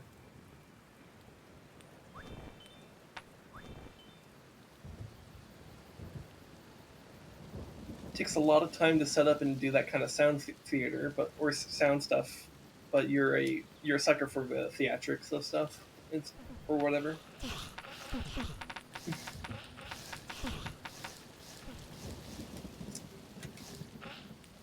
I mean, theatrical stuff is pretty cool. One of the other things that I really like about Tabletop Simulator is that sometimes there's just like some stuff you can find on the workshop that are like really interesting to work with or to like use as just like set piece things to like look cool.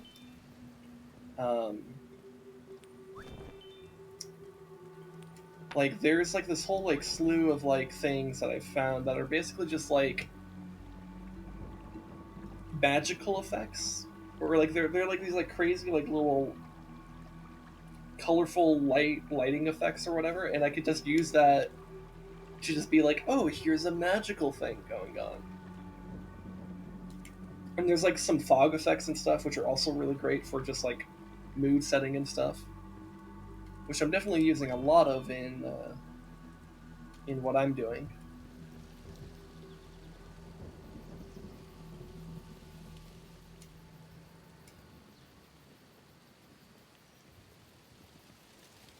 Also really funny when my players shit themselves when I play some creepy sound effects. Yeah, I suppose so, because the sound effects through like soundboard and stuff would be a hell of a lot more unexpected than like some visual effect that they literally see coming.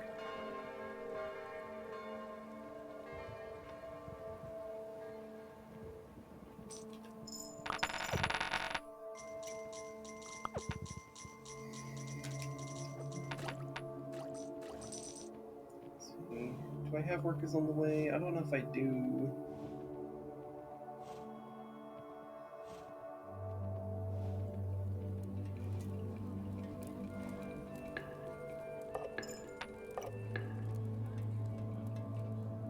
Let's get 3 of them going.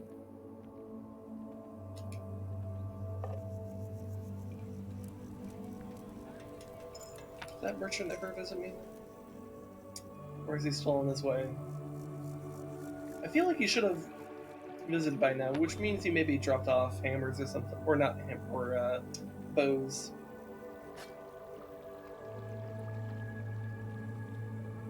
Yeah, he dropped off stuff. So he probably dropped off bows.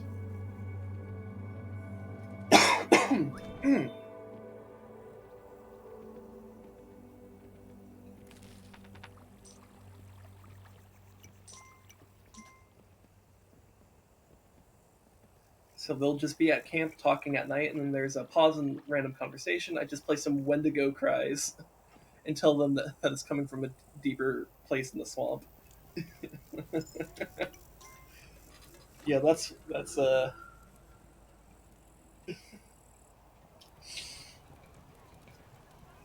yeah, I could definitely see that causing like a few like what the fuck reactions. You just vibing at your campsite and then you hear that shit and you're like, what the fuck was that? I suppose if you want to be a trolley DM, that'd be pretty fun.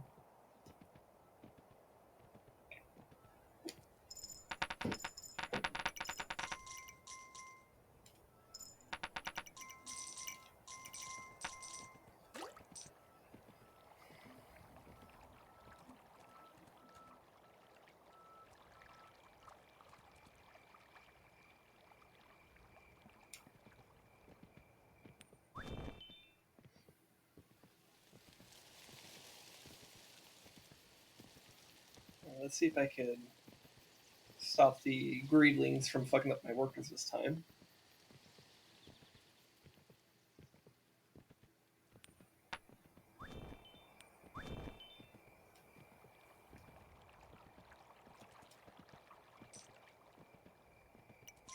Okay.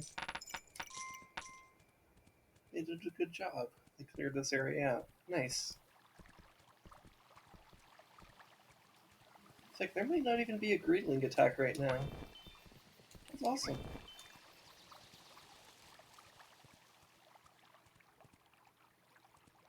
That's the kind of thing that really gives them genuine reactions and helps my players stay in character better.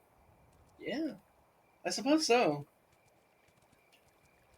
That is like one of those things where it's like, how do you help your players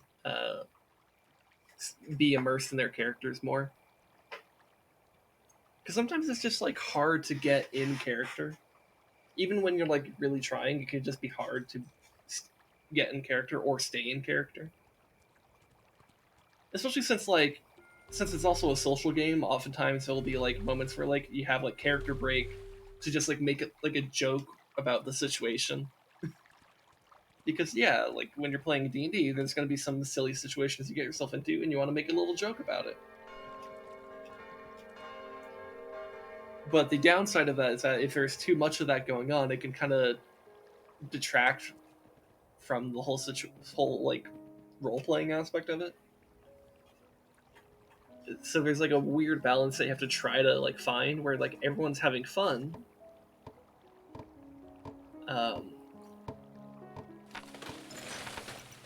but you don't want them to like have like get like so distracted that they forget that they're role playing. I don't know if that makes sense. The memes are the best part. Oh, they absolutely are. Absolutely. I'm not here to talk down the memes. I'm just saying that there's definitely been moments where like there's memeing happening, but I'm like, okay, but I'm playing this paladin and I want to do things now. Can we move on? Like, can we get the ball rolling? Like, I want to go stab the undead. I'm not here to meme on them. I'm here to enact divine justice. And it's hard sometimes to figure out how much do I let that keep going.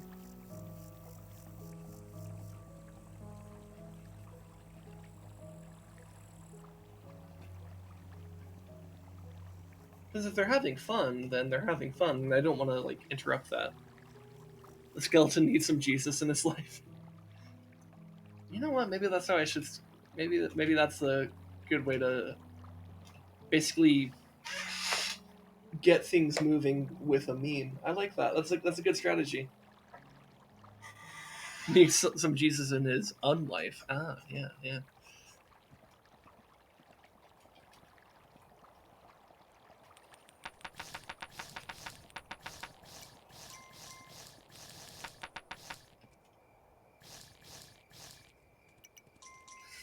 And I love when you reach a stage in this game that you can just do that. Yeah, we should probably actually build one of these walls, though. You gotta meme as you go along. Fair. It's just that, like, I realized very early on um, that I cannot make a meme character in the same way that my friends can.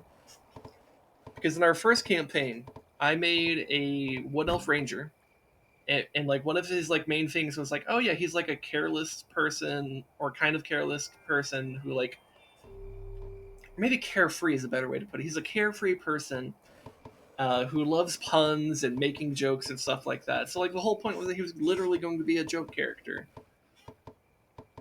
And then, you know, the other two guys, they made characters that had like serious backstories. Like one of them was like this mercenary. He was raised in a mercenary band. He watched his parents die in front of him and stuff like that. He has like pretty fucked up backstory and stuff. And so he's like a very serious character. and like I think everyone was like deserted the military, and didn't know where her parents were. Like they were just like gone. Um, and that plot line I never really figured out how to integrate into the campaign, so it just like it just never went anywhere. But like, point being that these were comparatively serious characters.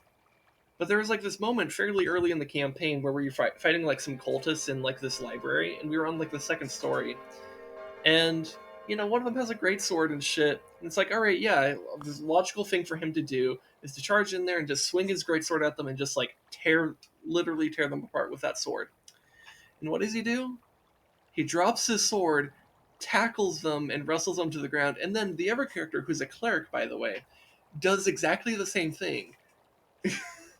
And they're like trying to wrestle them to the ground so that they could pick them up and throw them out the window, which is like funny that they're doing this. It's like ridiculous that they're doing that, but it was like, oh, they're doing this with their serious characters because that's just how much of like fucking gremlins they are as players.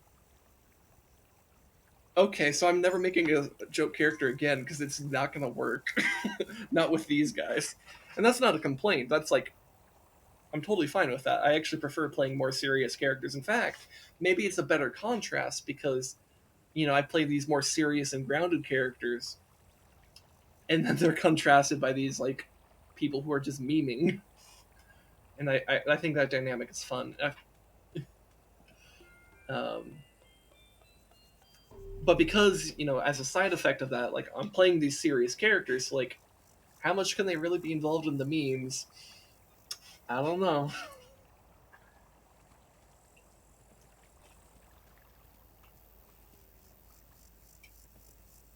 And I'm sure there's like worse shit out there.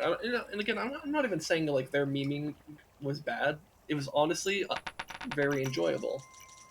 It was just, for this was like what, like 4 encounters into our first campaign. I was like, oh, okay, so this is what I have to deal with. Gotcha.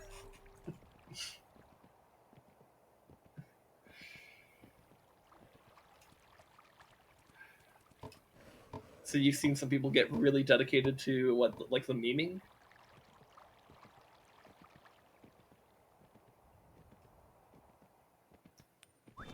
Hardcore memers. They're not just hardcore gamers, they're hardcore memers.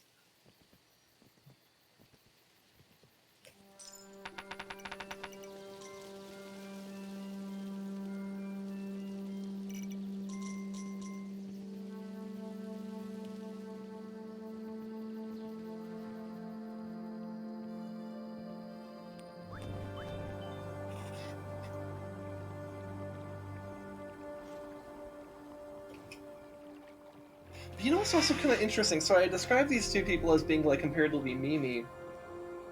Though definitely one of them is more memey than the other because I think one of them is much better at taking things seriously, and the other one I think has a hard time with that. And that's not necessarily a bad thing, but it does like, it's a thing.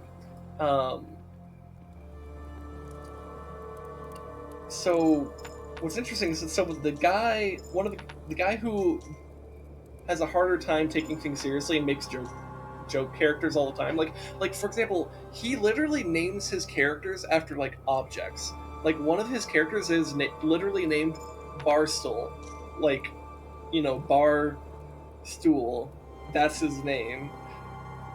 And like he has an adoptive daughter named Caramel. Which, like, this is fine and all. Not complaining, like, genuinely not complaining. But I think it does showcase how much he has this very strong instinct to just, like, have joke characters and stuff. Which is, again, is fine. And it's not that he's incapable of playing serious stuff, he actually is.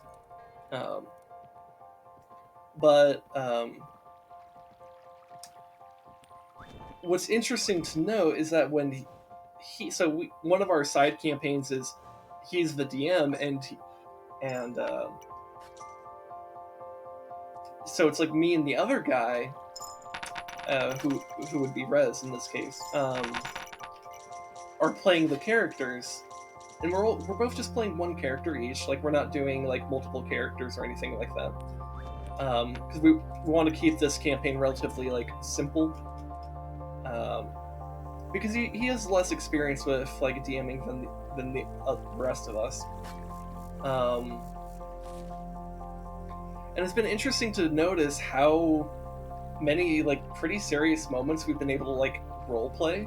Like we've been able to have like actual like emotionally evocative moments in that campaign, and it's like kind of fascinating because it literally didn't even start out as a dedicated campaign. It was initially just going to be like a one shot. We're like, yeah, no, let's just try out these characters and stuff, and just like see how it goes. And then it was like, oh my god, we love this so much that we kind of wanted to do more. And he was like, okay, that's great.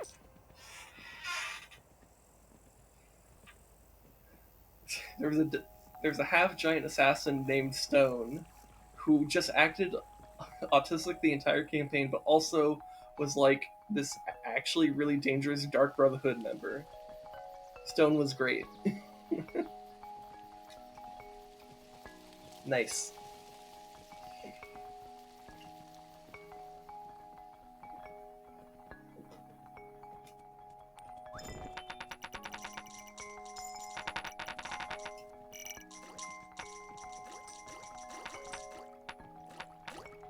Oh, did I not fully upgrade this? Oh, you know, I also need to go get more scythes because we're having farms now. Not that I necessarily need the money. In fact, there's a good argument to be made that I shouldn't build these farms because I have more money than I know what to do with. But I'm doing it anyways. It's my kingdom, I get to do what I want. This doesn't look like Dawn of War. Well, I was doing Dawn of War earlier. It doesn't still say Dawn of War, does it? Does it still say... Oh, you know what? It still does say Dawn of War, doesn't it? Oops. My bad. Changed it. I was playing Dawn of War earlier. And I will be playing it next week, by the way. But oops, sorry about that. I changed the title, but not the actual game category. Oops. That's on me.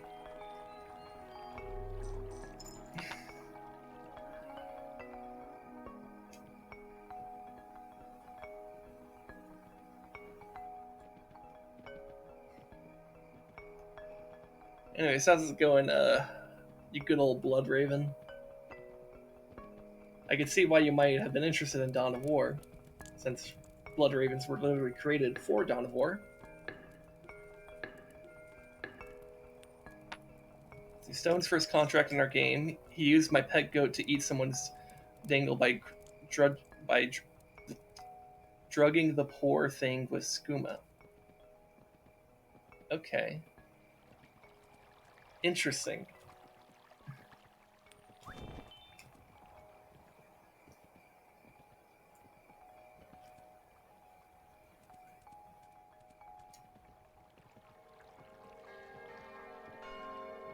That's a interesting first contract.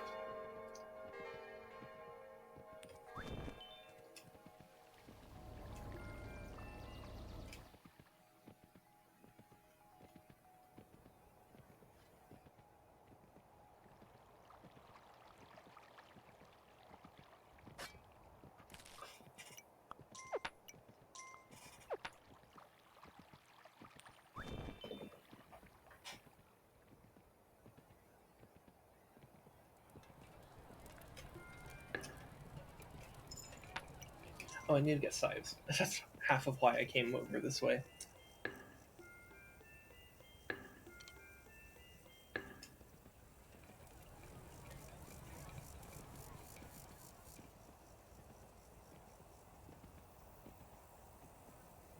Okay, so we got some farmers on the way. That's good.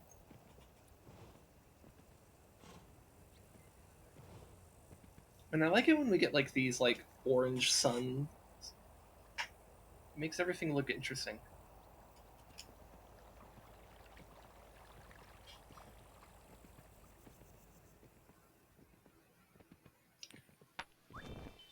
So for context, it was a Skyrim-themed campaign, but yeah, he also... So Ariel dropped a dragon into Whiterun to kill the Jarl? I'm sorry, what? You should have led with that.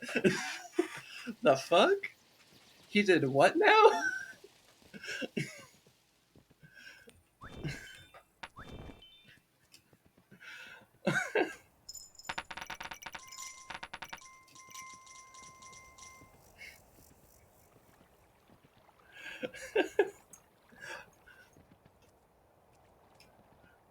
I have to lead with the lesson scene? I mean, I guess. If you want to sell me on the insanity, yeah, build it up. You know what? Fair point. Fair point.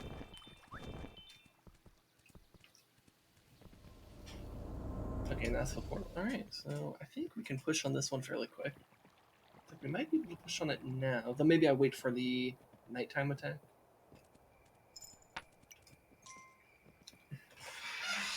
Yeah, I don't know if this is exactly what you're describing, but like based off of what you said, it kind of sounds. I just have this image of like this very angry, like giant, like this like fucking Hagrid looking dude, just yeeting himself, like jumping really high into the sky, and then like grabbing onto the neck of the dragon and just like slamming it into the ground, and he happens to land in like the fucking like the house of the Jarl or whatever it's called in Whiterun. That's fucking funny. I don't know if that's what it actually was, but it's a very funny image in my mind.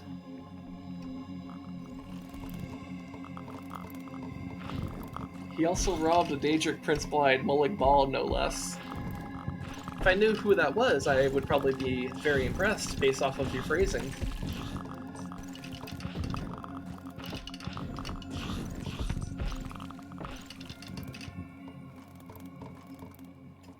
He hopped up on the dragon, steered it over Whiterun, and then critical to the spine when it was at like 10 health. So, not too different from what I described. Maybe not as, maybe not quite as amusing, but basically steered it right into his house. Also, I find it like funny when there's like an enemy at like low health, and then like they die to a critical strike when like a simple, like halfway decent attack would have been sufficient to kill them. It's always like so funny, and almost like a little bit like, but there's also like a little bit of salt because it's like oh come on man, like you're kicking them while they're down type of shit, you know. It's like you only needed like 6 damage to kill them, and you did 30. But that's part of the fun.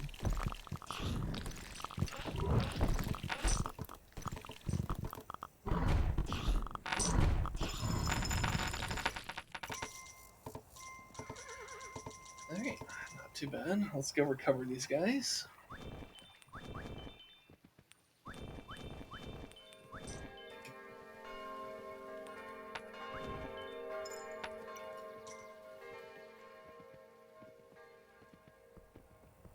Okay, that's it. I myself sabotaged a bunch of Civil War skirmishes. Our group did so much damage to the Skyrim cannon.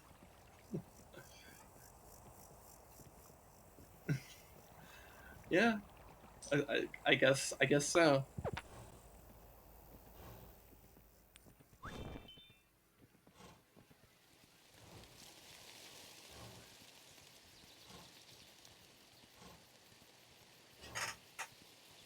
But I suppose that there's a reason why I'm keeping my D&D group away from like really important events in my like world's history, because I'm like, I don't know how much they would fuck with things if I put them in a really important era or something, or like setting or something, in terms of like lore. That being said, over time I've become to like, I think they're getting a much better understanding of like the types of things I like to have in my world and the types of themes I like to lean into. So it's possible that like I might be able to plunge them into something genuinely super important in the future, and like actually like be like, okay, hey, let's actually create this event in my world's history. Let's go.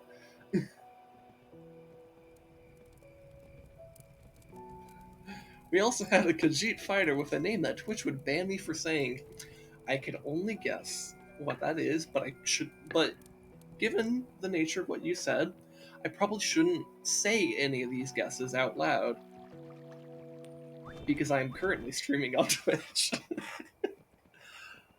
We'll just leave that up to the imagination, I suppose. Sounds like fun, though.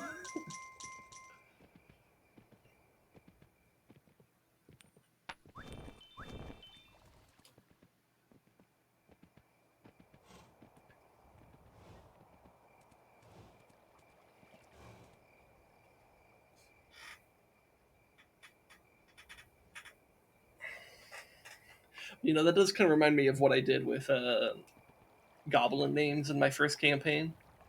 I literally just named them like really deliberately dumb names, most of which were like swear words. Like I think one of them was like literally named cunt, and I think another one was like bitch face. I think one of them was literally named dick butt. um, I think one of them was named little shit. Um, it was a lot of fun.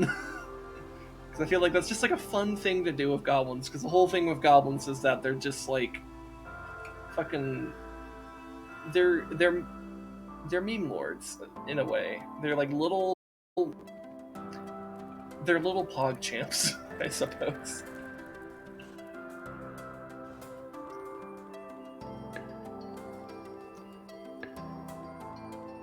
We had another player with a name that would not ban me. He was an orc druid with assless chaps named. Okay, let me see if I can say this name without laughing through it. It's hard to even get the first syllable out because that is so funny. Twerkelius, I believe, is Twerkelius. I believe is how that would be pronounced. But fuck, that is hard to say without laughing. Oh my god, that is. Oh, good lord, that is a great name.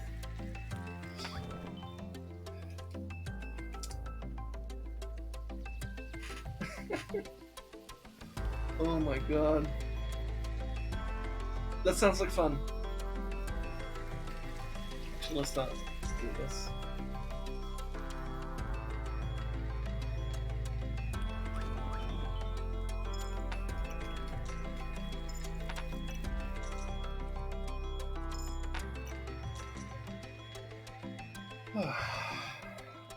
Alright, so okay, we're getting these farms situated. Good.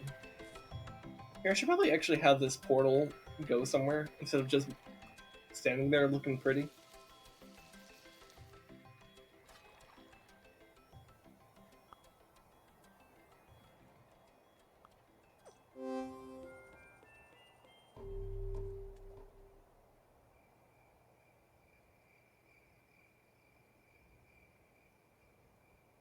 So it's twerk plus Urkels.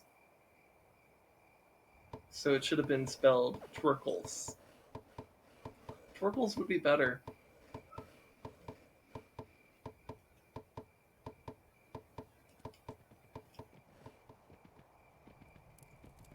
But I guess if he wanted to sound a little bit more dignified in his twerking.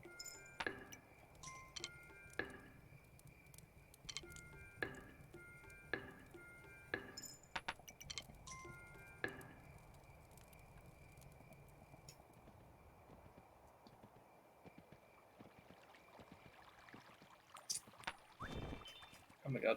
Grab the thing. Okay, you got it. Oh, Hercules. Okay, okay. I've never seen it spelled like that. I kind of thought that might be what you were going for, but I'm like, I've never actually seen it spelled that way. I've ever seen it spelled specifically spelled as Hercules or Heracles, not as not like that. That's a new way of spelling that to me.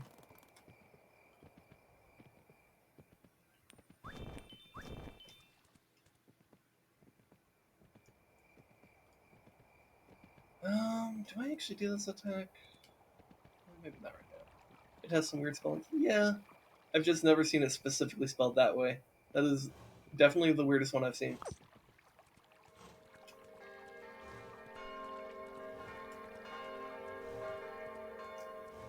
So Torcules is what it's supposed to be. Okay.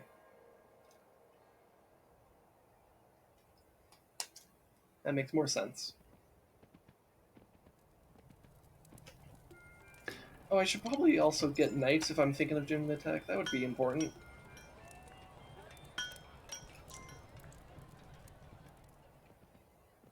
But it's the funniest name and I will never see a better one. You know what? You're probably right.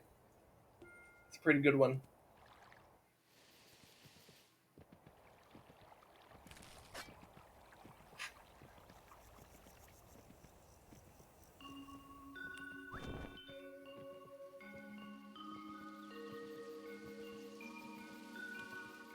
I suppose we could go ahead and buff this up a bit.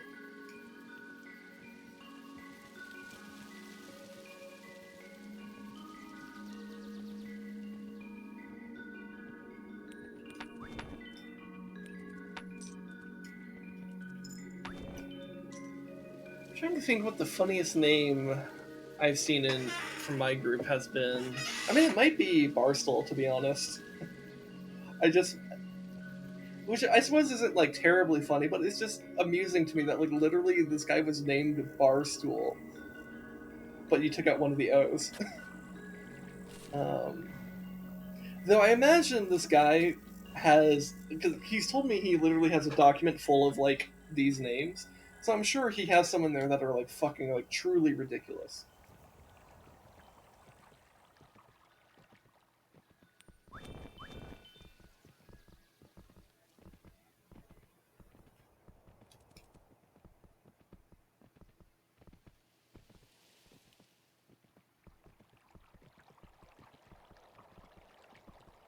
I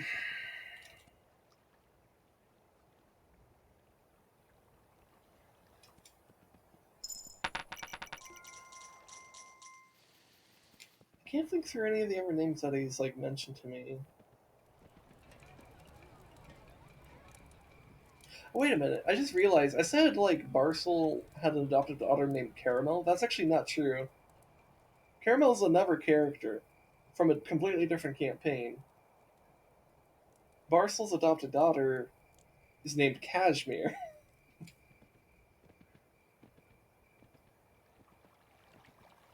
That's who I was thinking of. Okay. Yeah, I guess.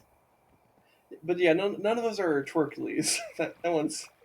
Like, I feel like if he watches. If this guy I'm talking about, if they watch this VOD, he might hear this story and he's going to be like, damn it, I should have thought of that. I would not be surprised if that's what happens if they listen to this. Anyways, I think we have enough firepower to launch an attack after this.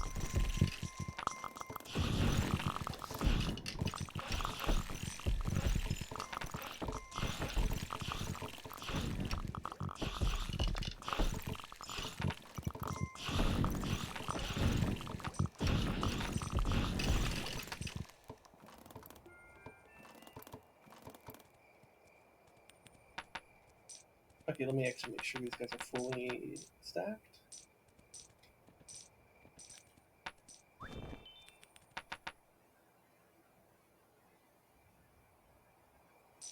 Okay.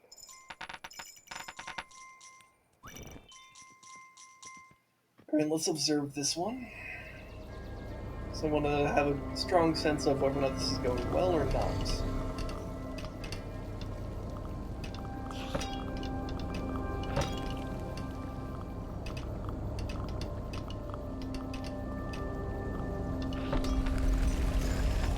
Alright, well, we took it out fairly quick.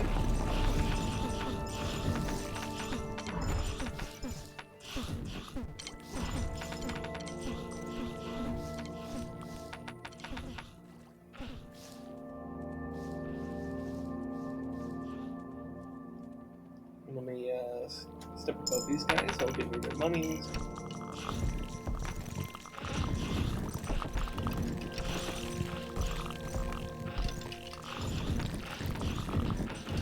Well, we're taking care of the floaters pretty easy, that's good.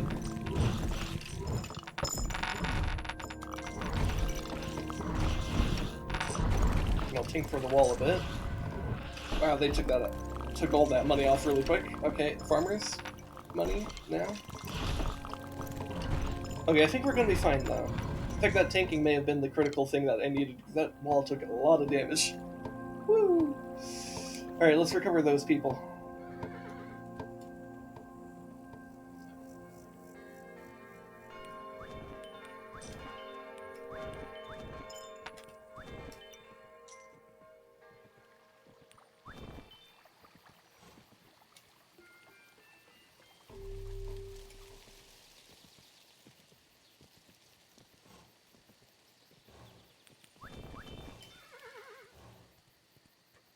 Okay.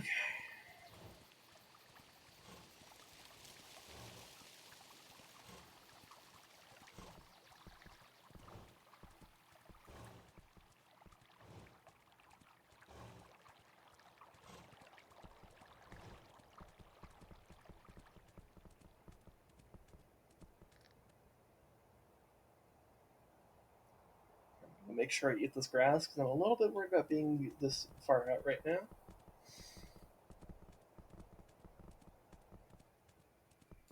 Okay, there's a chest here. That'll help.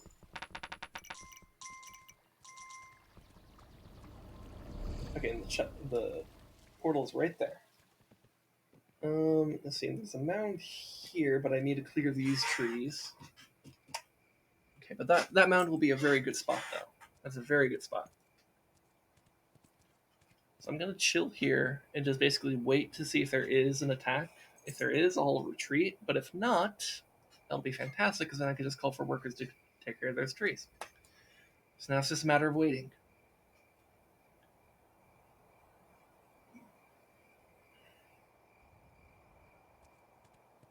Though I suppose I can get this horse.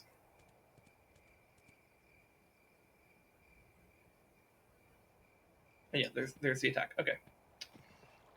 Running, running, running.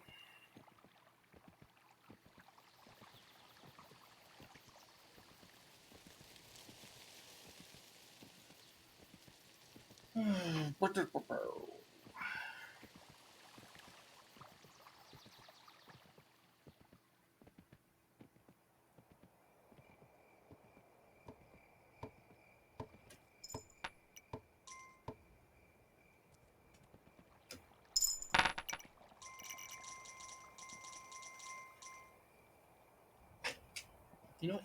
I should go check the main base, because there's probably a bunch of people who don't have a specific job. And if they don't have a job, they should become archers, because that's what I need right now. Also, I lost one of those knights, actually. I didn't even notice that. That's going to be important.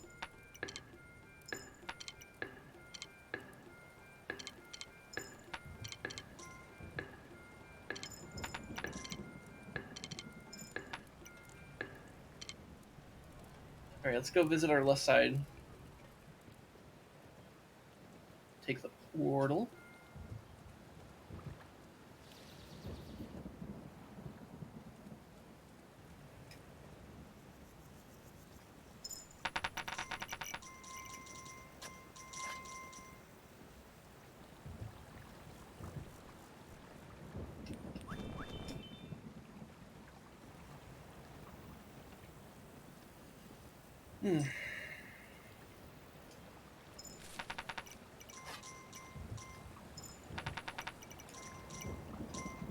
And now I'm like, now that you mentioned like that Hercules thing, I'm like trying to think of like, what are mythological gods from like Greek mythology or Norse mythology or whatever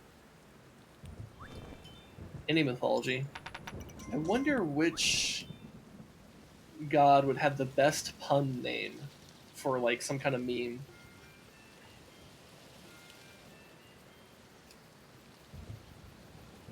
Hercules is pretty fucking good. I wonder if there's something that might be better out there.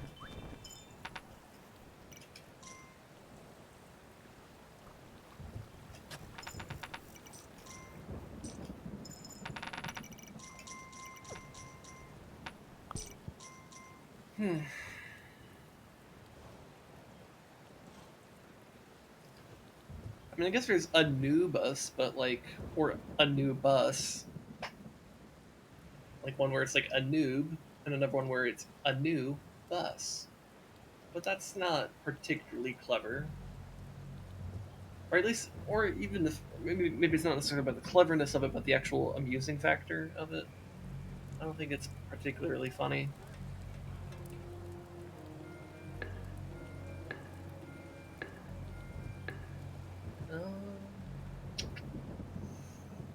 Hmm.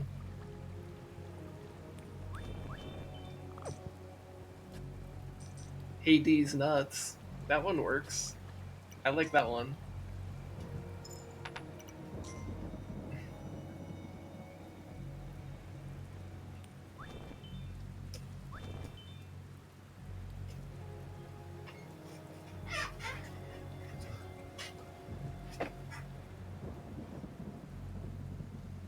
The orc with the assless chaps really sold it, though. Sure. I will definitely, yeah, the more you have someone who's willing to really commit, the funnier that shit gets.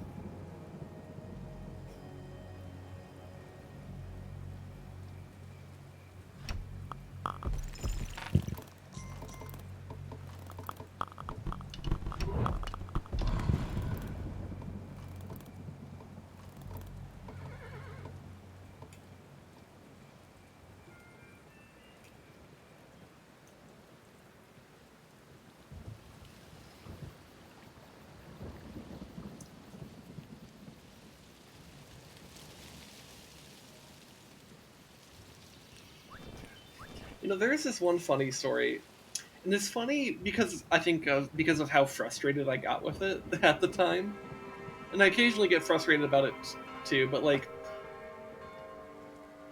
honestly, I mostly laugh about it now because it is just fucking funny. But there's this one encounter. It wasn't even like a special encounter. It wasn't like some big story event encounter. It was just like, because like the idea of it is like, okay, you're going into a cave and like you don't know what's going on yet, and this wasn't, this encounter wasn't really revealing to any important shit. It was just like, here's like you're in a cave and there's like this building inside the cave, or it's like more of a ruin at that point, that this group of orcs are operating in, and like there's like, I don't know, like I think there were like 4 like axe wielding orc warriors and like a few orc archers and then like a warlock. And that's basically what the encounter was. It was just like, yeah, go fight them. It'll be fun. And there's this one orc archer who was like on like a high ground position that they couldn't really get to very easily because it was like 20 feet above them or something like that, and it was like a sheer like cliff face essentially. I don't know if it was quite 20 feet. It might have just been 10, to be honest, but enough that like it would be hard to just simply climb that and go up to them. Like you could, but it'd be risky because like they could just basically shoot you right in the face. Though maybe if they did try that, they would have been more successful. I don't know, because they did have some good athleticism in there, in that party. Anyways, but this one archer, he was just like, he wasn't like anything special or anything. He was just like literally named Orc Archer. Like I didn't come up with names for any of these guys at this point. It's just like, yeah, it's just some Orc Archer. That's it. But this motherfucker hit every single attack he rolled. Like every single one. I think he maybe missed once or twice, but like throughout the entire fight, like anytime he fired an arrow, he hit. Even on like, our like fully armored guy who was in like full plate and was just like hard as fuck to hit, even he would like still get hit by this guy. It was, and a lot of that's just a result of like I would sometimes roll 20s on this guy. That happens. But as a result, like again, just to reiterate, normal ass archer, nothing special about this orc. But they made note of how this orc kept on hitting every single time, and so they decided to call him Eagle Eye Johnson. And I'm like, he's not Eagle Eye Johnson. He's not like some special dude. He's just a normal orc. And he's like, and they're like, Eagle Eye Johnson Goper. Essentially, was the response I got. But I'm like, he's just a normal dude. He's just a normal orc. There's nothing special about him. There's nothing special at all. I just happen to roll well when it's in. There's nothing special about him. And they're like, no, man, this guy is Eagle Eye Johnson. Oh shit, look out, it's Eagle Eye Johnson. Which, like, talking about it now, it's funny. It's very funny.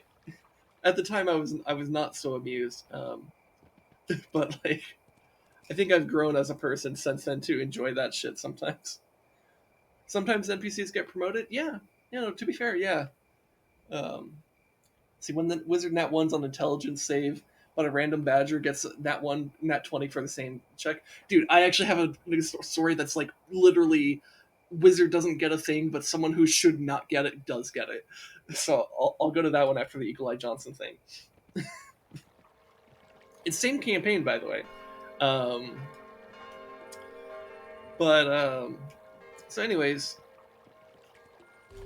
like, it just became like this, like, ongoing meme where it was like, they're like, oh my god, it's legendary Eagle Eye Johnson and stuff. And so, like, I feel like at some point, I'll do, like, some kind of, like, prequel campaign, or, like, a campaign that's just set, maybe not a prequel, but, like, it's just, like, set in a time period before that campaign. Or maybe even, well, I had a couple ideas. So one idea is to do, like, something that's set before that campaign, and you're playing, and, like, maybe they're playing as orcs or whatever, and one of them is named Johnson, has the name of Johnson. And their, like, character arc in that campaign is all about going from, like, being, like, maybe just, like, some normal ass, like, like, orc grunt or whatever, to becoming this, like, legendary archer who would then go on to become known as Eagle Eye Johnson. And I feel like that would be a very fun little callback to that for them. Another idea I've had is having another campaign where, like, again, an orc is involved, but instead of Eagle Eye Johnson, it's like his brother, Hawkeye Johnson or something like that.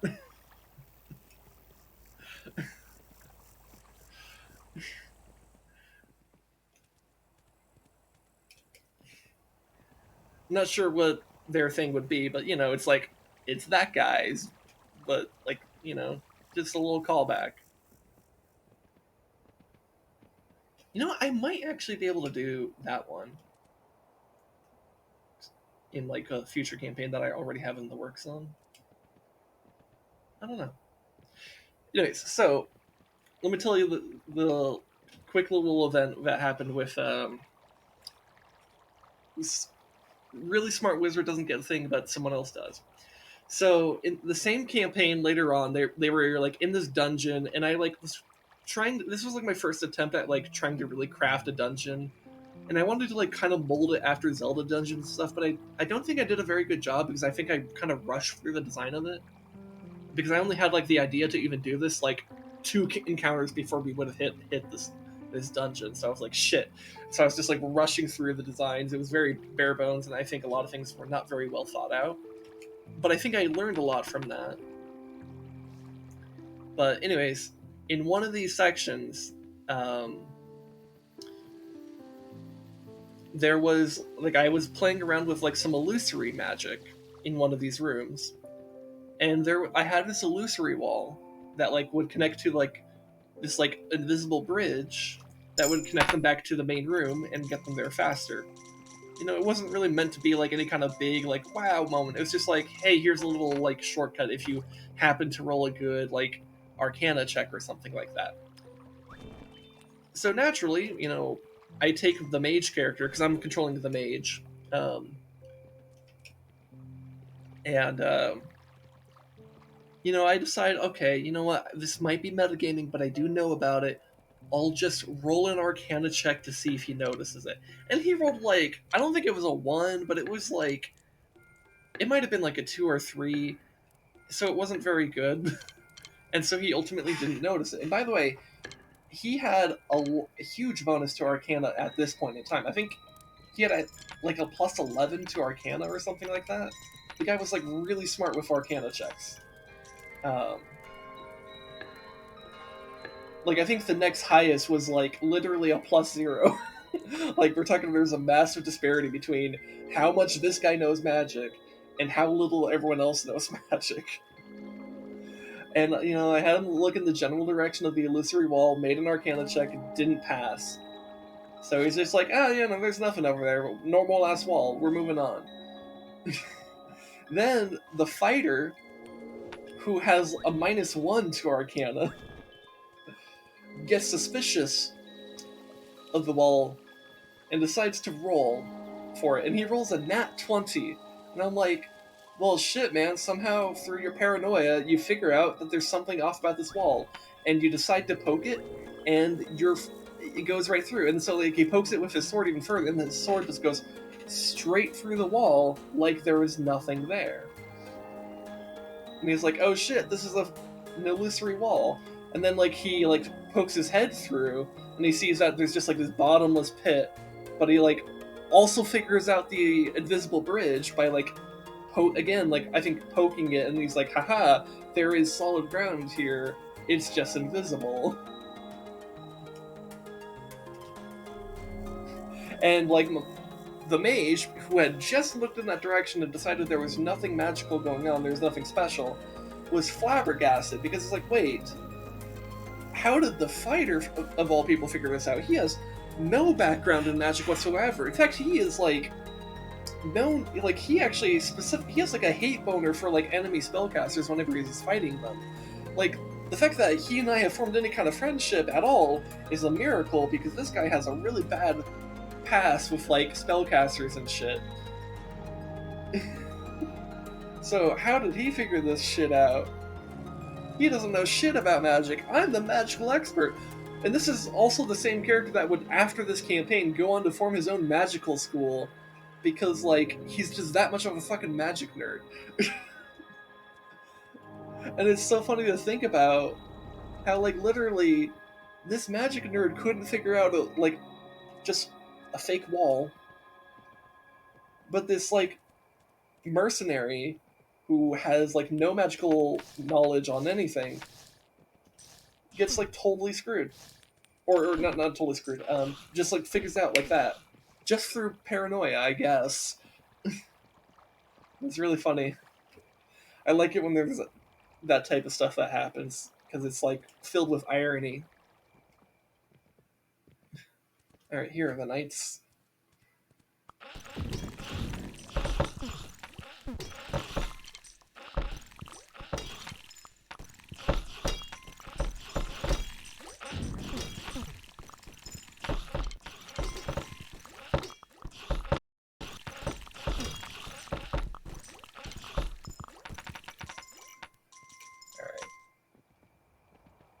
Alright. Now, unfortunately, I don't know if we have any workers who can go build this. So I should go back and check. Maybe there's some workers on the way. Maybe I need to go make some more oh no, there's a worker right there. Okay. So we should be fine. In fact, maybe I should just stick around then so I can upgrade the wall.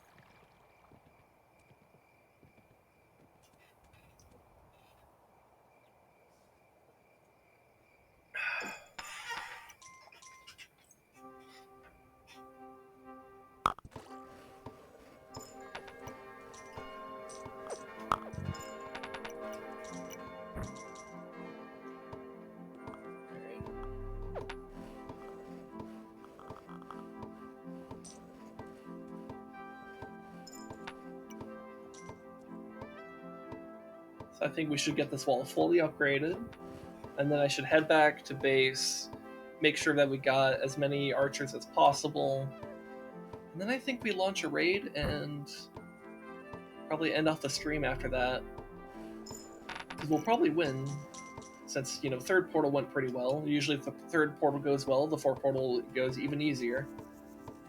It just sometimes takes a little bit more setup.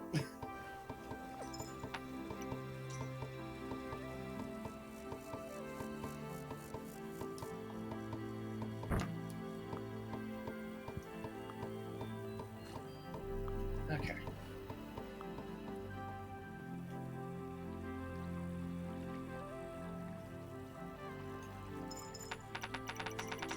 And there's the catapult going up there. Good, good, good. Let's grab these guys on the way.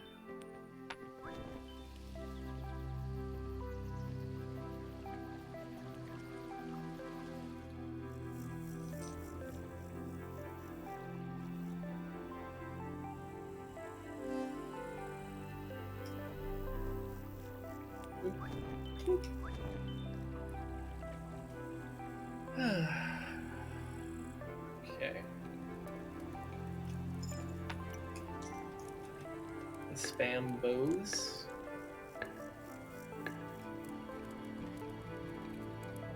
And, yeah, let's just... Okay, so we got a couple guys here. I'll wait for them to pick up their bows. And then I'll head back out. Oh, you know what? We're gonna need to buff the archers, actually. Hold on. I need to do that first. Because the difference between unbuffed archers and buffed archers is a pretty big deal.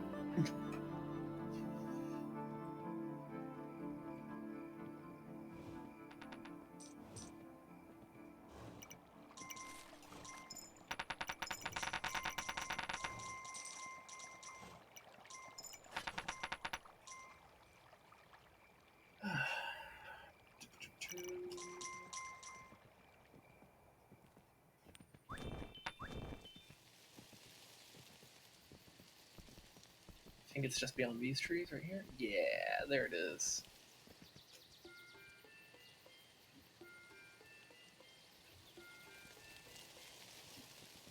All right.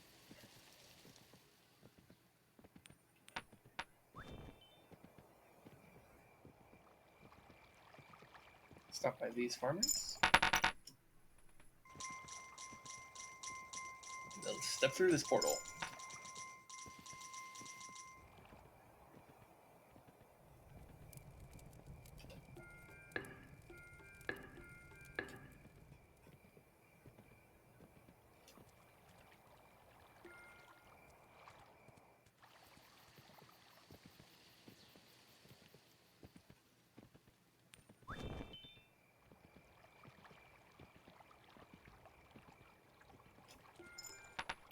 Actually, well, let's not buff the workers. I don't think we really need them that badly.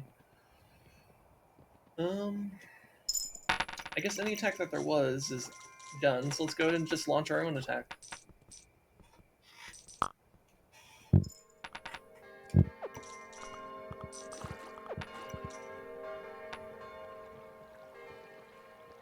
Yeah, because I have enough money, I could do this. Fuck it.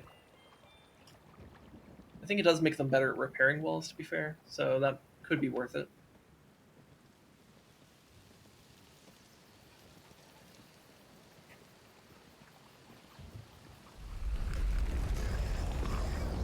Let's wait for this portal.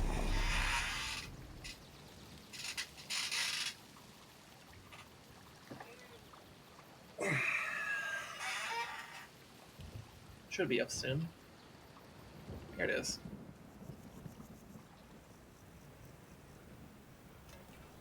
Okay, both banners are still up, which means they didn't immediately get their asses handed to them. That's great. I know they're not too far from the wall, so they could actually stay pretty safe.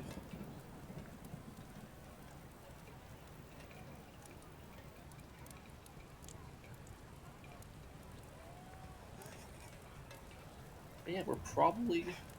Based off the fact that none of the banners have gone down, I think we're in a good situation. Which is great.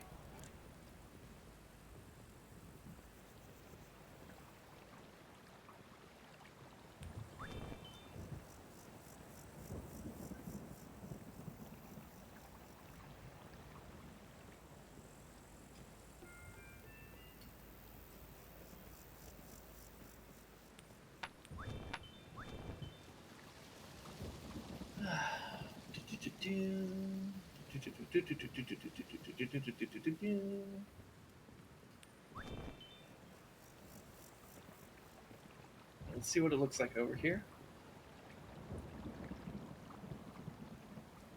Oh, hey, there we go. Victory.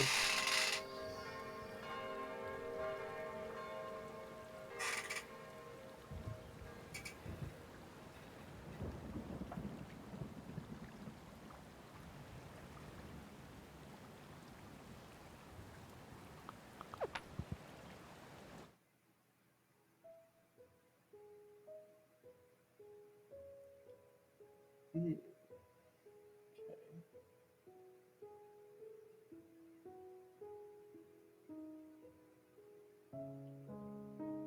So I'm looking at my tablet right here for people who I know who are streaming, and there's actually a few people I know who are streaming, so I'm thinking we're gonna do a raid.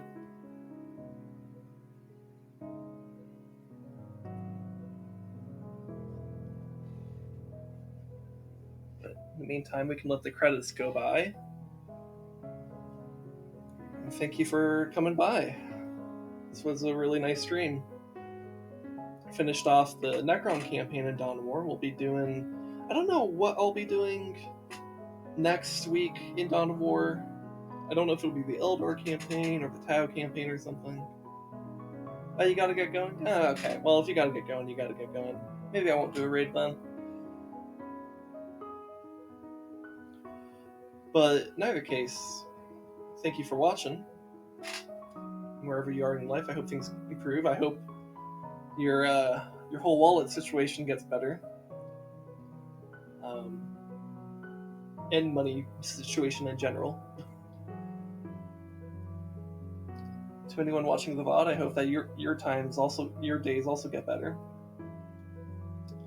And I hope that I can play a small part in just like maybe bringing some relaxation or just talking about some nerd shit.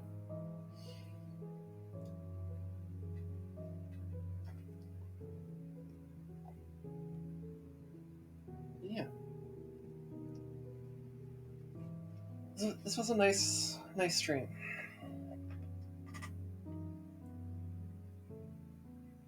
So, thanks for coming by. Since it's just you and me in here, I think I'll just end the stream. If you're gonna go, I might as well just end it normally, rather than raiding.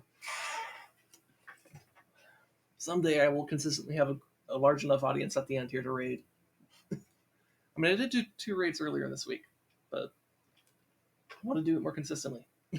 Anyways, thanks for coming by. Take care. And I'll see you guys next time. Bye!